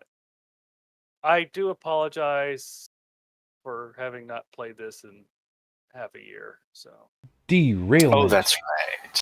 I forgot. Because it has radical reagents in SG, but that's not the uses that you're talking about. Correct. Radical reagents reduces drain by 2 for tests using skills in the Conjuring group, by 4 for using in the Sorcery group. Reduce object resistance by 1 per dram. No force limit for any test using magic. Reduces spirit index. Is used to create orichalcum and create fetishes, and can create inanimate vessels. So for sorcery, it reduces it by 4. right, okay, so all right, that's right. It's a single amount. It's per dram for object resistance, but I only get reduce the drain by 4 once, no matter how much I use. Okay, that makes sense then. All right, and then I'll have to look and see like how much how the background count is. Does that add to drain or what? No, It's a penalty on your rolls. Yeah, penalty on your roll. Correct. Penalty. Okay. All right. So. Which is 3. You're not using any foci, are you? Yes, I am. I have a What rating? Foci. 5. Okay. Okay, then it's effectively at 2 right now. Nautit, did you put 2 data tabs or just 1? So you lost another 3 dice from that as well. Well, if you ask me to, I can put a second one in. Yes, easily enough. Yeah. Do that because we're both going to go in, and we'll Okay. need 2 separate access points. Then here's the second palming check for that. I'll lose 6 dice on the test. Yep. It's pretty brutal. It really is. All right. So while they're enchanting their deck, I'm going to go ahead and try to get access to my data tab. And what do you want Yeah. for looking through the what kind of role do you want for me looking through all the paperwork to try to find? Do just a visual perception.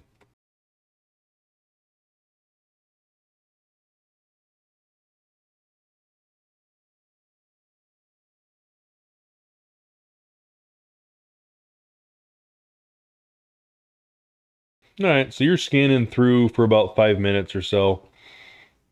Just a cursory looky see at this moment.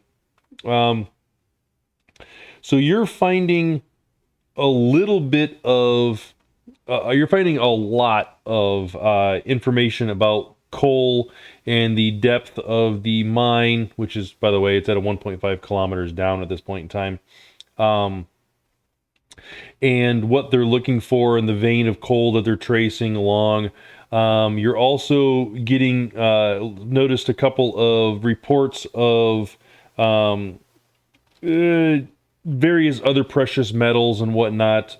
But the one that jumps out at you is you do find that they did strike they did hit a very small vein of orichalcum. And that the sample is currently being held in the safe in the building that you're in, strangely enough. Really? Yeah. What kind of lock is on that safe? It looks pretty fancy at the moment. I mean, tumbler, maglock, sequencer. It is a combination keypad and maglock. All right, so since I'm hacking into a data tab that's connected to a different device, my specialization in host does not apply or does apply? Does not. Okay. I am going for 2 marks on the whatever the data tab is. All right. And that's normally -4, but I have code slinger, so it'd be -2. All right. What is the noise? Noise is nothing because you're directly connected to it. Fair enough. And let's go. Well, kind of directly connected to it, but Yeah, it'd be whatever's between you and the tap, which is probably nothing. I mean, I have 3 antennas in my head too, so Yeah. I can put 3 bullets in there if you want. Hmm.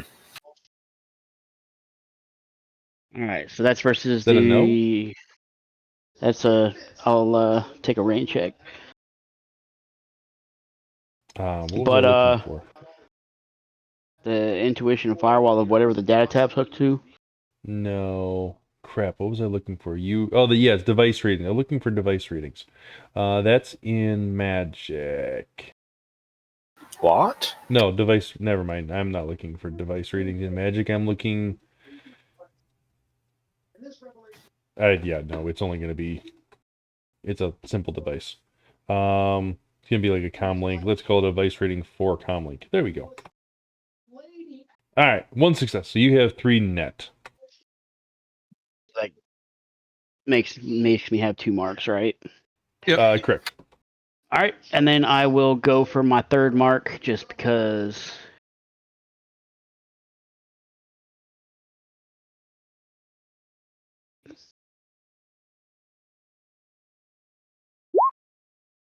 Grynner, do you want to continue to search into that, more into the paperwork and whatnot, or do you want to shift your attention to the safe at this point?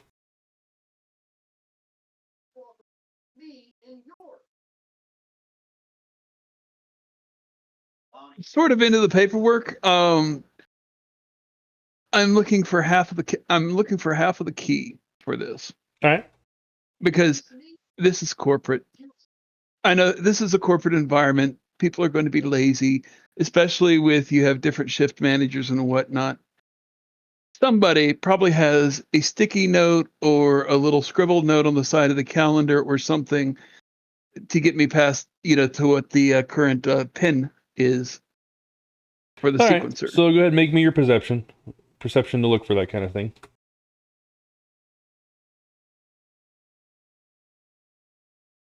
You got to look for the security memo telling them not to write their password down, and on the back of it is that.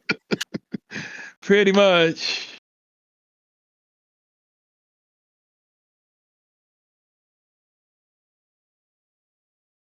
All right. Hold on a second. Let me take care of the hack on the fly real quick. You would be That -6 is for go big or go home. okay. Oh, you're going for 3 all the way, right? Yep. The wheat. Okay. So I get 15 dice. Ooh, that was close. Yep. Wait, what? Why do you have 15 dice? Device reading, host rating is 6 and firewall a 9. What? They're going He's through going a after data the tab as well. device. Oh, Right? I'm sorry. I've completely forgot you were doing that. Never mind. Hold on. Never mind. Yep. You have 5 net successes. I want to keep the 6, damn it. It could happen. You just be rolling a lot fewer dice.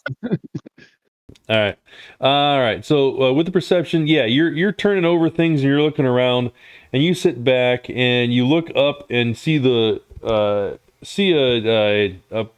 kind of a framed memo saying corporate is always watching. You get up and you look at it, and it's kind of cocked to one side just ever so slightly, and you flip it over, and sure enough, the keypad, or the key card, and the code is written right on the key card. Oh, fantastic. Then it's like, oh, simple enough. Code, key card, open the safe. All right. Safe pops open after accepting the code, and inside are a couple of things. First thing you see are two large folders, or I should say data sticks, or two data sticks, and third is a vial of shimmering gold bluish material. Oh, blue. Gold green, gold something or other. I don't remember what orichalcum is supposed to look like. Gold red. Gold red, It's thank you. copper. It's a rainbow. Hey, there you go.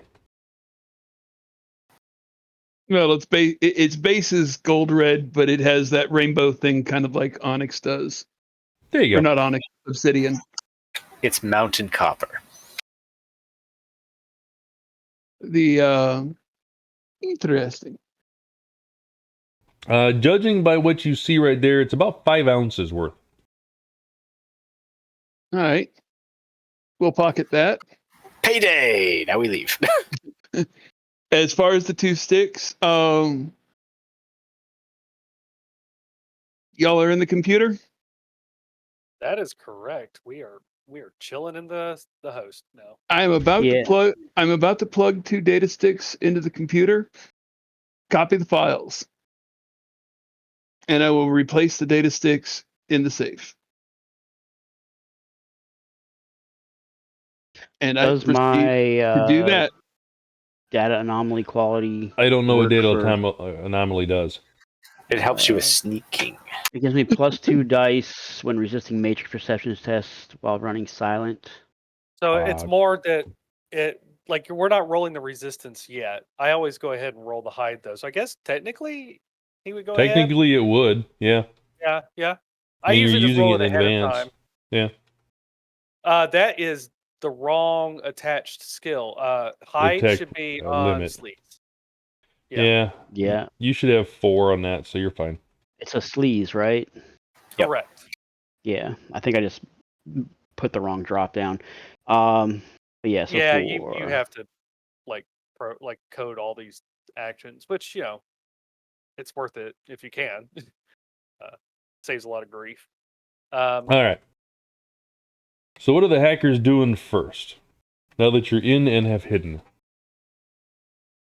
So gonna look for stuff. You said you got those data chips plugged in? Yeah. Okay. Do we see them immediately or do we need to hunt them down? They would not be immediately accessible. You'd have to find the device. Well, actually, no, I take it back. You're connected to that device. Yes, you see them immediately pop up as additional external drives connected. Okay. So I sorry, I was focusing on trying to make sure I got all my numbers down. So these data chips, are they ones that we already had, or do I need to crack these files first? Copy them. Just straight up copy everything on them. You can crack them at our leisure.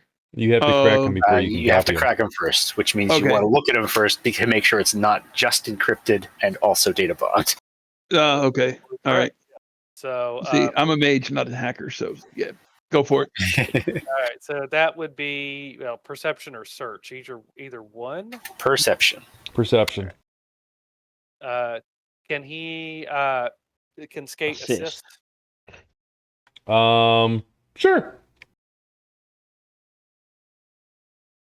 All right. I will roll over my better skill to data processing, or my better thing. So, doop.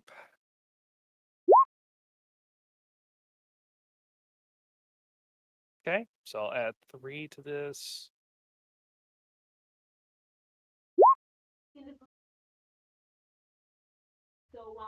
Does it seem data bomby? No, it does not seem data bomby. Okay.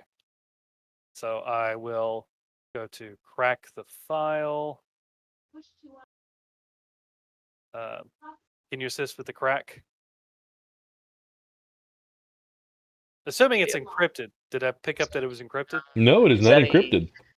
Oh, so that would be an edit file then. So that's data processing. That is not encrypted. File is data processing. You're going to run the edit file action. So that's computer plus data. That's logic, computer, data processing. Which means it's legal, and it only costs you time if you don't succeed. I'm gonna post edge that. Remember, it's okay. You don't have to worry about that. I promise. Yeah, you're not on a time crunch right now. Okay. And he gets it anyways. There you go. All right. And once we're done in there, well, and I won't take up, but J-Pop is then going to start peeking in the host to see if there's anything of value. So she'll do a search. Okay, go for it. You want to help me search for valuable stuff? Yes, I do. All right, first file has been copied over. How many files were there total? 1 file. Okay, so we haven't. So we knew of the one. We're looking for more. Got it. Well, this was the file on the thumb drive. Right. Now we're looking at the host for stuff that's got some. Correct, but you have another thumb drive to download. Oh, okay, but that one's not connected yet. I think he plugged them both in, didn't he? Did he plug them both in? Okay, well, do another one. All right. I guess the first thing we'll do is do another perception to make sure that one isn't data bombed. Matrix perception. Thank you. Another 3. Is that one data bombing? No. All right. Is it encrypted? No. All right. So we'll do another edit file. You want to try and insist on that one? Thank you. Data edit file.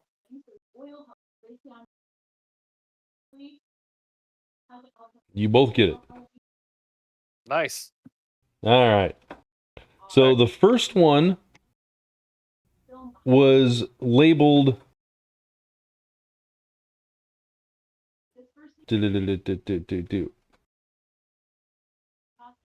Cavern of the Autumn Wind. The second one was labeled Shifter Menace.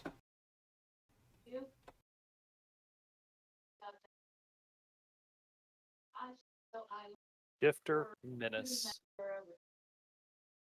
We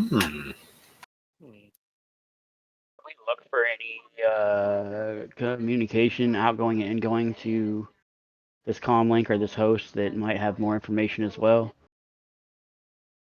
Or is that going to be part of when we're searching the host for more valuable information? That is not, but you can continue to search for whatever you want. You tell me. So if we're looking for files, that would be like a matrix search. But if we're actually trying to intercept communications, that's a snoop. Correct.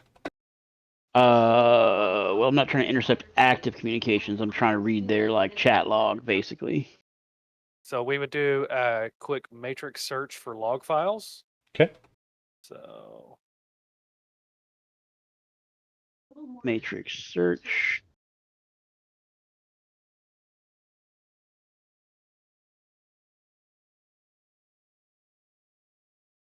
And if that's sufficient while we're in there, I'll also peek around for, like I said, J-Pop is always looking for pay data. Ah, yes. All right. I will, once they're done with the sticks, I'll put the sticks back in. I'll put the data card back. I'll close the safe. I'll put the... Oh. And in place of the... in place of where the vial of orichalcum was, I will put a coffee cup. World's greatest supervisor. And, close it up, put the card back, and then I will do another visual search. Spray paint. Then I will do another visual search of the office as far as, looking for other interesting paperwork. Go for it. All right, and J-Pop and Skate, what was that matrix search for? I know pay data, additional pay data, but what else was it for? Chat logs. That was that was Skate's idea. Triggered by what? Or what was the keyword that you're looking for? Because you're finding a shit ton of chat logs. Fair. outside of, I guess some of the more interesting I'd say keywords. keywords would be like jangle hopper or whatever stone, Okay. or calcum, Okay. witch, crone, All right. magic. All right. So, Skate, you're pulling up a couple hits here and there. J-Pop, you're pulling up quite a few more hits here and there on your matrix searches as far as what you're looking for. You've got quite a few on the Jinglehammer Schmidt stone, and you got a couple on the witch, and you've got a couple on, what was the other one? I think that was the crone. The crone and the witch kind of come up at the same frequency, same conversation. It's almost like the words are interchangeable in these conversations. Yeah, figured they would be. Yeah, no harm though in verifying. Exactly. So, all right. So you're coming across with the stone, and there's a bunch of conversation in there, and you get enough on your matrix search and whatnot. Nothing's encrypted or anything along those lines. The location that they're in is pretty remote, and they don't have any respect for the locals to actually try to hack anything. So, you know. Despite their name. Exactly. Well, they hack other things. They don't hack Matrix. Anyways. But speaking of the families, J-Pop, do we want to look to see if there's any plans on how to deal with the families not selling? Let's not cover that just yet. Let's deal with this for the moment. So with the stone, there's about 3 weeks back, there's a bunch of conversations about identifying what it is, where it could be, and where the most likely places to dig and which directions they should dig in to uncover things. During that week and a half time frame, there's a lot of specialists brought in as far as ley line specialists and that kind of stuff, and there's a bunch of conversations in there telling them to dig in this location. The ley lines are strong. A ley line is strongest in this place. It seems like it's emanating from inside. Part of it is emanating from deep inside the mountain. So they started digging here. They came across the orichalcum. They thought they were on the right track, and they kept on digging.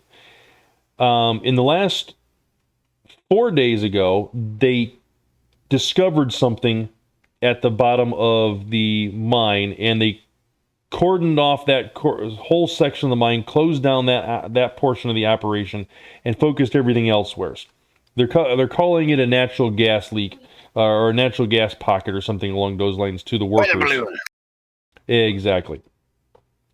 And but there's currently, judging from the timestamps and the conversations that you're reading, at this point in time, there's at least a team of 6 people down there on that stone trying to figure out what it is at the moment.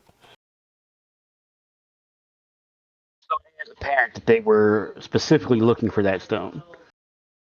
It does, but the information that you read on later on in the last day or so leads them to believe that this was not the Jackalhop stone or whatever it's called. It's a marker stone for it to tell them where to find it.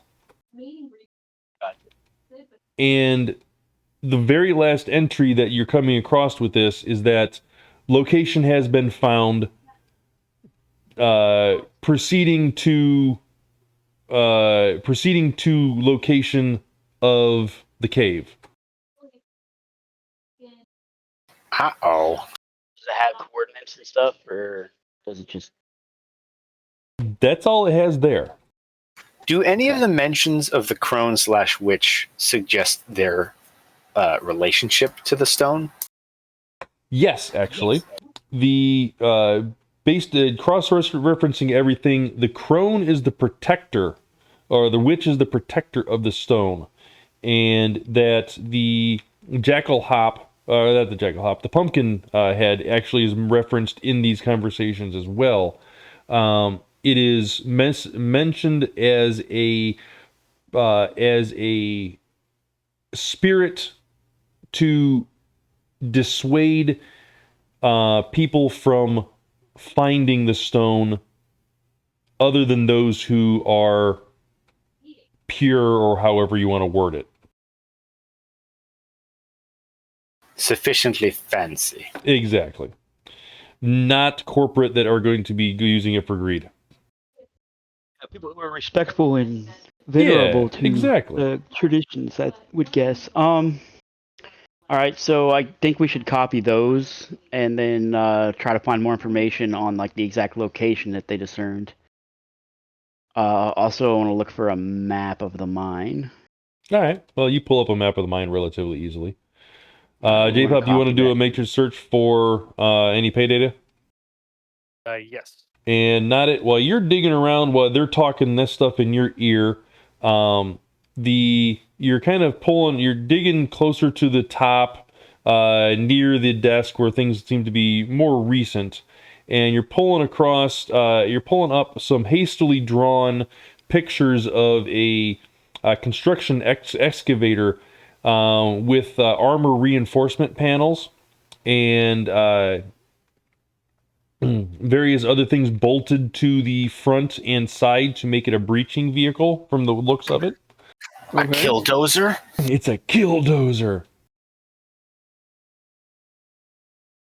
Also has a listing for a request from corporate for a armed response team to try to find to secure the vehicle as they are bulldozing their way to the cave.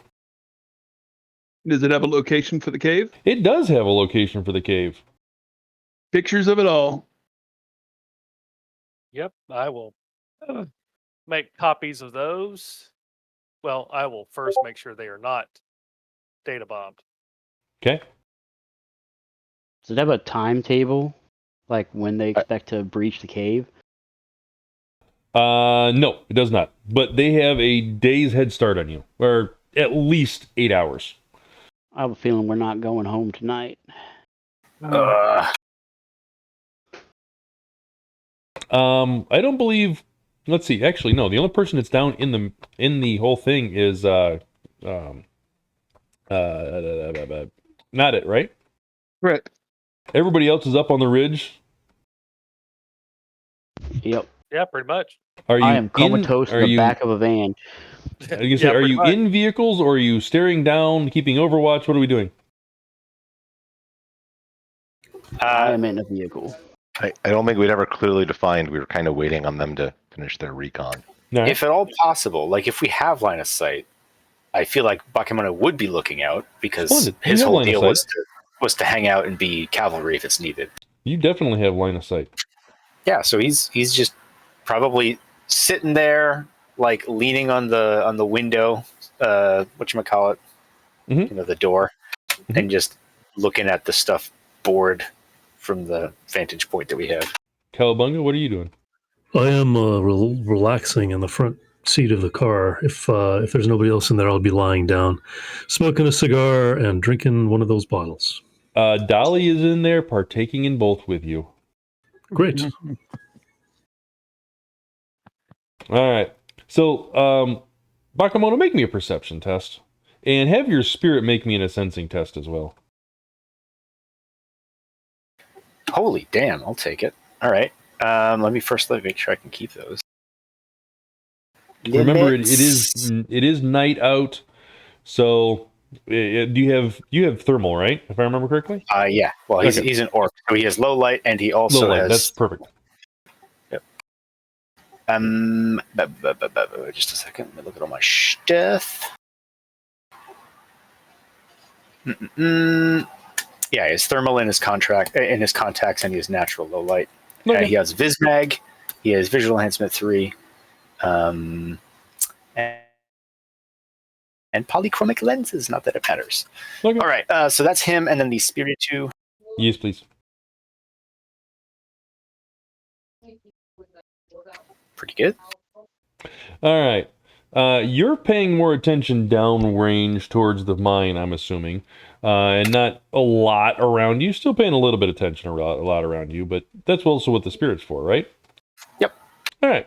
So the spirit and you both kind of get this. You get notified by the spirit by the same time you kind of sense something. Also, you see, and kind of hear some rustling in behind you, and you definitely see a shape of a large, in fact, multiple large things in the woods around you. And the spirit tells you that they're all magical. Are they animals? Can we see them? You can't make out the shapes completely, but they are, I would call them about 3 meters long. No, let's take that back. How about 2 meters long and about 3/4 of a meter tall? It does look like it's moving on 4 legs. Okay. I guess his question to the spirit would be, do they seem aggressive or hungry? Yes. Okay. Let me check one thing real quick. Maybe we should read that file that says Shifter Menace. Yeah. Or maybe we should just read the tagline that says "A pack of wild shifters." I like to think that they are chupacabras. Is a chupacabra a real animal in Shadowrun, by the way? Yep. Like, I know a Yes, lot of it other is. weird ones are. Oh yeah. But I don't believe it's usually in Kentucky. I think they're usually down in the desert area. I forget. It's an awakened something. I forget what it is, though. Armadillo, maybe? I can't remember. No, that's a Juggernaut. So, would I have any? Is a shifter a human changing into an animal, or is it like Other way around. it's an animal that goes? Oh, it's a wolf wear. Yep. A wolf that turns into the human. Yep. So Silver's trying to be a little bit less violent lately, and more concerned about the morality of cutting down a mountain cat. That's fine, but cutting down a human, other humans tend to frown upon Well, that. this is cutting down a mountain cat that can turn into a human. Yeah, they're sapient critters. Let's see. I'm just checking the text on animal control. I don't know if it works on shifters. I'm going to tell you that it probably doesn't work on anything with sapience. Ah, that would be a good point.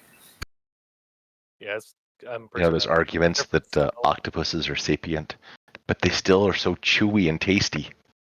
What was that, Steely? I was going to say there's different skill set for controlling sapient creatures. Yeah, that's mind magic. Or some Okay. like spells, but yeah. So it says they're magical and they're lurking around. And he said they're actually, I guess I asked if they were hungry or angry, and then I'll also ask, which is it? Yes. Okay, well, Bakemono will deny to the team, nobody panic, but looks like we are being stalked by something that is hungry and angry and magical. I don't suppose any of us brought any lunch or dinner with us. Can you talk to it? It seems, I don't know what it is yet. I just know that it is, or they are, enclosing on our position. How many? Did it tell how many? 6. Like 6 or something? 6. Sounds about 6. Somebody try talking to it. Or talking to them. We could just leave. I Well, found it I bad gotta to get turn back your up back there. on hostiles. Bakemono, is your spirit manifest? It wasn't, but it could be. I mean, if they're dual natured, they'll know it's there anyway. No, I know. But I'm asking, is it manifest now or no? No, it hasn't had a need to manifest. Okay. Or materialize, rather. That's what I meant. All right. So as you guys are all discussing, one of them comes out of the bush, out of the trees, and it's pure black. You think it was a black panther if they actually existed, but it's slinking along, coming up around and looking you right in the eyes, Bakemono. So it walks around the vehicle and just like pops up like right in front of him. Oh yeah, yep. Okay. All right. Well, he's going to look a little bit taken aback, but also just like, can I help you?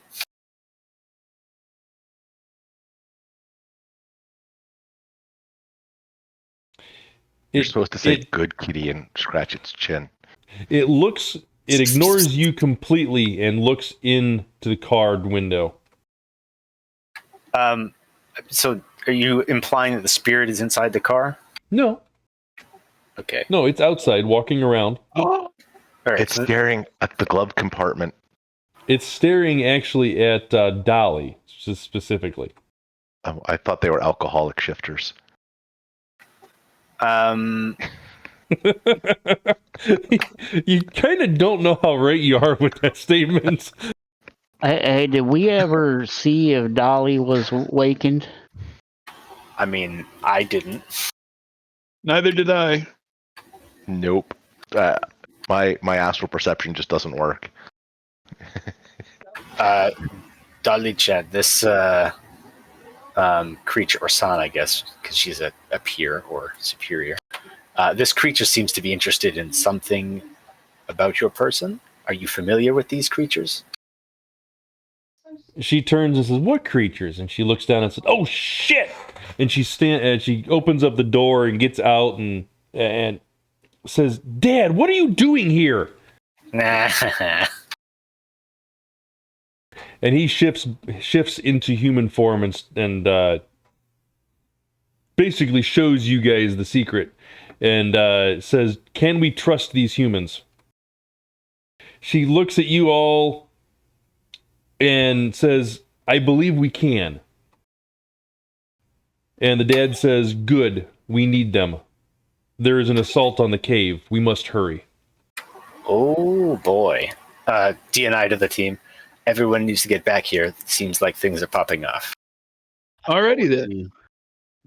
We Rain weren't going check on home the tonight. cave. I will What? head out. We're going to the cave, I thought. Yes. Yeah, different cave. No, same cave. What?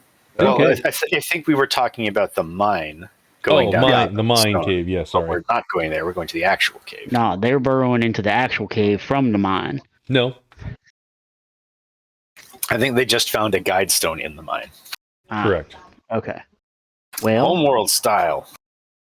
I'm not good at weapons, but I could try to stop them from being good at weapons, I guess.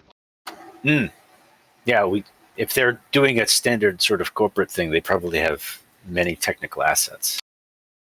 And this is when Nautit chimes in about the tank. Yeah. What? They've got a basically an earth mover that has been heavily armored up, kind of like a roadmaster, and several security personnel Ask for around it. some explosives from broadside. It's This is the probably a little perfect- late. Unless he has Maybe. missiles, then we just need a coordinate. Maybe me and J-Pop can shut the tank down. That sounds appropriate. I have this image in my head of the up armor bulldozer from the movie Tread. Yeah, no, that's about the killdozer. That's actually what happened. Guy got crazy and showed people what he was thinking. And used cement walls to barricade off this dozer to make it a tank. Yep. Hey, we got all the files we need, J-Pop? Did I see anything else? Did you make a perception? Oh, you did make another perception. All right. Yes. You find 7 different files that are all labeled carrot cake. I guess while we're waiting for them to get back up to the car, I could take a peek at those real quick and make sure they're Well, first things first. Hey, should we format this host? You can't format a host, but you can do other stuff to it. But We not can format it. data bomb all these files. Can make a mess. I can't. Well, okay. I think I can do data bombs. I cannot take attack actions. I can, but it hurts. It like I cause karma at the end if I do attack actions. Yeah, data bombs are appropriate for like a boss. How do you set a data bomb? Is that a... Oh, there it is. That data bomb action. While they're doing this, because probably they're going to get several actions off before anybody actually physically moves, Bakemono will turn to the shifters and be like, hop in, tell us where to go. We just need to wait for one to get back over here. Yeah, I'm doing a quick sterilize, and then taking the 18 to 30 seconds necessary to scrub everything in here. Scrub what little of my astral signature remains in here, gone. Okay. Then I will get out. I will get back in the car, and I will drive back to where the team is. Are you getting those carrot cake files, J-Pop? Yeah, I'm making sure they're not data bombed first. They are not. Are they encrypted? They are not. All right, let's do some copying. Yeah. Just get more than 3. Yeah, More than 3 successes, you'll be fine. More than 2 successes, you'll be fine. and I could set a data bomb. I got to look at what that actually requires. And I don't think I'm going to set some data bomb, and I'm going to use NERPs and pre-edge.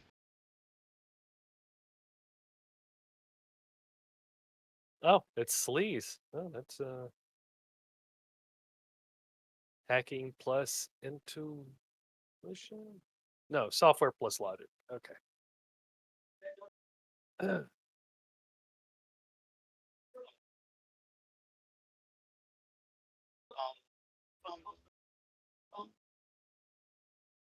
Someone's going to get a headache.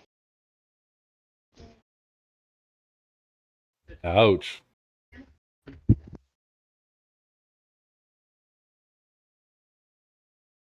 Ooh, it's not awakened anything.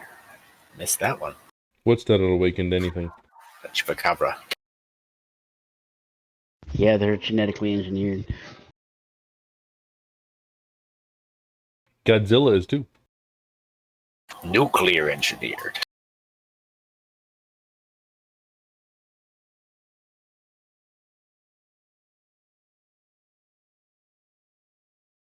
Yours is going to be way nastier than the one I'm leaving behind. Yeah, but is it device reading the host? Yeah, because that's what's protecting the files. Yeah. So that's a 6 and a 4, or a 6 and a 2. Yeah. Somebody is not going to have a good day. Yeah, each one of those is number of net hits D6s of damage to the brain. Oh. Yeah, that first one is like you literally have just murdered somebody. I mean, a rating 3 data bomb can kill people, like runner strength people. We will call that a aggressive dissuasion of purchasing land. Stick it to the man. There you go. The man will be sticking all over the wall.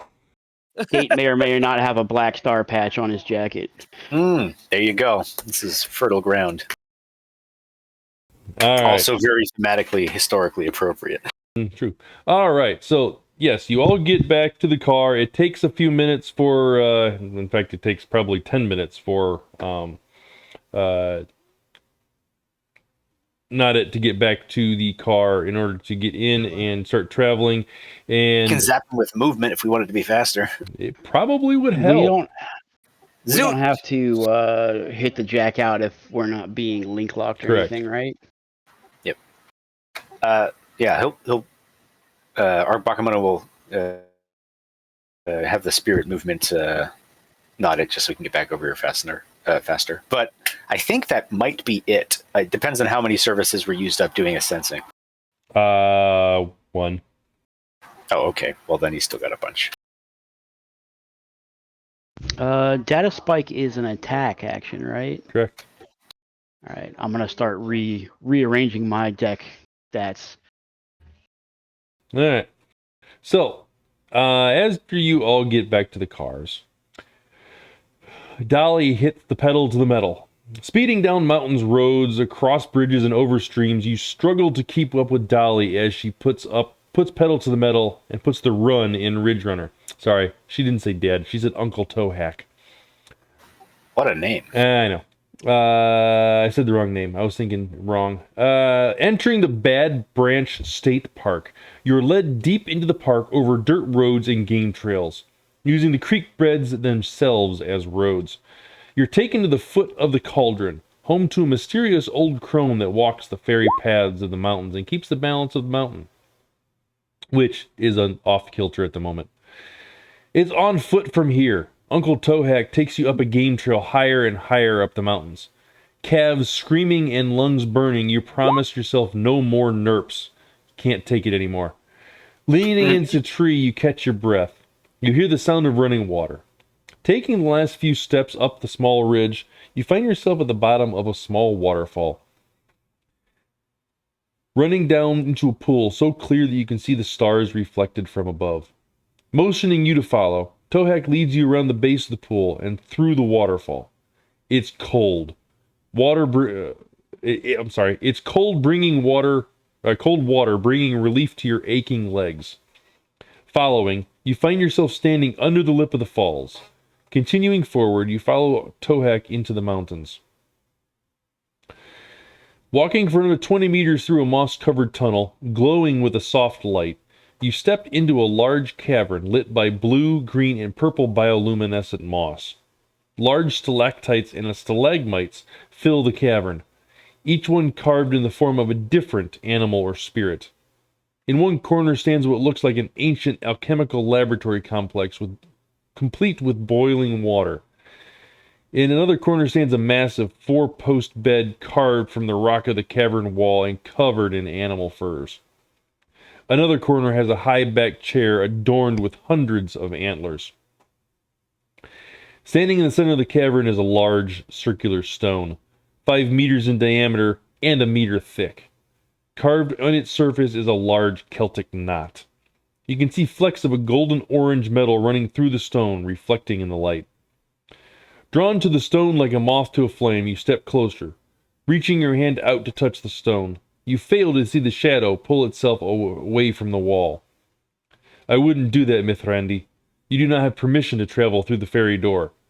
A voice intones from the shadow. Snapping your head around, your eyes go wide. Standing before you is a beautiful elven woman, dressed in a radiant gown and shimmering green cloak.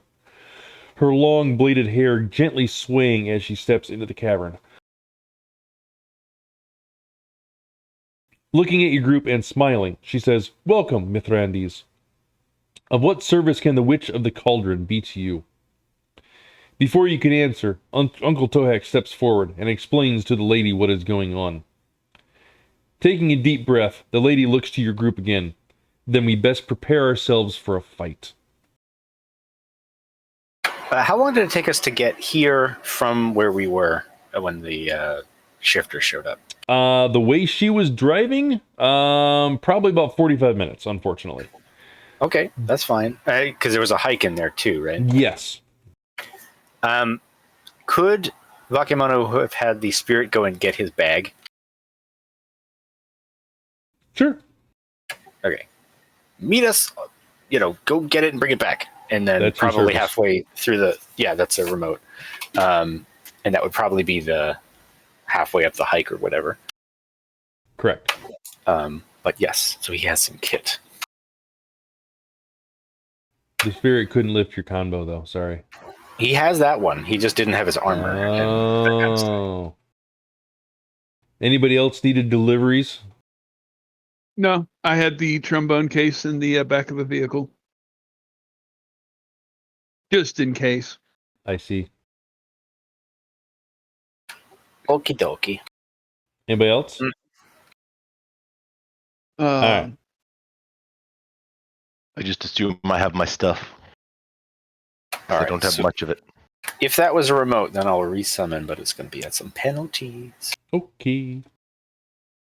All right. Speaking of penalties, the background count here is a 5. Ooh. I'm going to say he was resummoning halfway up the mountain. What was it there? It would have been climbing, but still at that point in time, it would have been a 4. 4. I'm sorry, not a 4. 3. I'm sorry. 3. Okay.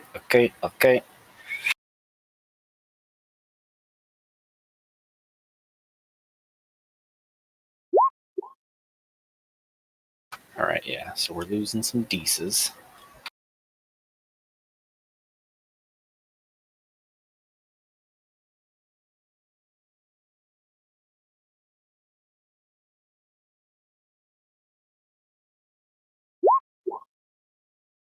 I'm gonna nerfs that.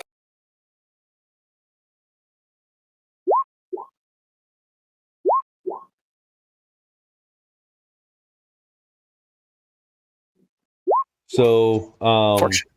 Uncle Tohack says we have approximately half an hour before the constructor gets here. They were coming up the other side of the mountain and have made significant gains, but they still have a little ways to ways to make it. We have that much time to prepare our defenses. And about that point in time, you hear a helicopter outside. You were saying.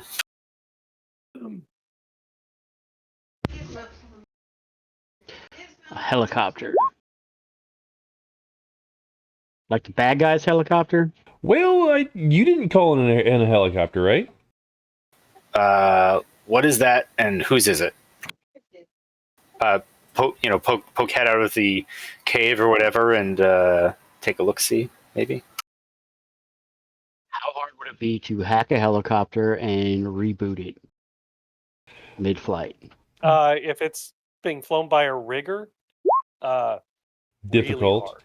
Really hard. Not that hard, actually. It's not really hard. It's going to be difficult, but it's not going to be. It's not impossible. It's you either succeed is, immediately or they turn off their wireless, and then you can't touch them. If you reboot the helicopter, does it crash? Yes, yeah, it's bad for everybody. Reboot device is. I think it's a 3-mark thing. Yeah. Where's my cheat sheet? I've never really been in combat as a decker before, so I may need a little bit of guidance on what I should be doing.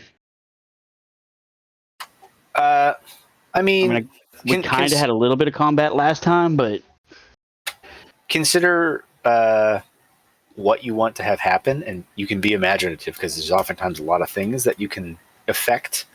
If, of course, they shut off all their matrix stuff, then it's kind of less interesting, and it's more like I am the firewall or that kind of stuff, which is not as fun. My thought process is they're not expecting us hackers to be here.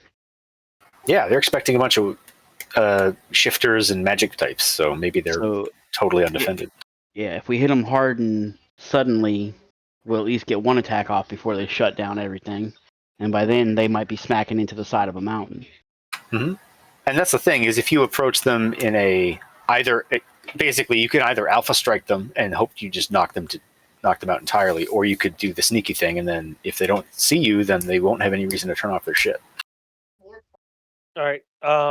I do have instinctive hack along with go big or go home, so I could theoretically grab 3 marks if I do well, obviously, and from there, excuse me, do the reboot device, or we could try that. That would be a good way to take out a number of them at once, assuming there's more than one person on the helicopter. Also, let's make sure it's them in the helicopter, because we do know other people in the area. This is I'm gonna call Broadside and be like, hey, any of your people flying a helicopter out here by the mountain? Yeah. Yeah, so No. I'll ring up Broadside while J-Pop gets ready to shut that thing down. No, he says. All right. Okay. please ignore the explosions then. And I will send a green light bulb emoji to J-Pop. All right. All right. I will first attempt to do a hack on the fly. Can we see this, by the way? Like if we poke our heads out of the cave? Kind of, sort of. So the cave itself and the immediate surrounding area is explained to you that it has a physical barrier, physical mask hiding its location. Significantly large spell that should protect us, and it should prevent them from seeing us. Oh, where's the tank? I haven't made it yet. Oh, that'll take a while to get up here. Which is one of the reasons I was curious if there even was, like, if this helicopter's even there. I guess it could be a cargo chopper and they're just dropping it. No, it was driving up. We saw they physically saw the helicopter, right? Yes. Like we could see it. Did it have weapons? Well, I was asking, can we see it? And you said kind of, sort of. I'm like, well, what does that mean? Yeah, no, I haven't gotten to it yet. Okay. Oh, gotcha.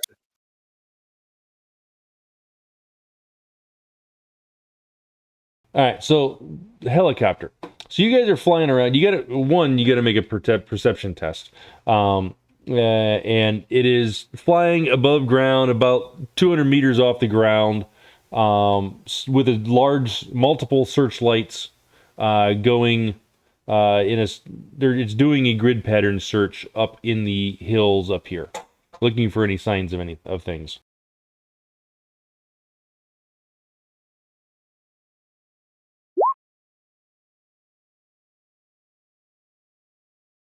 I'll see if I can perceive it. Like take a peek at it from a matrix perception. Oh. Yeah, definitely turning off the foci so they don't incur even greater penalties. Most of them are off anyway, but the mace is going to have to get turned off. I'll just re-roll that. It's forgot to change it over. There we go. Wow, that's like the third time I've rolled a 7 on that test, I think. That's weird. That's also really good on 12 dice. Yeah, I'll take it.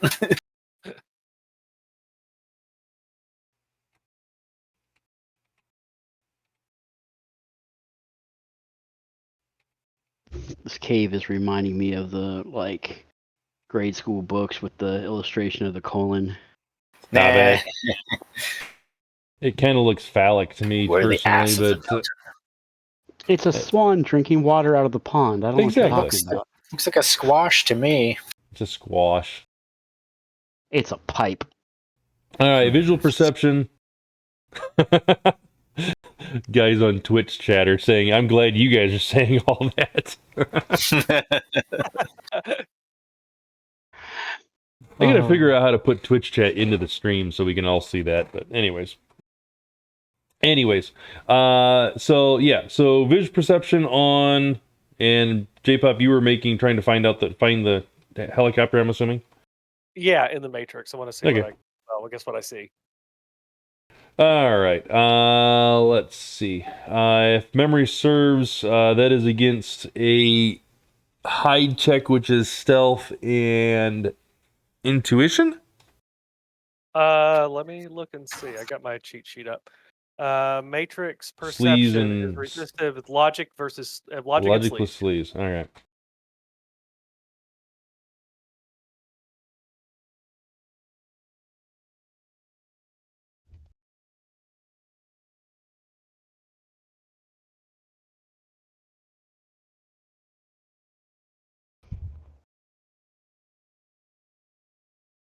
All right.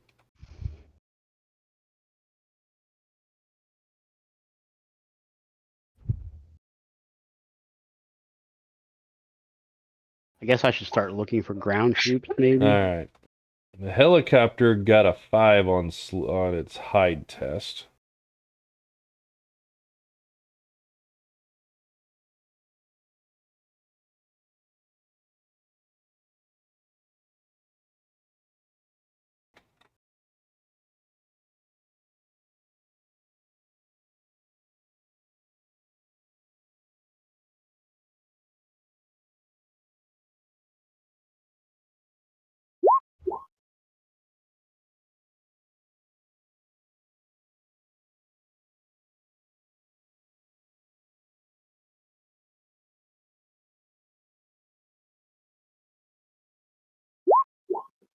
All right, things we're not doing this fight.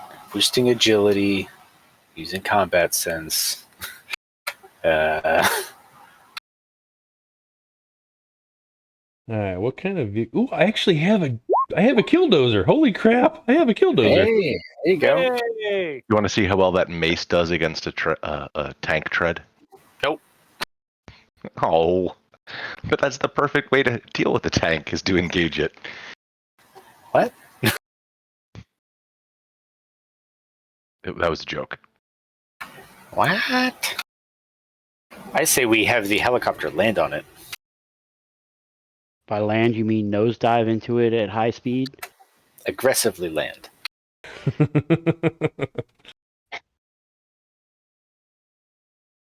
All right. So let's see. Yes. J-Pop, you did see a matrix icon for the helicopter, and you did see a matrix icon for the killdozer. Okay. The killdozer is still probably about 20 minutes out by your guesstimation on distance, but the helicopter is definitely there. Did we get a sense for what they were hoping to do with the killdozer, or do they just need an armored vehicle? It was a breaching tool. That's what it was. Okay. It doesn't look like it was armed with anything, but there are people with weapons around it. And those are what we'll use the club on. Let's see.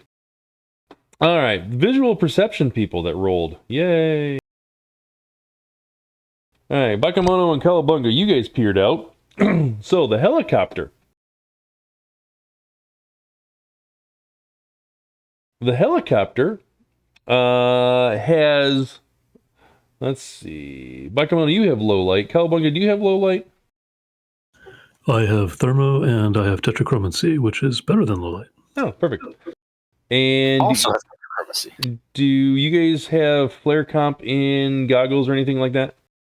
Oh, correction, I don't have diplomacy You in this check. guy. I don't think I have flare comp. Let me take a look.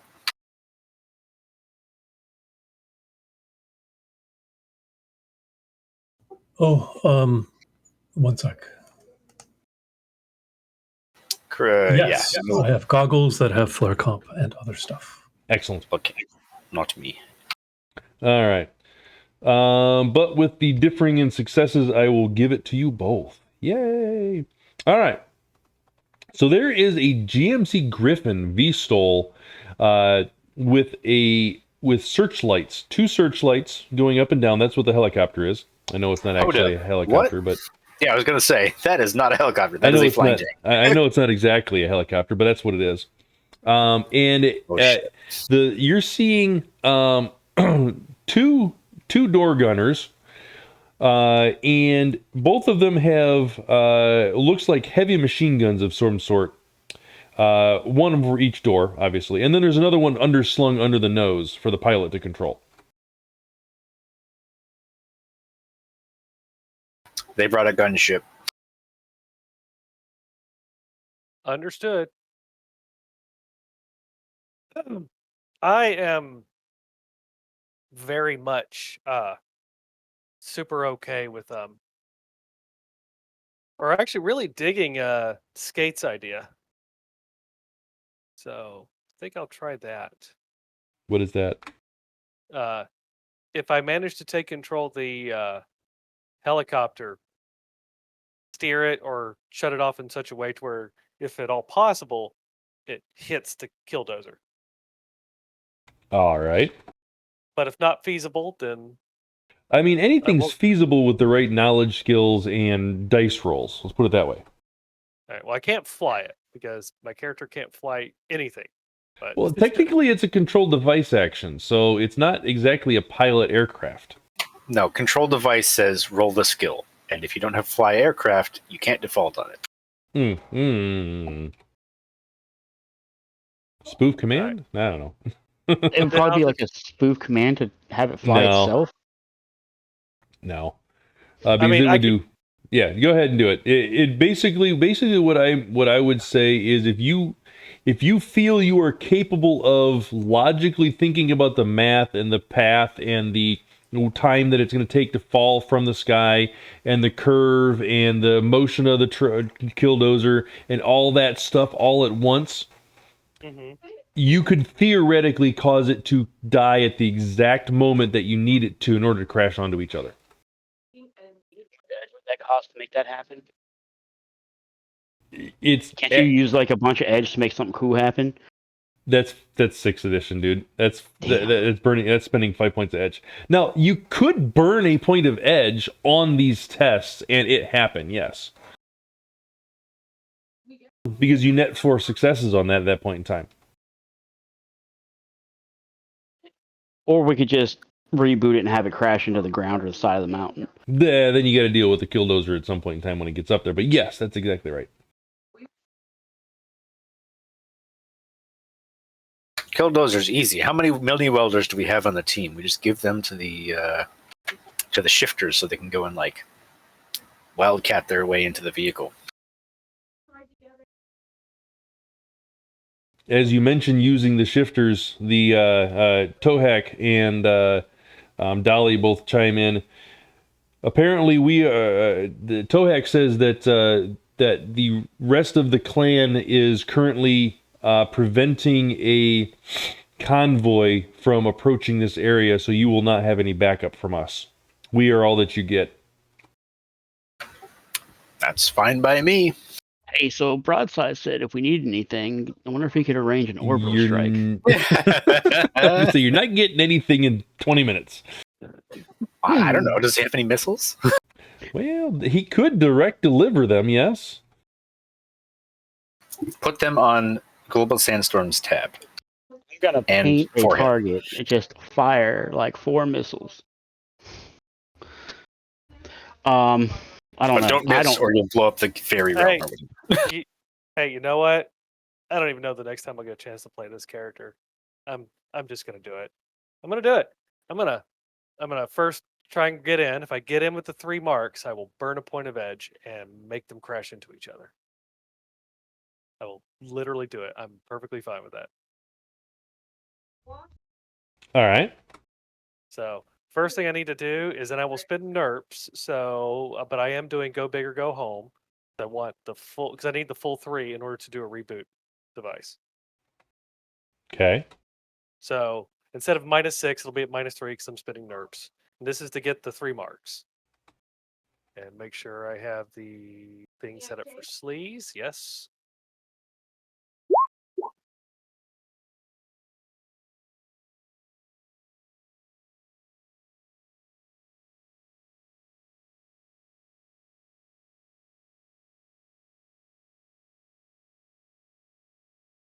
I suppose I should probably bring you guys over here, shouldn't I?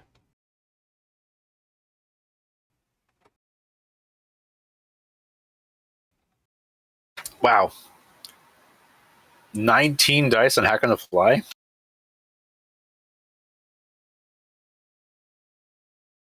All right, what are you hacking onto? The helicopter. All right. Wait a minute. What's happening with that roll there? Do you want me to break down literally everything that happens on this character? No, I just want to... 29, this seems high? Okay, so base logic is 6, +2 from cerebral, and +2 from psych, because she has narco. So that's the 10. Hack on the Fly. She has 6 ranks on Hack on the Fly. She gets the +7 at the end is from the enchantment. And then whatever the other 6 is that this thing breaks down. Hang on, let me pull up my chummer so I can look up the full breakdown here. Hacking is base of 6 plus neocortical and wireless plus logic plus neural amplifiers plus improvement. Oh, the neocort's at rating high, right? Yeah. Yeah, that'll do it. And I also have, as a Mystic Adept, one of my Adept powers is improved skill hacking. So that's another 2 dice. Neat. Boy. Yeah, the All right. neocorts are a big bite out of that. That's what I forgot about. All right. You're hacking the thing, huh? Hacking the helicopter. All I'm gonna right. give it a try. If I break in, then I will burn the edge because I seriously love Skate's idea. So I will make it happen if I get in.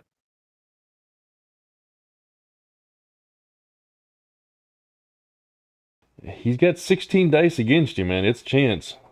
I know.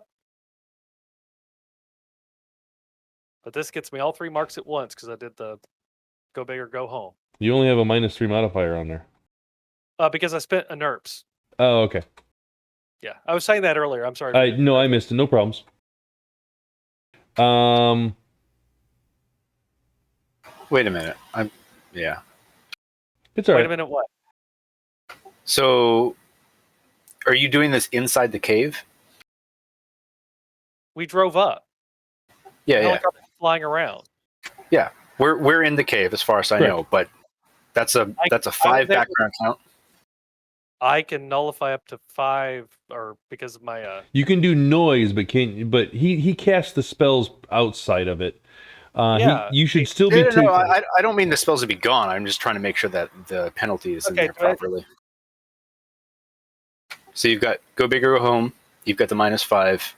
You've got the +3 for the edge, or the NERPs rather, and then you've got. It's -6, but then +3. -6 for go big or go home, as opposed to -10, which is the normal amount, but +3 from NERPs. So that's why I have a -3 modifier. Yep. And then, but this is a magic test, right? No. Or magic involved test. Magic involved test, so she should be taking the penalties on this, yes. Okay, I didn't realize that there's okay. Yeah, if the deck's enchanted, it's magic involved. Right. So I dealt with the background when I enchanted it, and I still deal with the background after the fact as well.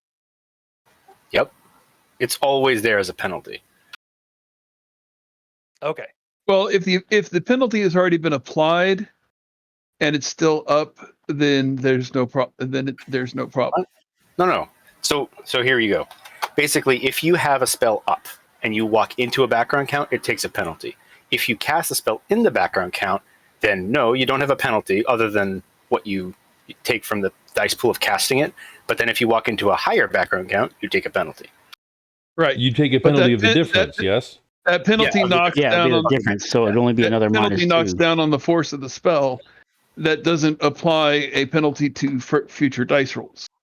Yeah, it does. They aren't any change in it does. He's right. So, it's not a major change to this at the moment, because all the background count went up by 2 from the place you cast your enhancement on your deck to here. So you'd be taking an additional -4 instead. That's the only change to your dice roll, basically. Yep. So let's just call it 6 successes instead of you having to re-roll because it's buying 1 hit. Agreed? Okay. You're the GM. Yeah. It makes it easy math. You don't have to re-roll, and yeah, it's still a very high threshold for me to have to hit. Granted, 16 dice, it's possible, and I didn't. Okay, sir, you have 3 marks. All right. So, should I roll to see if I make it happen first, or you always have to make the test. You always have to attempt the test. Let's put it that way. What is the test to make it happen?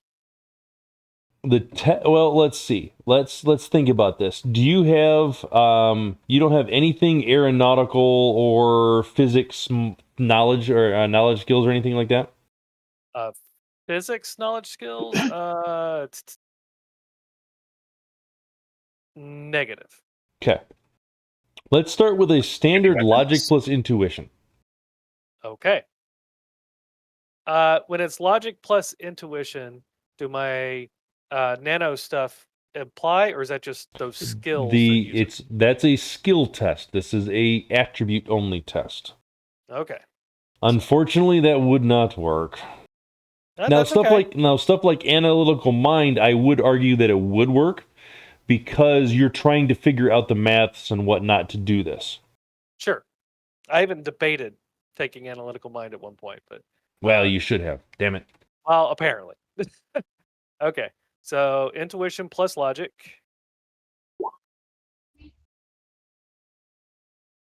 Are you happy with Nice. that number? Yes. Okay. 5 successes. You're reasonably confident that you can make this happen. Not Okay. 100%, but you're reasonably confident. Worst case scenario, it still lands next to it. Or Yeah, near maybe it. take out some of the people around it. Potentially. All right. All right. Okay. So now, let's see. Now would be a roll your... You know the timing, you know the weight, you just have to wait for the perfect moment and hit your execute command on your reboot. So you have to do a reboot command. Okay.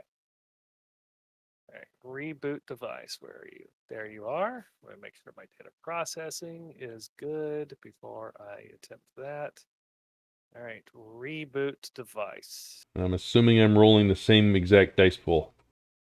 Willpower It plus is firewall. resisted with will plus firewall. Oh, okay, so it's less. Well, it's not much less, but it's still less. Okay. Are there any addition or any penalties I need to apply to this? You will have to be taking the magic penalty. So So is that -2, -1, -4? so it'd be you'd lose the force of 2 points off the force of the spell, and you'd lose 2 points of an additional 2 penalty because of using the device in the background count. So you're -4. Okay. -4. Got it. Not counting any other modifiers you may or may not have applicable. You know what? They don't come with me, and I don't think I'll be using them during the fight. So I will go ahead and spend my last nerfs. All right. So that will change it to a -1. Correct. Okay, here we go.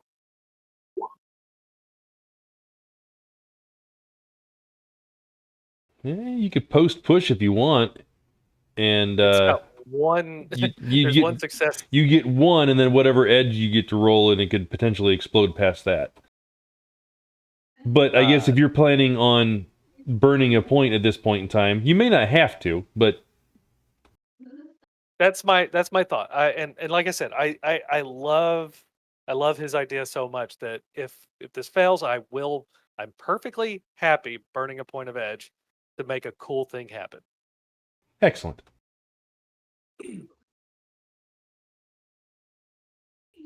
Oh, and you've only got 3 edge. It's not that big a deal to buy that back up if necessary. Yeah, it's not nearly as penalizing as say if It was Skate did if- because he's yeah. got 5. Exactly. All right.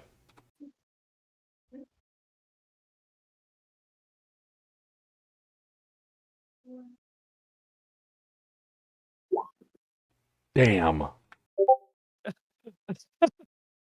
All right. So yeah, you're waiting for the perfect pass opportunity on this thing. It's coming around. It's making its pass. It's turning and getting ready to do its loop back across on its patrol. Random question. Yes. Does missions use the adjusted speed rating for VTOL crafts when they're ramming or crashing? Hell if I know. What are you asking? Because it multiplies it by a lot, Times 3. and it makes a lot more damage. Like how much damage we talking? You A said lot. this is a griffin, Ramming. right? Yeah, it's a body Vehicular ramming 24. 5e is so absurd, crazy. Yeah, it's a Yeah. lot. So it counts as going as 3 times the speed for purposes of crashing or ramming. Well, it would be coming right off the corner, so let's not call it going super fast. Let's call it speed 3. Also, just to be clear, you said this is a chopper, but you also said it's a griffin, which It's a griffin. one of those. It's a griffin. Okay, so that's a jet, which means it's times 4. Okay. Joy. Okay. I mean, technically, you're using gravity, so it's kind of none of the above. But Exactly. All right, so it's completing its loop on its corner coming around, and all of a sudden, all you hear is the engines dying, the wine dying out, and it's in its middle of its middle of its bank, and it just wings over and starts nosediving straight towards the ground from 200 meters up, and it crashes into the loader. Kaboom. Boom! Now, what is the damage code for a 24 body VTOL? So you said speed 3. Are we treating it as jet or not? Jet. Yeah, no, it's definitely a jet. Okay.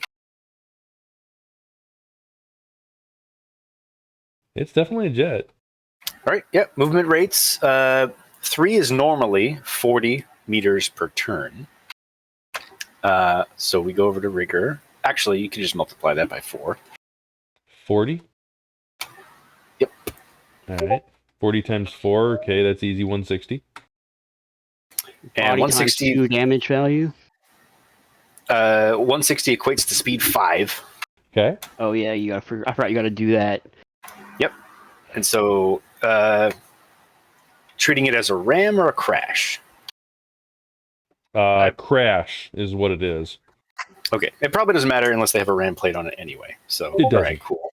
It's an Yeah, aircraft. plus I didn't like steer it. I literally just timed it shut down so that Yeah. crash makes the most sense.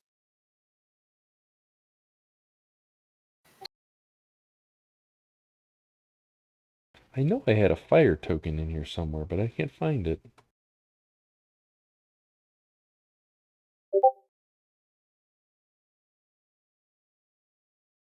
I'm surprised there isn't one in like the free assets because fire comes up. So the Oh, yeah. ram Yeah, yeah. damage says body times 2 in the core book, but I'm trying to find the crash rules 'cause I know they have to like take a bunch of Yeah, passengers have to do stuff too. 201 CRB.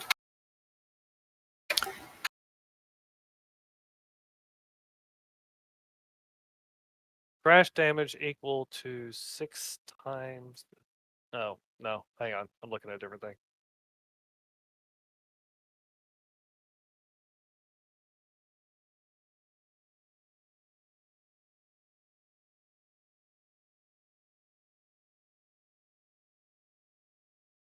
When a vehicle crashes, it and any passengers must resist damage equal to the body of the vehicle. The damage resisted by body plus armor minus 6 AP. Yeah. So if we're treating it like that, then the speed doesn't even matter, really. Right. So that's for the people in the helicopter, but the people in the thing are getting rammed by the helicopter, so they would take ramming damage, which is body times 2. But the people in the helicopter are going to be dead, so I don't care about them. What about the people in the vehicle that's being rammed? Let's see. So Didn't it divide it by 2? Yeah. All right, so body times... 51 to 200 meters per turn is body times 2, yeah. And it'd be the body of the ramming vehicle, correct? Yep. Yes. All right, so body times 2 would be 48. But don't I get the armor and the body of the vehicle that it's being crashed into in addition to the body of the people in the vehicle? So I don't remember if ramming there's damage by Shadowrun body missions. plus armor minus 6.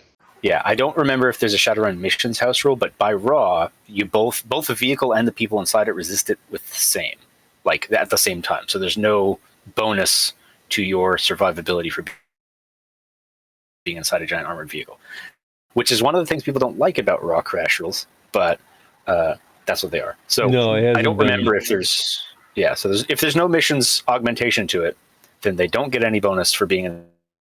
Which makes no Unless sense. they Inside have the vehicle. passenger protection systems. in It's the very vehicle. silly. Yes. Yeah. All right. Yeah. So But a regardless... common house rule is to give them the vehicle armor, so it's totally up to you. All right. Well, there's only one guy inside the Kodiak anyway, so I don't really care. The question is more along the lines of, should I treat that as an HE grenade or a fragmentation grenade for purposes of killing the rest of the people?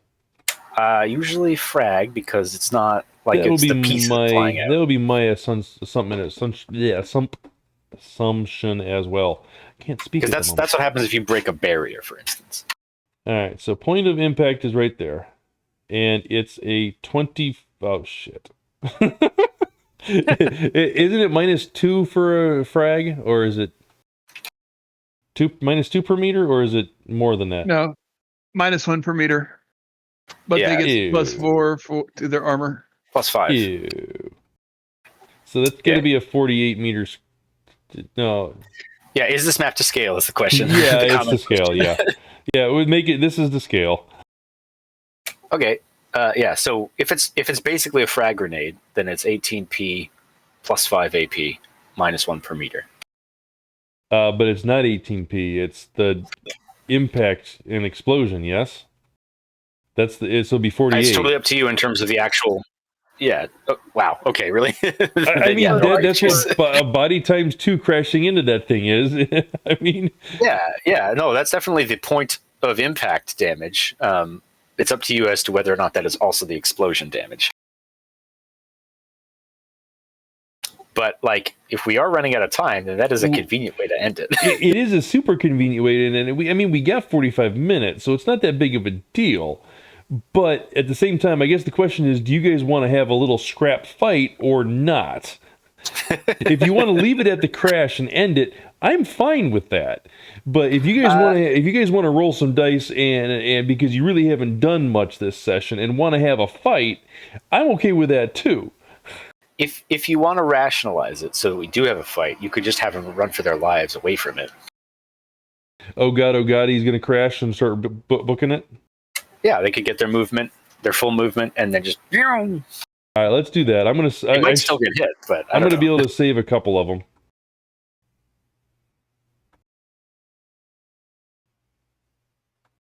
So these were in the dozer or in the helicopter? No, these were walking around next to it. Yeah, walking around next to it. Yeah, the people in the helicopter in the dozer, they're dead. They're gone. There's no freaking way. I think J-Pop's kill count went from basically 0 to... Yes. Because I don't think she's ever actually killed anybody. There's still like 6 or 7, 10 guys back at the mine that we can go kill too if you want to. Feeling a little murdery. A little dissuading them from buying the land. I mean, death definitely accomplishes that purpose. And then we can just bury all their equipment so when the corp comes back to find it, it's not there. Hooking an armored vehicle into a holler. Was it one of the earlier episodes of Justified where they're throwing people down a mine shaft? Yeah, just like an attack chopper. This reminds me of like Outsiders, Justified, and like that one episode of True Blood where they had Panther shifters. I didn't watch like any of these shows, man. I'm like Outsiders. This scene where they're trying to buy up the mountain in a Kentucky mountain is like 100% like exactly like this scene. We should find out who wrote this and like ask us like, were you watching Outsiders when you wrote this? There's a family that lives up on the mountain called the Ferals that are like mountain folk that everybody has all these like weird lore about and. Okay, it's a good show. You should watch it. It's got 2 seasons. They scattered.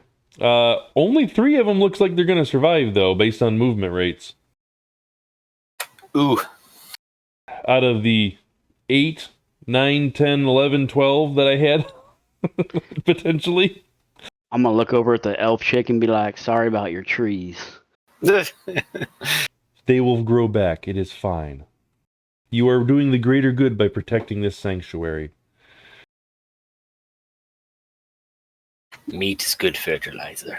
Hey, Raven, I can't move my token. That's good. You shouldn't be able to. That's a side effect of the blast. If at all possible, I want to have the spirit movement people before we kick this thing off. There you go. That's fine. Yeah, you can. I mean, technically, that crashed with the thingy 20 minutes away. So, or 10. Let's call it 10 minutes away. Oh, okay. So we got a ways to wait. You got a ways to wait for these guys to stumble back up there if they even decide to. Yeah, I mean, if we're gonna run in and try to like pursue them, then I guess that's what we're doing. Which, yeah, it's a good use for movement. catch them right after the crash and finish them off before they have any reason to regroup or any way to regroup. Yep. Sweep in. I'm gonna have to play the evil voice of reason and say that sounds even more cold-blooded than what I did. Does it? What we should do, so we could movement, fly out of the woods, and like kill him. But we should leave one severely wounded, but just alive enough to tell the others that ghosts came out of the woods and murdered everybody. Yeah, we're gonna be real theatrical with this. Maybe like a group intimidation or something. I don't know, a pack of panthers and like some. The spirit of the mountain came out and attacked us. Yeah. Yes. Pumpkinhead. Let's find a pumpkin and then. Can we go get the plastic pumpkin from that kid? Yes. Hey, kid, we need to borrow this. It's like I was attacked by the ghost of Walmart. Put it on top of Cowabunga's head, right between his horns. That's terrifying. Man. All right, let's see. If I am remembering this correctly, 4/6 Spirit of Beast using movement on people who move at the normal movement rate, unless someone is slower. If they have Ag 6, that would be actually if they have Ag 7, it would be 168 meters a turn.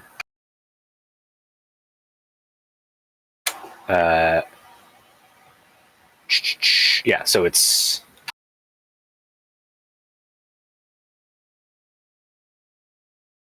movement power multiplies the target's movement rate by up to the spirit's magic, so times 6 for an F6.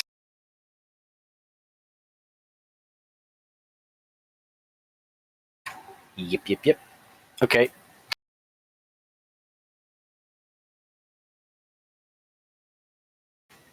Yeah, this may be narrative distance, so I'm not going to draw with a ruler here, but No. The intent is to run them down, basically. And it sounds like the objective is to keep one alive and then traumatize the hell out of them. Okay. Yeah, but we want him to think he's gonna die. Right. All right, so I don't know if you want any rolls with that, but the intent is to cause a bit of a horror movie by the sound of it. All right. What is the intended spell to use? I mean, have any of you seen the Pumpkinhead movies? That Not would a land long terrible. time. Best work ever. Yeah. That movie traumatized me as a kid for like forever. I believe it. Event Horizon got me. You know, people Pumpkinhead watching and Cujo messed me up. Oh yeah. Made you a cat person. You know what's funny is that when people watch like Event Horizon now and they're like, "Oh, this isn't all that great," I'm like, "You didn't see it in a theater." Oh yeah. Oh, No, it was and- terrifying the first time I saw or Event as a Horizon. Ute, I was like, man, that might have been the only movie as a kid I had to turn off. Well, that and like if you saw it in the theaters, it was like when surround sound was incredibly new. Yeah, you didn't expect it. Yeah, so all that noise around you, like nowadays, that's been around for 20 plus, 30 plus years. At the time, it was like, crap, what was that? What was that? What was that? I think it also is like you recognize some of the actors from their later work, and it's harder to separate the characters from that. And at least for me, that's All what right. it is. What is the desired result of the spell, and what is the spell? I don't even know if we're using a spell. Like I was thinking, first of all, we're trying to dispatch the ones that are not going to survive in some Okay. respect. None of them are going to survive. Okay. Those are probably just melee attacks or guns if people are using them. There's a laser involved, as I recall. Laser. Um, He doesn't get So I to don't- use it very much. yeah, by all means, if you want those rolls, we can do that. I mean, if you guys are going to go kill the people. Because they technically can still fight back. They have not been injured or anything along those lines. Okay. Do you want initiative order then? Sure. Okie dokie. Let's do it. When did we become so bloodthirsty? Yes. J-Pop looks at her watch and is like, about 2 minutes ago? I mean, technically, we're defending. We're doing our job, but we are doing this through psychological. I guess I'm Scariness. gonna like provide Matrix support in this fight, but I'm gonna let you guys do your thing. So I should roll Matrix initiative if I'm in a hot sim. Yeah. Oh man, penalties upon penalties. I guess I'm just taking a -5 on this. Ugh. I forgot to- technically Forgot to click on my hot. token. That should be. How's that work? Before you take that as my initiative, I just realized that that's in the Matrix. Do I still get the penalty for the enchanted deck? And Does the deck enhance your attributes, or does the magic enhance your attributes? no. Then no, because Okay. your magic does not affect the attributes. It does not give you the penalty for using it in the background count. Okay. Yeah, it's affecting Bakemono because he's using passive adept powers like. Ooh, man, I forgot about heightened concentration. I can do that. Crap, what does that do? This is half your magic, I believe.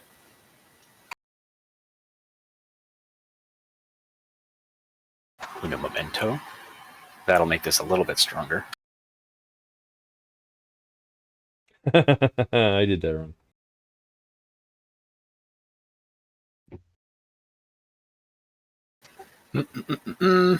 Negates a single situational modifier up to half rounded up of their magic attribute. Well, it is a stronger penalty. So the question is, does it just take a bite out of it, or does it not work at all? Sorry, I wasn't paying attention. What'd you ask?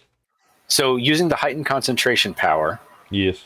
this power negates a single situational modifier of a value up to half rounded up of their magic attribute. Yes. That is not going to eclipse this penalty. It's a -5 penalty, and Bakemono's going to get a minus. He can eclipse a -3 with this power. Okay. So does it give him a benefit at all, or does it just not work? I'll give you the -3 from the 5. Okie dokie. In that So, yeah. case, So you're a It's net 2 not- off it still. not as brutal. Sadly, he only has regular centering, not adept centering. So cool.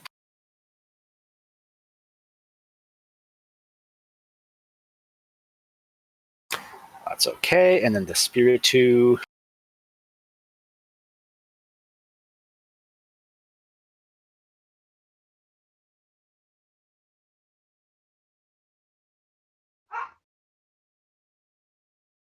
Almost fast enough. Okie dokie. That looks like we are rolled in. Okay.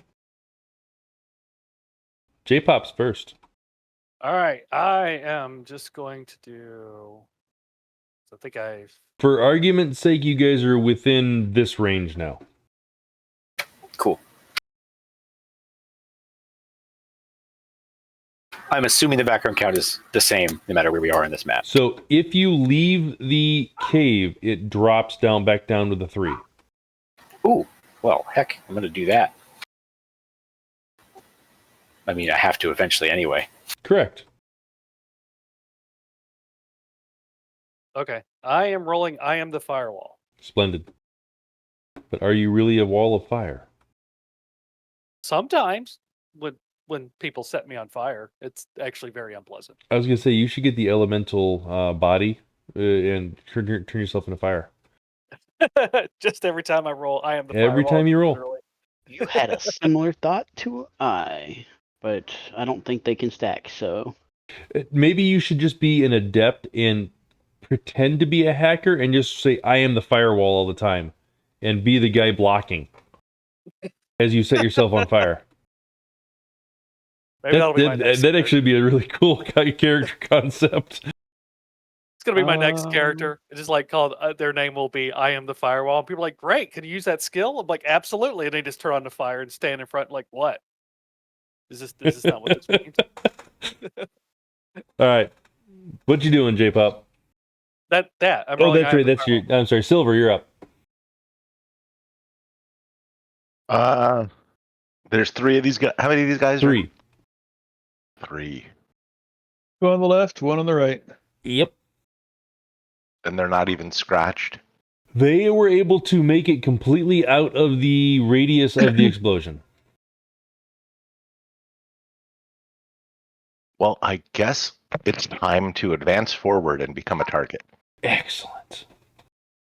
Walk through the water, I dare you. I'll go that way. How do you measure on this again? There's a tool on the sidebar. Looks like a little tape measure. You can also grab your token and right-click, and that will give you a line. That didn't work. I think you have to have the measuring tool selected when you do it. Nope.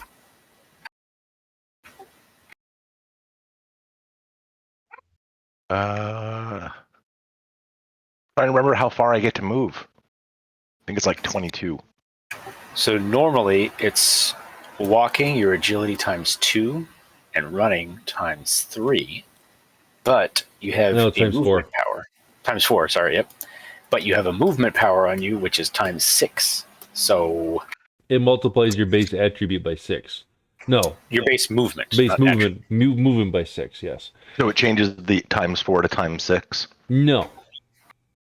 It gives you an extra times 6 on top of the times 4. Yes. Wow. You basically become the Speed. Flash. So you get access to the entire map. Got it. Yeah. Yeah, I didn't even measure it, but like They call me the streak. you. I'll go hide behind this tree. That sounds like a decent amount of movement. I forget what's Silver's base agility? Like a lot. 5 or 6. 7.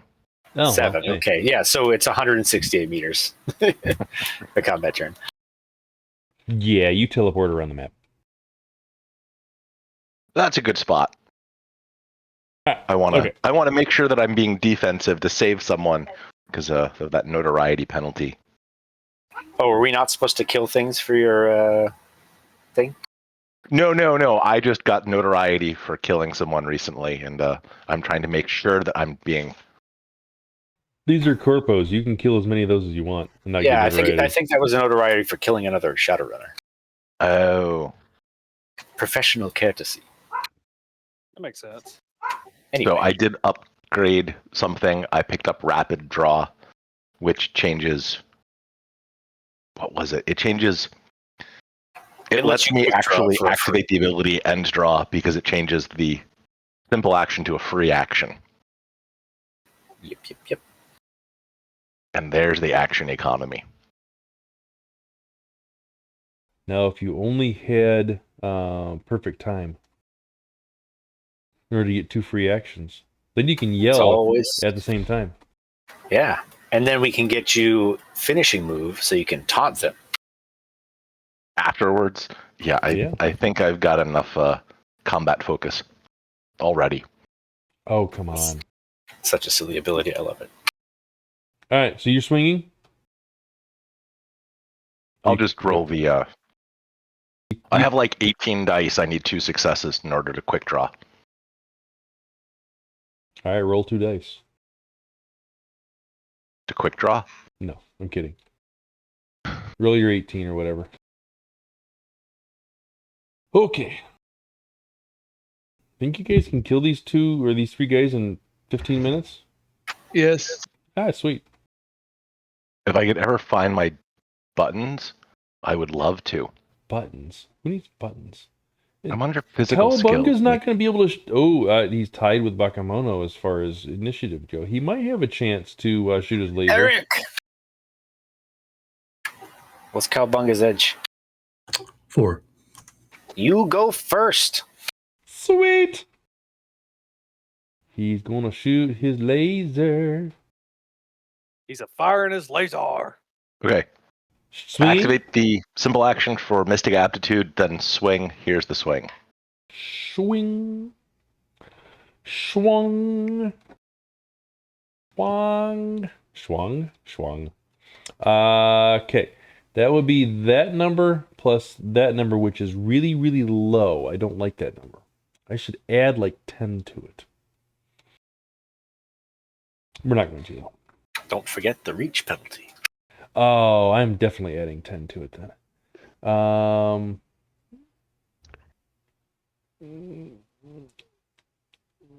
Reach is -1, right? For katana? Why am I thinking it's Yes. -2? Okay. Yeah, it's a reach one. Yeah, okay. No! How many limbs have I lost? The only one that's important. Ew.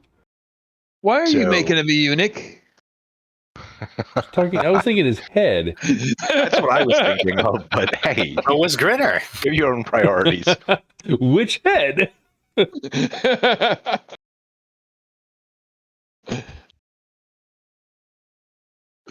So that's 14p minus 3 armor. All right. Well, plus they have full body armor. So, Good job on the plane crash, because that would have been a problem.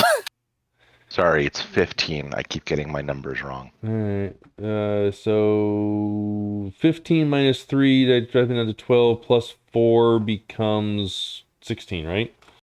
Math is hard. Yep. 9. And you had 15 on me? 15. All right, so I take 6. Was he wearing combat armor? Is that how he survived? Oh, yeah. Mhm. Full body. Dealing with all these guys, plus FBA. plus a gunship, plus a killdozer, that would have been a problem. He does not fall over. He's fine. Get him next time. Skate. All right, skate. Skate. Can I data spike somebody? You can Like their try. gun? Do they have guns? What do they have? Well, you haven't made a perception yet to find out. Hateful. Okay. Well, that's what I'm going to do Truthful. then.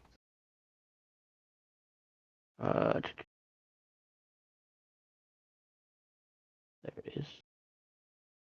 And you know what? Scrolled. There we go. Hello? Roll 20? There it goes. All right, make your perception. You see one overarching icon over top of everybody out there. And that is the host. The host that we already have access to? Well, my assumption is you didn't maintain access to it while you were driving away. I mean, I didn't erase my marks. Then they probably have a lot on you. Then I guess I get to do convergence right now, and you're hot sim at the moment. So guess what? Yeah, you're unconscious. Does maintaining marks cause convergence? Well, it's the time that's spanning that from keeping the marks to now that's the problem. It's been 45 minutes. Yeah, every Okay. every I couple would not minutes. have kept them if it would have chalked up Overwatch score. Oh, I'm yeah. confusing Oh, yeah, 6th yeah. edition and 5th edition. That's what J-Pop was saying before about the fly on the wall program. It lets you hold them for longer without that happening. Gotcha. It's still Okay. accrues, it That's- just accrues slower. It's on my list of things to get then. Okay, so yeah, no. Well, then let's go ahead and try to get some marks on that host again. Is my Okay. data tab still in place? Aha! That's a good question. The question is whether or not not it would have left it behind for That's why I was potential hiding future them. use. That's why I was hiding them. All right. I got a 2 and a 3 to hide the 2 different data tabs. Let's find out. First data tab for the 2. It's been pulled. Second data tab. Ooh, second data tab is fine. But I believe that was the one that you set up for Steely. We don't know, J-Pop. so you could roll a Does it- d6 I guess for it if they're you want. both his, so it didn't make any difference. Yeah, there you go. Because J-Pop's not accessing it, so I could still access it. So let's go ahead and do that. And let's go ahead and go for 2 marks. I guess you have to mark it first, and that'll be your turn. Yep. So we're going for, what's the penalty for 3 marks? Minus If you want to 6 get if 3 you marks have at go once, big or minus go home. 10. Yeah, it's minus 6 if you have go big or go home, minus 10 otherwise. So on the quality that I have that gives me like a +2 bonus to get 2 marks at once, is that only for 2 marks or is that for any marks? I think it's just hack on the fly. Like, I think you over specified on the character sheet. Well, that's because that's what Chummer did. What's the quality? Oh, did it? Yeah, It's just called Code Slinger, right? Yeah, and Code then Slinger it's just gives you specified on all the extra- different. It gives you extra dice. It doesn't give you extra marks. Right, but it gives you extra dice for an action, and that action typically is hack on the fly, not just hack on. Yeah, it split hack on the for 2 fly up marks. into like several different things on the program. So Oh, interesting. I don't know why it did that, but I'll just go for the. You know what? Why not? It's minus 10. Correct. So it'll be minus 8. Let's go ahead and pre-edge. Because I have edge, and I might as well use it, right? We're at the end of the fight. Sure. You're almost dead. Sure. Hack on the fly. Where did you go? There you are. I'm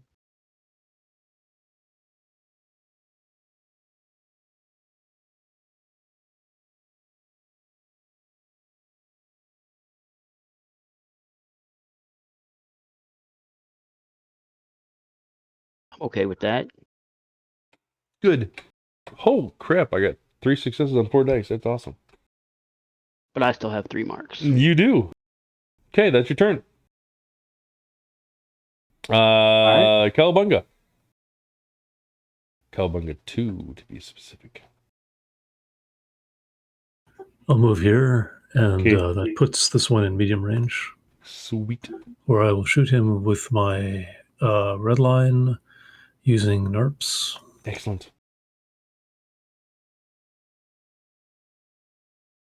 Oh, I still have one of those left too. And I will second chance that.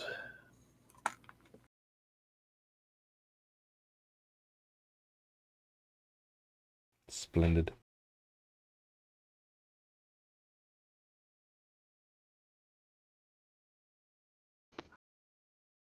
That's 12, and the accuracy on this is 11. So keep 11. Ow.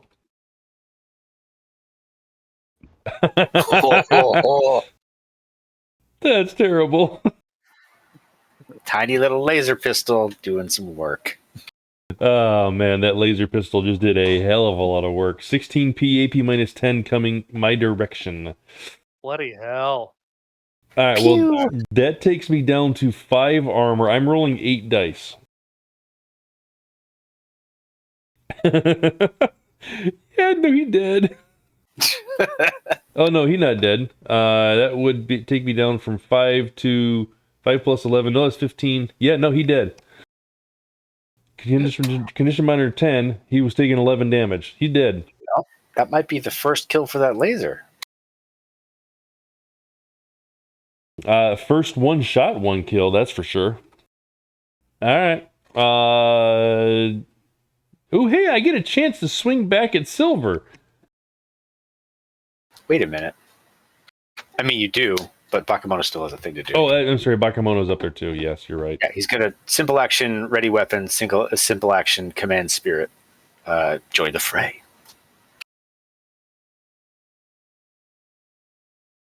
All right. That's it? That's all he can do, yep. Okay. All right, Silver, are you going to defend yourself? Why Silver? Or Or why him first? And then And not it's at 19. Oh, might I'm have rolled sorry. before you reordered. I didn't move it. Yeah, after, I didn't reorder it. All my guys are on 18. Okay, go ahead. What's Nautit doing? narrow spread. From where? Sound Sorry. gun! No. Silver's gonna get caught in this. You can't change it so that he doesn't. He will be puking too. Narrow spread from there. I'm at -1. He's at a -1 on his dodge for his defense.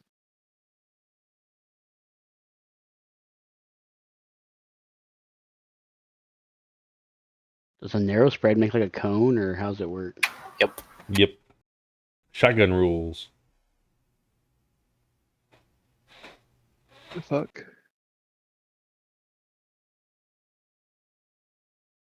How did you do that? Switch the little shape to cone on the measurement jig. I don't have that option. Yeah, with your premium feature. Oh, that's right. I haven't turned off at the moment. I don't have it either. I can make it rounded too.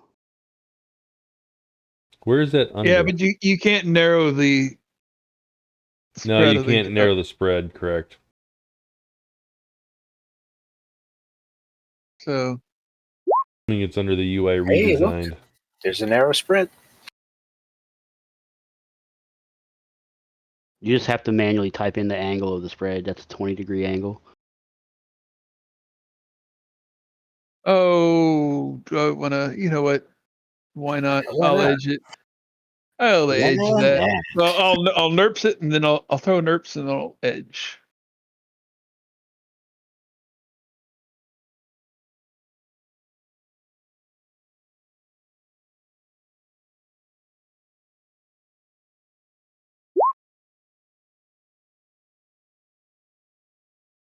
That ain't right. Because you put roll 3. There's no space in the 3d6. You just put it the 3 right next to it. Exactly. Oops. Okay. So I will simply just roll that a second time.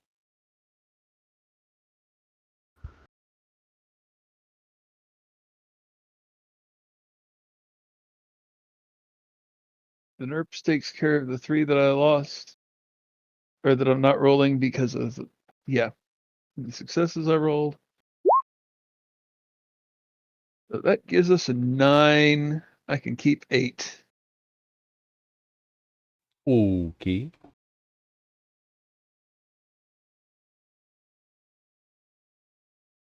I have 1 on the first guy. Okay. That's 7 plus 5 is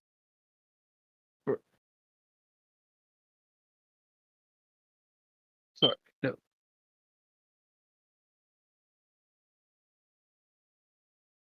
7 plus 7 is 14. Resisted with willpower and any sonic dampening that they might have. Ah! Resisted with willpower? Yeah. Barf! It's both 4s. Nope. Nope. Even worse, no. Ew, that's a critical glitch, no. Ooh. Ooh. Nobody what, wants that what armor was the anymore. damage? You're 7 looking at stun? 14. Ew. 14 stun, yeah. That also applies nausea and Both of them are looking at 14 stun? Well, it's a No. cone. I only hit 1. Oh, I thought you hit 2 of them. No. Narrow spread, I can only hit 1. Oh, okay. I see. All right, yeah, no, he's unconscious then. Yeah. Unconscious and vomiting. You overloaded his brain pan.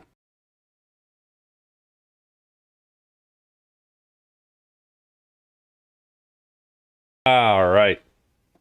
Now can I swing it, Silver? Now you can swing it, Silver. Can I? Please? Ha, ha, ha, ha, ha. Yes, you can. Here comes the riposte. Yeah. Don't forget you have a defense bonus from the firewall. You could try.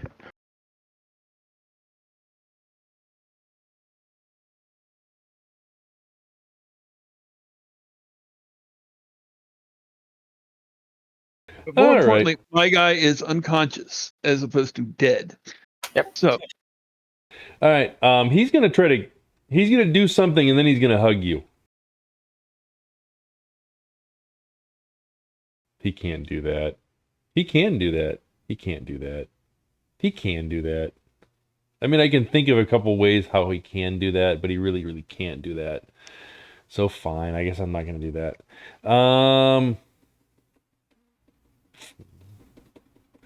Very well. I'm just going to shoot you with my submachine gun. Oh, no, he should take a swing instead. No. I'm going to shoot you with my submachine gun. Counter the bullets.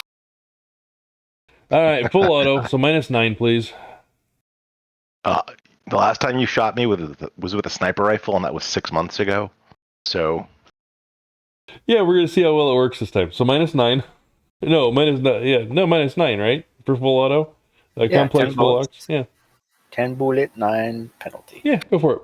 But you get a +7 from I Am the Firewall from J-Pop, so Yeah, that isn't a so play it's a anymore. dodge roll, I take it. Yeah, Yeah, defense. defense test, yes. And what's the how much for firewall? 7. So you're to +7. net -2. That's a much better I Am the Firewall than I could have pulled off. My question is, does I Am the Firewall and Intervene stack? What's intervene? It's basically the same thing for that attack only. It's an interrupt action. I know you can do I Am the Firewall as an interrupt too, but in that case, it only lasts for that action. But normally, you can use it proactively, and that lasts longer. Yeah, lasts till your next initiative pass. But presumably, yeah, if they're two different things, I guess And they do. It's two different things from two different sources, so I would say that it could potentially stack. Are you happy with that roll, Silver? No. Are you going to keep that roll? It's 1 point. How much to reroll the? 1 point of edge, Yeah. but you have to have edge in order to do it. You could also nerfs too. So I'll Raven does nerf once those and then two reroll the stack? fails. What was that? I have no idea what the one is, dude. It is. They ask. Wrong. Yeah, hold on a second. Let's finish this up first, and then you can ask. Well, it may be applicable to this situation. Oh, okay. Well, let me finish this up, and let Silver finish his doings, and you figure out what it is, and we'll go from there. It's an SMG. It's not scary.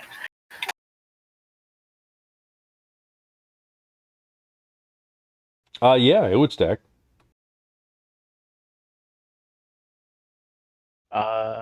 So I'm good with taking the -5 to my initiative to do that then.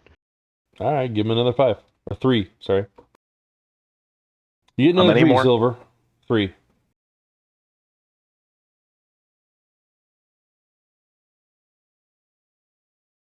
So NERP's got me 1. That gets me another 2. So Yeah, I 4. have, You're at 4. and I'm gonna. Then the edge will let me reroll 10. Yeah, all the dice, all the failures. You should be re-rolling more than 10. No, I had 8 on the first one, so that's 7 dice. Yeah. Two I more forgot dice. to factor in your modifier.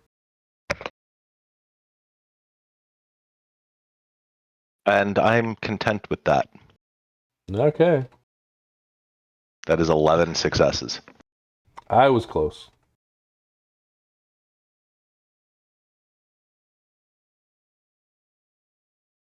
Okay. Bullets miss you.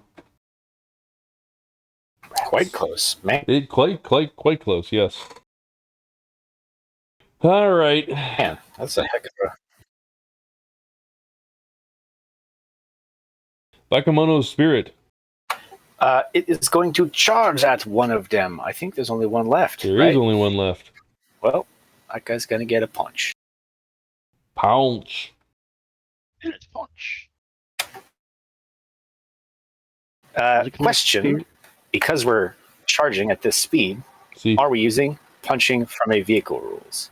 This is the kind of comedic thing that I showed you before. sure. Let's see how it works. So I wrote this all out at one point. I don't know if you still have it, but Probably not. basically it adds, at this point, at this speed, it adds 6 to the power. That's pretty much Oh it. God. I mean, it's stun.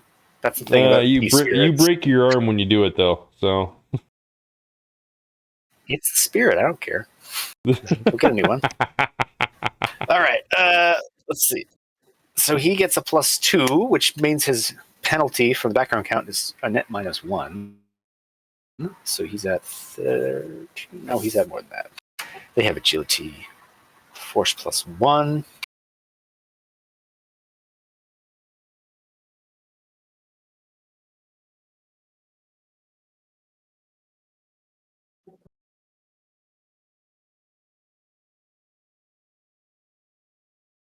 $12 looks like it's correct. Okay.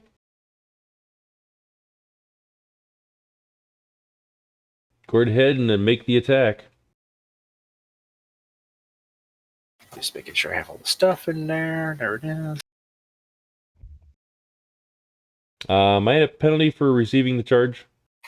I don't believe so. I didn't think so either. Just making sure. He might be from a wound penalty because I think he got stabbed. Yeah, no, he's got hit. He's got a wound penalty. I just wasn't sure if there was anything from you. You don't have reach on that guy either, right? Nope. They are unfortunately kind of bad. Yeah. But they make a good steed. Ugh. I'm going to use one of my points of edge on behalf of this spirit to make that not a terrible roll. Splendid. You should. It's still pretty bad. Ew. Well, But good enough. Yeah, good enough, exactly. So 14 stun. Jeez. 15 okay. with the net hit. All right. Well, on plus 8, he gets full armor. Yeah, he'll be fine. So 15 and 4, so 19.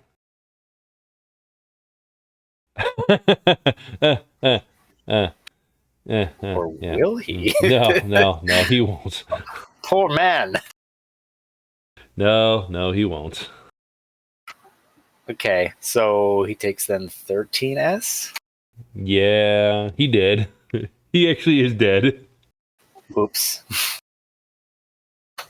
The spirit took his arm and half his torso with the drive-by. Punch!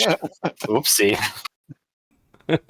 Well, we wanted to take one of them alive. And you did. That's the screech rifle for you. Also, he's going to be deaf and probably smell terrible. Yeah. Scary. All right, well, Have any memory altering drugs? We can make up some story and dope him up. we can set up a theatrical All right. environment. So, after you get done with all that fun stuff, get back into the cave.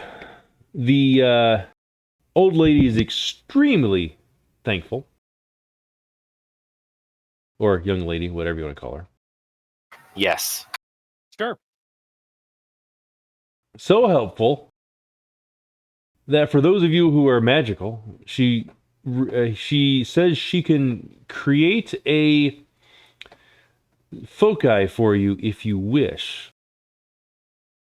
Bakemono looks Absolutely. at the cotton bow and he's like, where were you several months ago? You do upgrades by chance. Well, the upgrades have to be done by theoretically the same person that you had them from originally. Accepted missions. Well, it's kind of hand-waved that it's done by the same person, and I guarantee you don't have this person as a contact, and you never heard of her before. So I'm going to say no on this specific for upgrading anybody's foci. However, Do you have a tattoo gun? the only thing she is able to give you is a Force 2 manipulation spell focus, a Force 2 weapon focus, or 50 drams of reagents if you need it. These are at 0 new yen cost. But she wants trade for them. Trade? What does she want? So she is interested in personal items, stories, and other foci.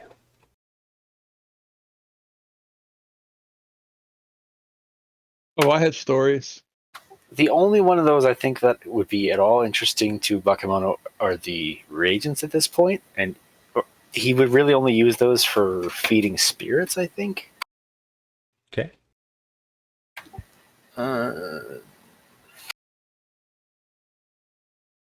He's not going to give her his pipe. He wants that. And it's But only a she rating would 2. really like to have that pipe. Yeah, they're only rating 2s. Manipulation Or weapon focus. or weapon focus. Those are the only 2 things she has on hand. Otherwise, it would take too long, and that's the only thing that's written in here. So,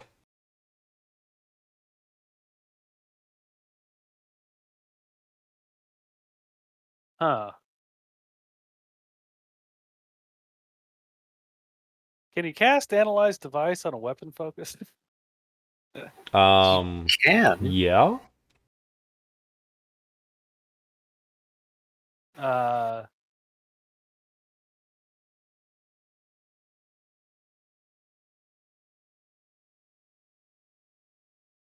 Because I don't think I have a single manipulation spell. Oh, I have 2. Catch and physical barrier. Which never really comes up because, same reason why I'm like, okay, I don't even know if I would worry about the weapon one but it would be nice to have. Yeah, I'll take the manipulation focus. Okay. All right. And I'll take the weapon focus, and I guess for a Okay. story, I'll tell her the tale of when I caused a helicopter to crash. No, she witnessed that one firsthand. Boring. She's looking for more personal, emotional stories. Oh. Let's see. Vegas jail. The Night of 3 Deaths. Well, for J-pop, she wasn't around for a certain thing.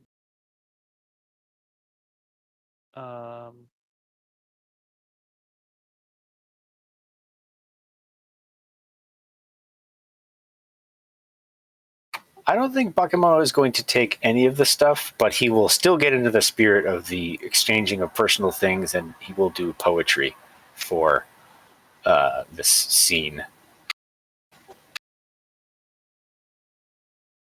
All right.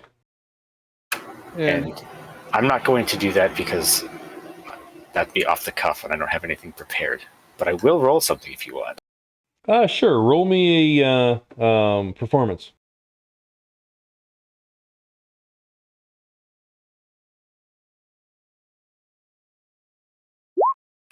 Meh, I'm going to post it because I want that to be good, and I have edge left. Can't freestyle some bars. There you go. This is some kind of... He's almost certainly doing it in Japanese, and it's probably relating to, like, fighting the man or fighting a larger foe or something. All right. Are all you all magical? Whatever gives you that idea. Cowabunga has the magic of science. He has the Lasers. magic of laser. Laser. I mean, I feel like if you went into the past of the laser, they would think you were a wizard. Any sufficiently advanced technology is indistinguishable from magic. Arthur C. Clarke. Sir Arthur C. Clarke. Sir. Is Thomas Hacker, is he a Connection 1 loyalty 1? I will have to look him up. Hold on. He should be in the FAQ listed on there. Maybe. Okay.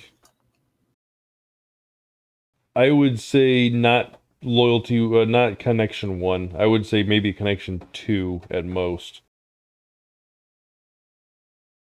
All right. So Bakemono, you did pretty good. Okay. So she comes up to you and lays her hands on your chest and chants a few words. You feel magic rushing into yourself, and you feel yourself being enhanced.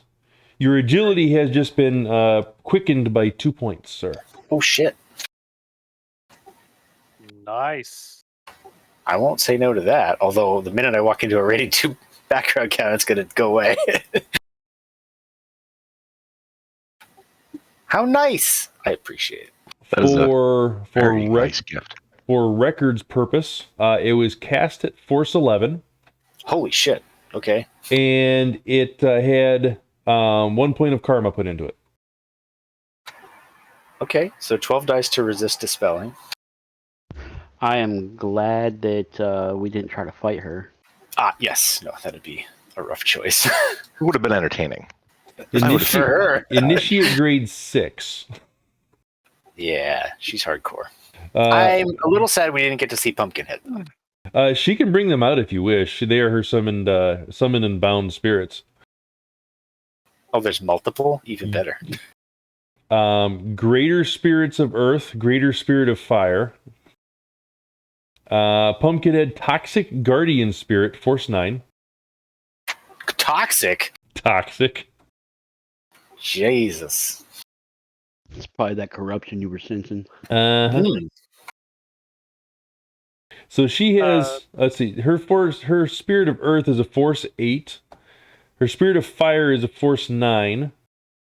Her spirit of air unbound is a force 5. Her Pumpkinhead is a toxic force 9, and that is her ally spirit. Oh boy. Yeah, no, she's a handful. She probably could have handled this on her own, honestly. Oh yeah, probably could.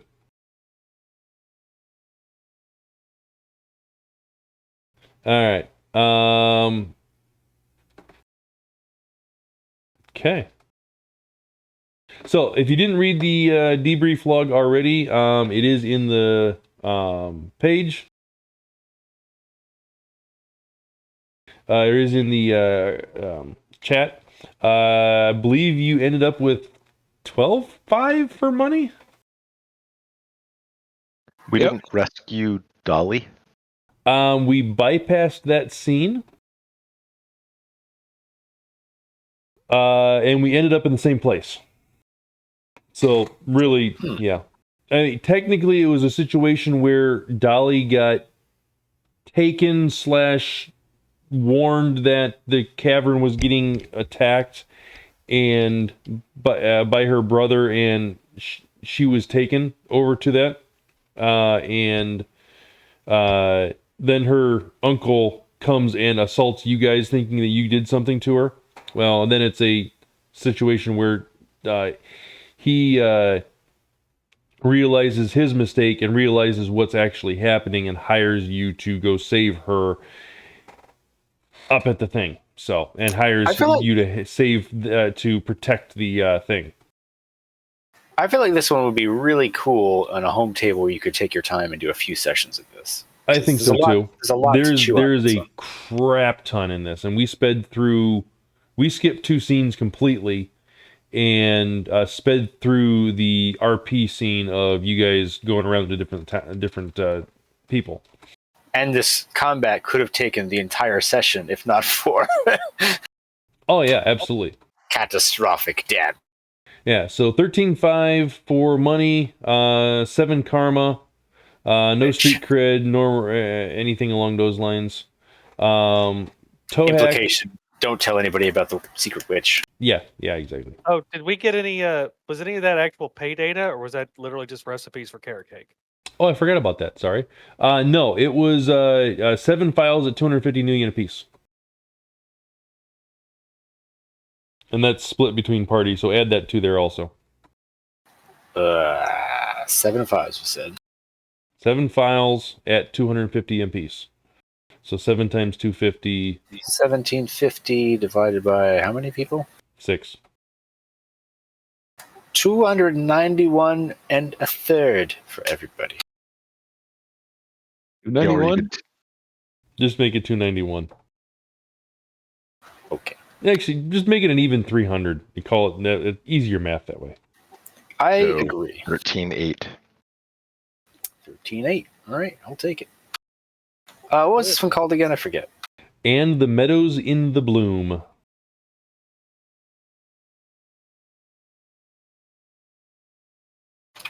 Now to see how long that quickened agility lasts for. Yeah, really. I mean, if it lasts forever, I think that's still not very many runs because there aren't that many left in this season. Well, there's... I guess with the CMPs is a fair bit. There's 2 more CMPs in this series, there's 4 more CMPs in the other series, and then there's 4 more regular runs plus at least 1 SMH. So, So 11. All right, never mind. There's a fair bit. and if I decide to go through the finale of Neo Tokyo that was written for 6th edition and convert it to 5th edition so you guys can play it, there's another 4 missions there. That would be cool because I was always curious how that was supposed to wrap up. Me too, and I've never read it. I'm guessing it was a COVID-related edit. No, it was 6th edition. Yeah, it kind of came in quickly. I think There wasn't Sand notice and to, Sand, Grynner, and I have done some 6th edition missions already at 5th. Translated to 5th. Have we? Yeah. So that's the what- only ones that had been, I shouldn't say that. Season 9 and Season 10 were converted to 6th edition at the beginning of 6th edition just to have some product to put out there. Yeah. But for GMs to run, at least agents to run, but they were never, I don't believe they were ever released on drive-through or something like that. No, we had a GM who had the 6th edition missions, and he converted them to 5th for us. Oh, okay.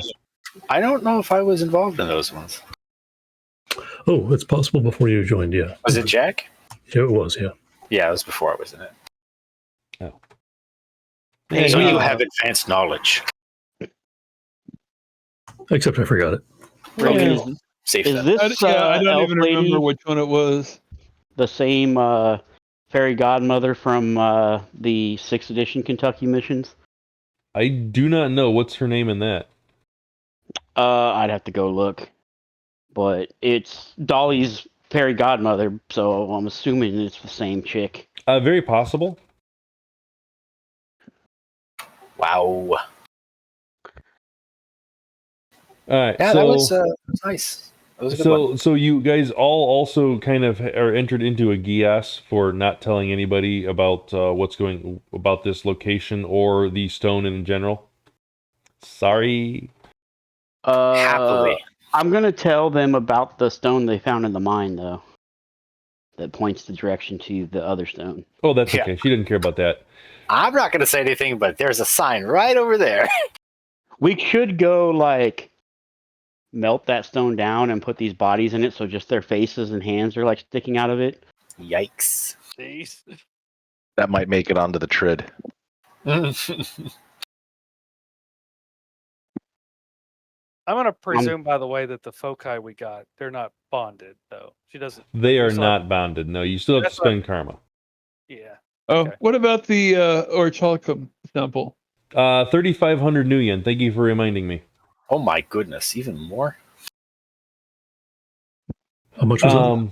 3,500 new yen. That's not total. That's not per. That's total. So that needs to be divided Yeah. also. So 600 per person? And what was that for? The The 5 ounces of orichalcum value. orichalcum. Yeah, they found a little bit. Oh, yes.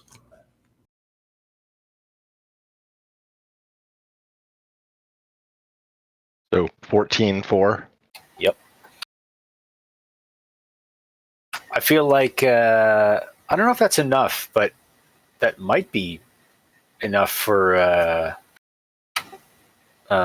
J-Pop to like build into the deck. Oh, and if you're wondering where the extra money came from, Tohac paid you after the saving of the cave. By the way, he What gave a you an extra fella. 5K. 5K worth of moonshine. Yeah, sure. Take 5K off your pay and just put 5K worth of moonshine in there that's drinkable. I don't know where the money went, but I feel terrible. We need to import that back to Tokyo. Have it at a sake bar. Hey, I bet you if you import it back to Tokyo, you could sell it for like 3 times as much. All right, so as you guys are leaving the cave, you actually see a massive amount of mana being built up and a spell being cast, and all of a sudden it's gone. You turn around, you put your hand back through the waterfall, and the rock is completely solid. Tohak said she always does that once the location has been shown to outsiders, regardless of the agreement to not tell or what. It is moved to a secure location again, and will be informed to us when the time is right. Makes sense. Bitchin'. Glad we could help out. All right. And that's the end of it. Yay! Nice. Nice Might little get story. me a little helicopter or rotor blade shard necklace. So, Yeah. So, if at any point in time in the future with these characters you ever blab about the lady or the cavern or anything else to do with this section right here, a pumpkin head immediately materializes and attacks. And you lose any bonus of the magic that you got from your brother. Absolutely. Is it a one-time? No. Every time you say something about it. I mean, what you're saying is when there's lulls and I get bored, I can say pumpkin head, pumpkin head, pumpkin head. No. You have to start talking about the lady. You farming these spirits? You don't get XP for them, man. Come on. All right, here's the question. I don't have the karma to do it now. I need another run for it. At least another run for it. But when I have the karma to do another initiation, can this geese be used as the ordeal for it? Oh, good question.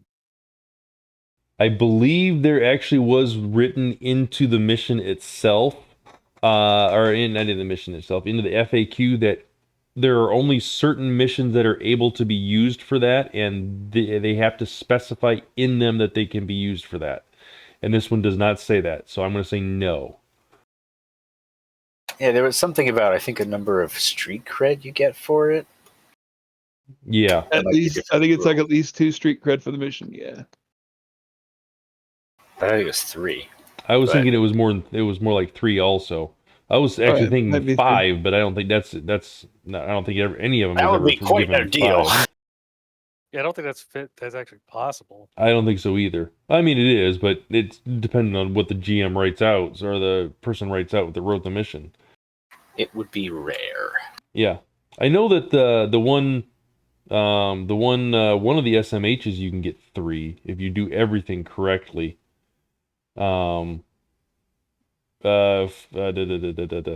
Friendship is Tragic can get 3 if you use the power of friendship and talk all the bronies down. Aww. I can see that's rare. Yeah, exactly. I mean, they're literally shooting arrows and casting spells at you, and you literally cannot do anything other than talk them down.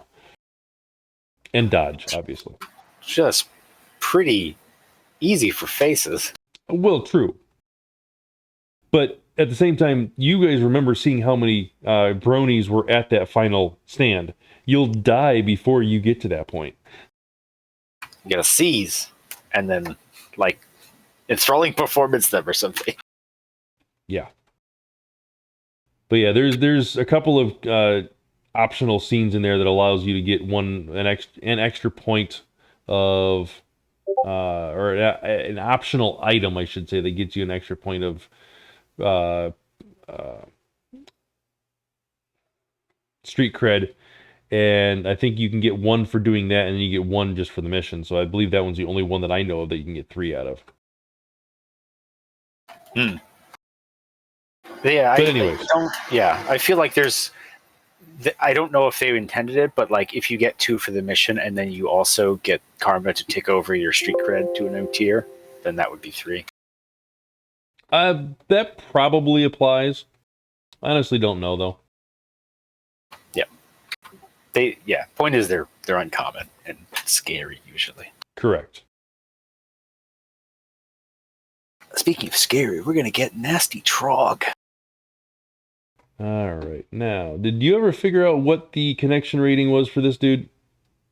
No. What dude? He is not in there. Yeah, of course. They stopped putting the connections and everything in there. Let's see. Let me see if I can find it. I suspect it's not terribly relevant. No, it's not, but same time. I've got him down as a Put him down as a 2. shapeshifter, pantherine, male, unknown. Yeah. Connection 2, loyalty 1. Just put it down as that. I did.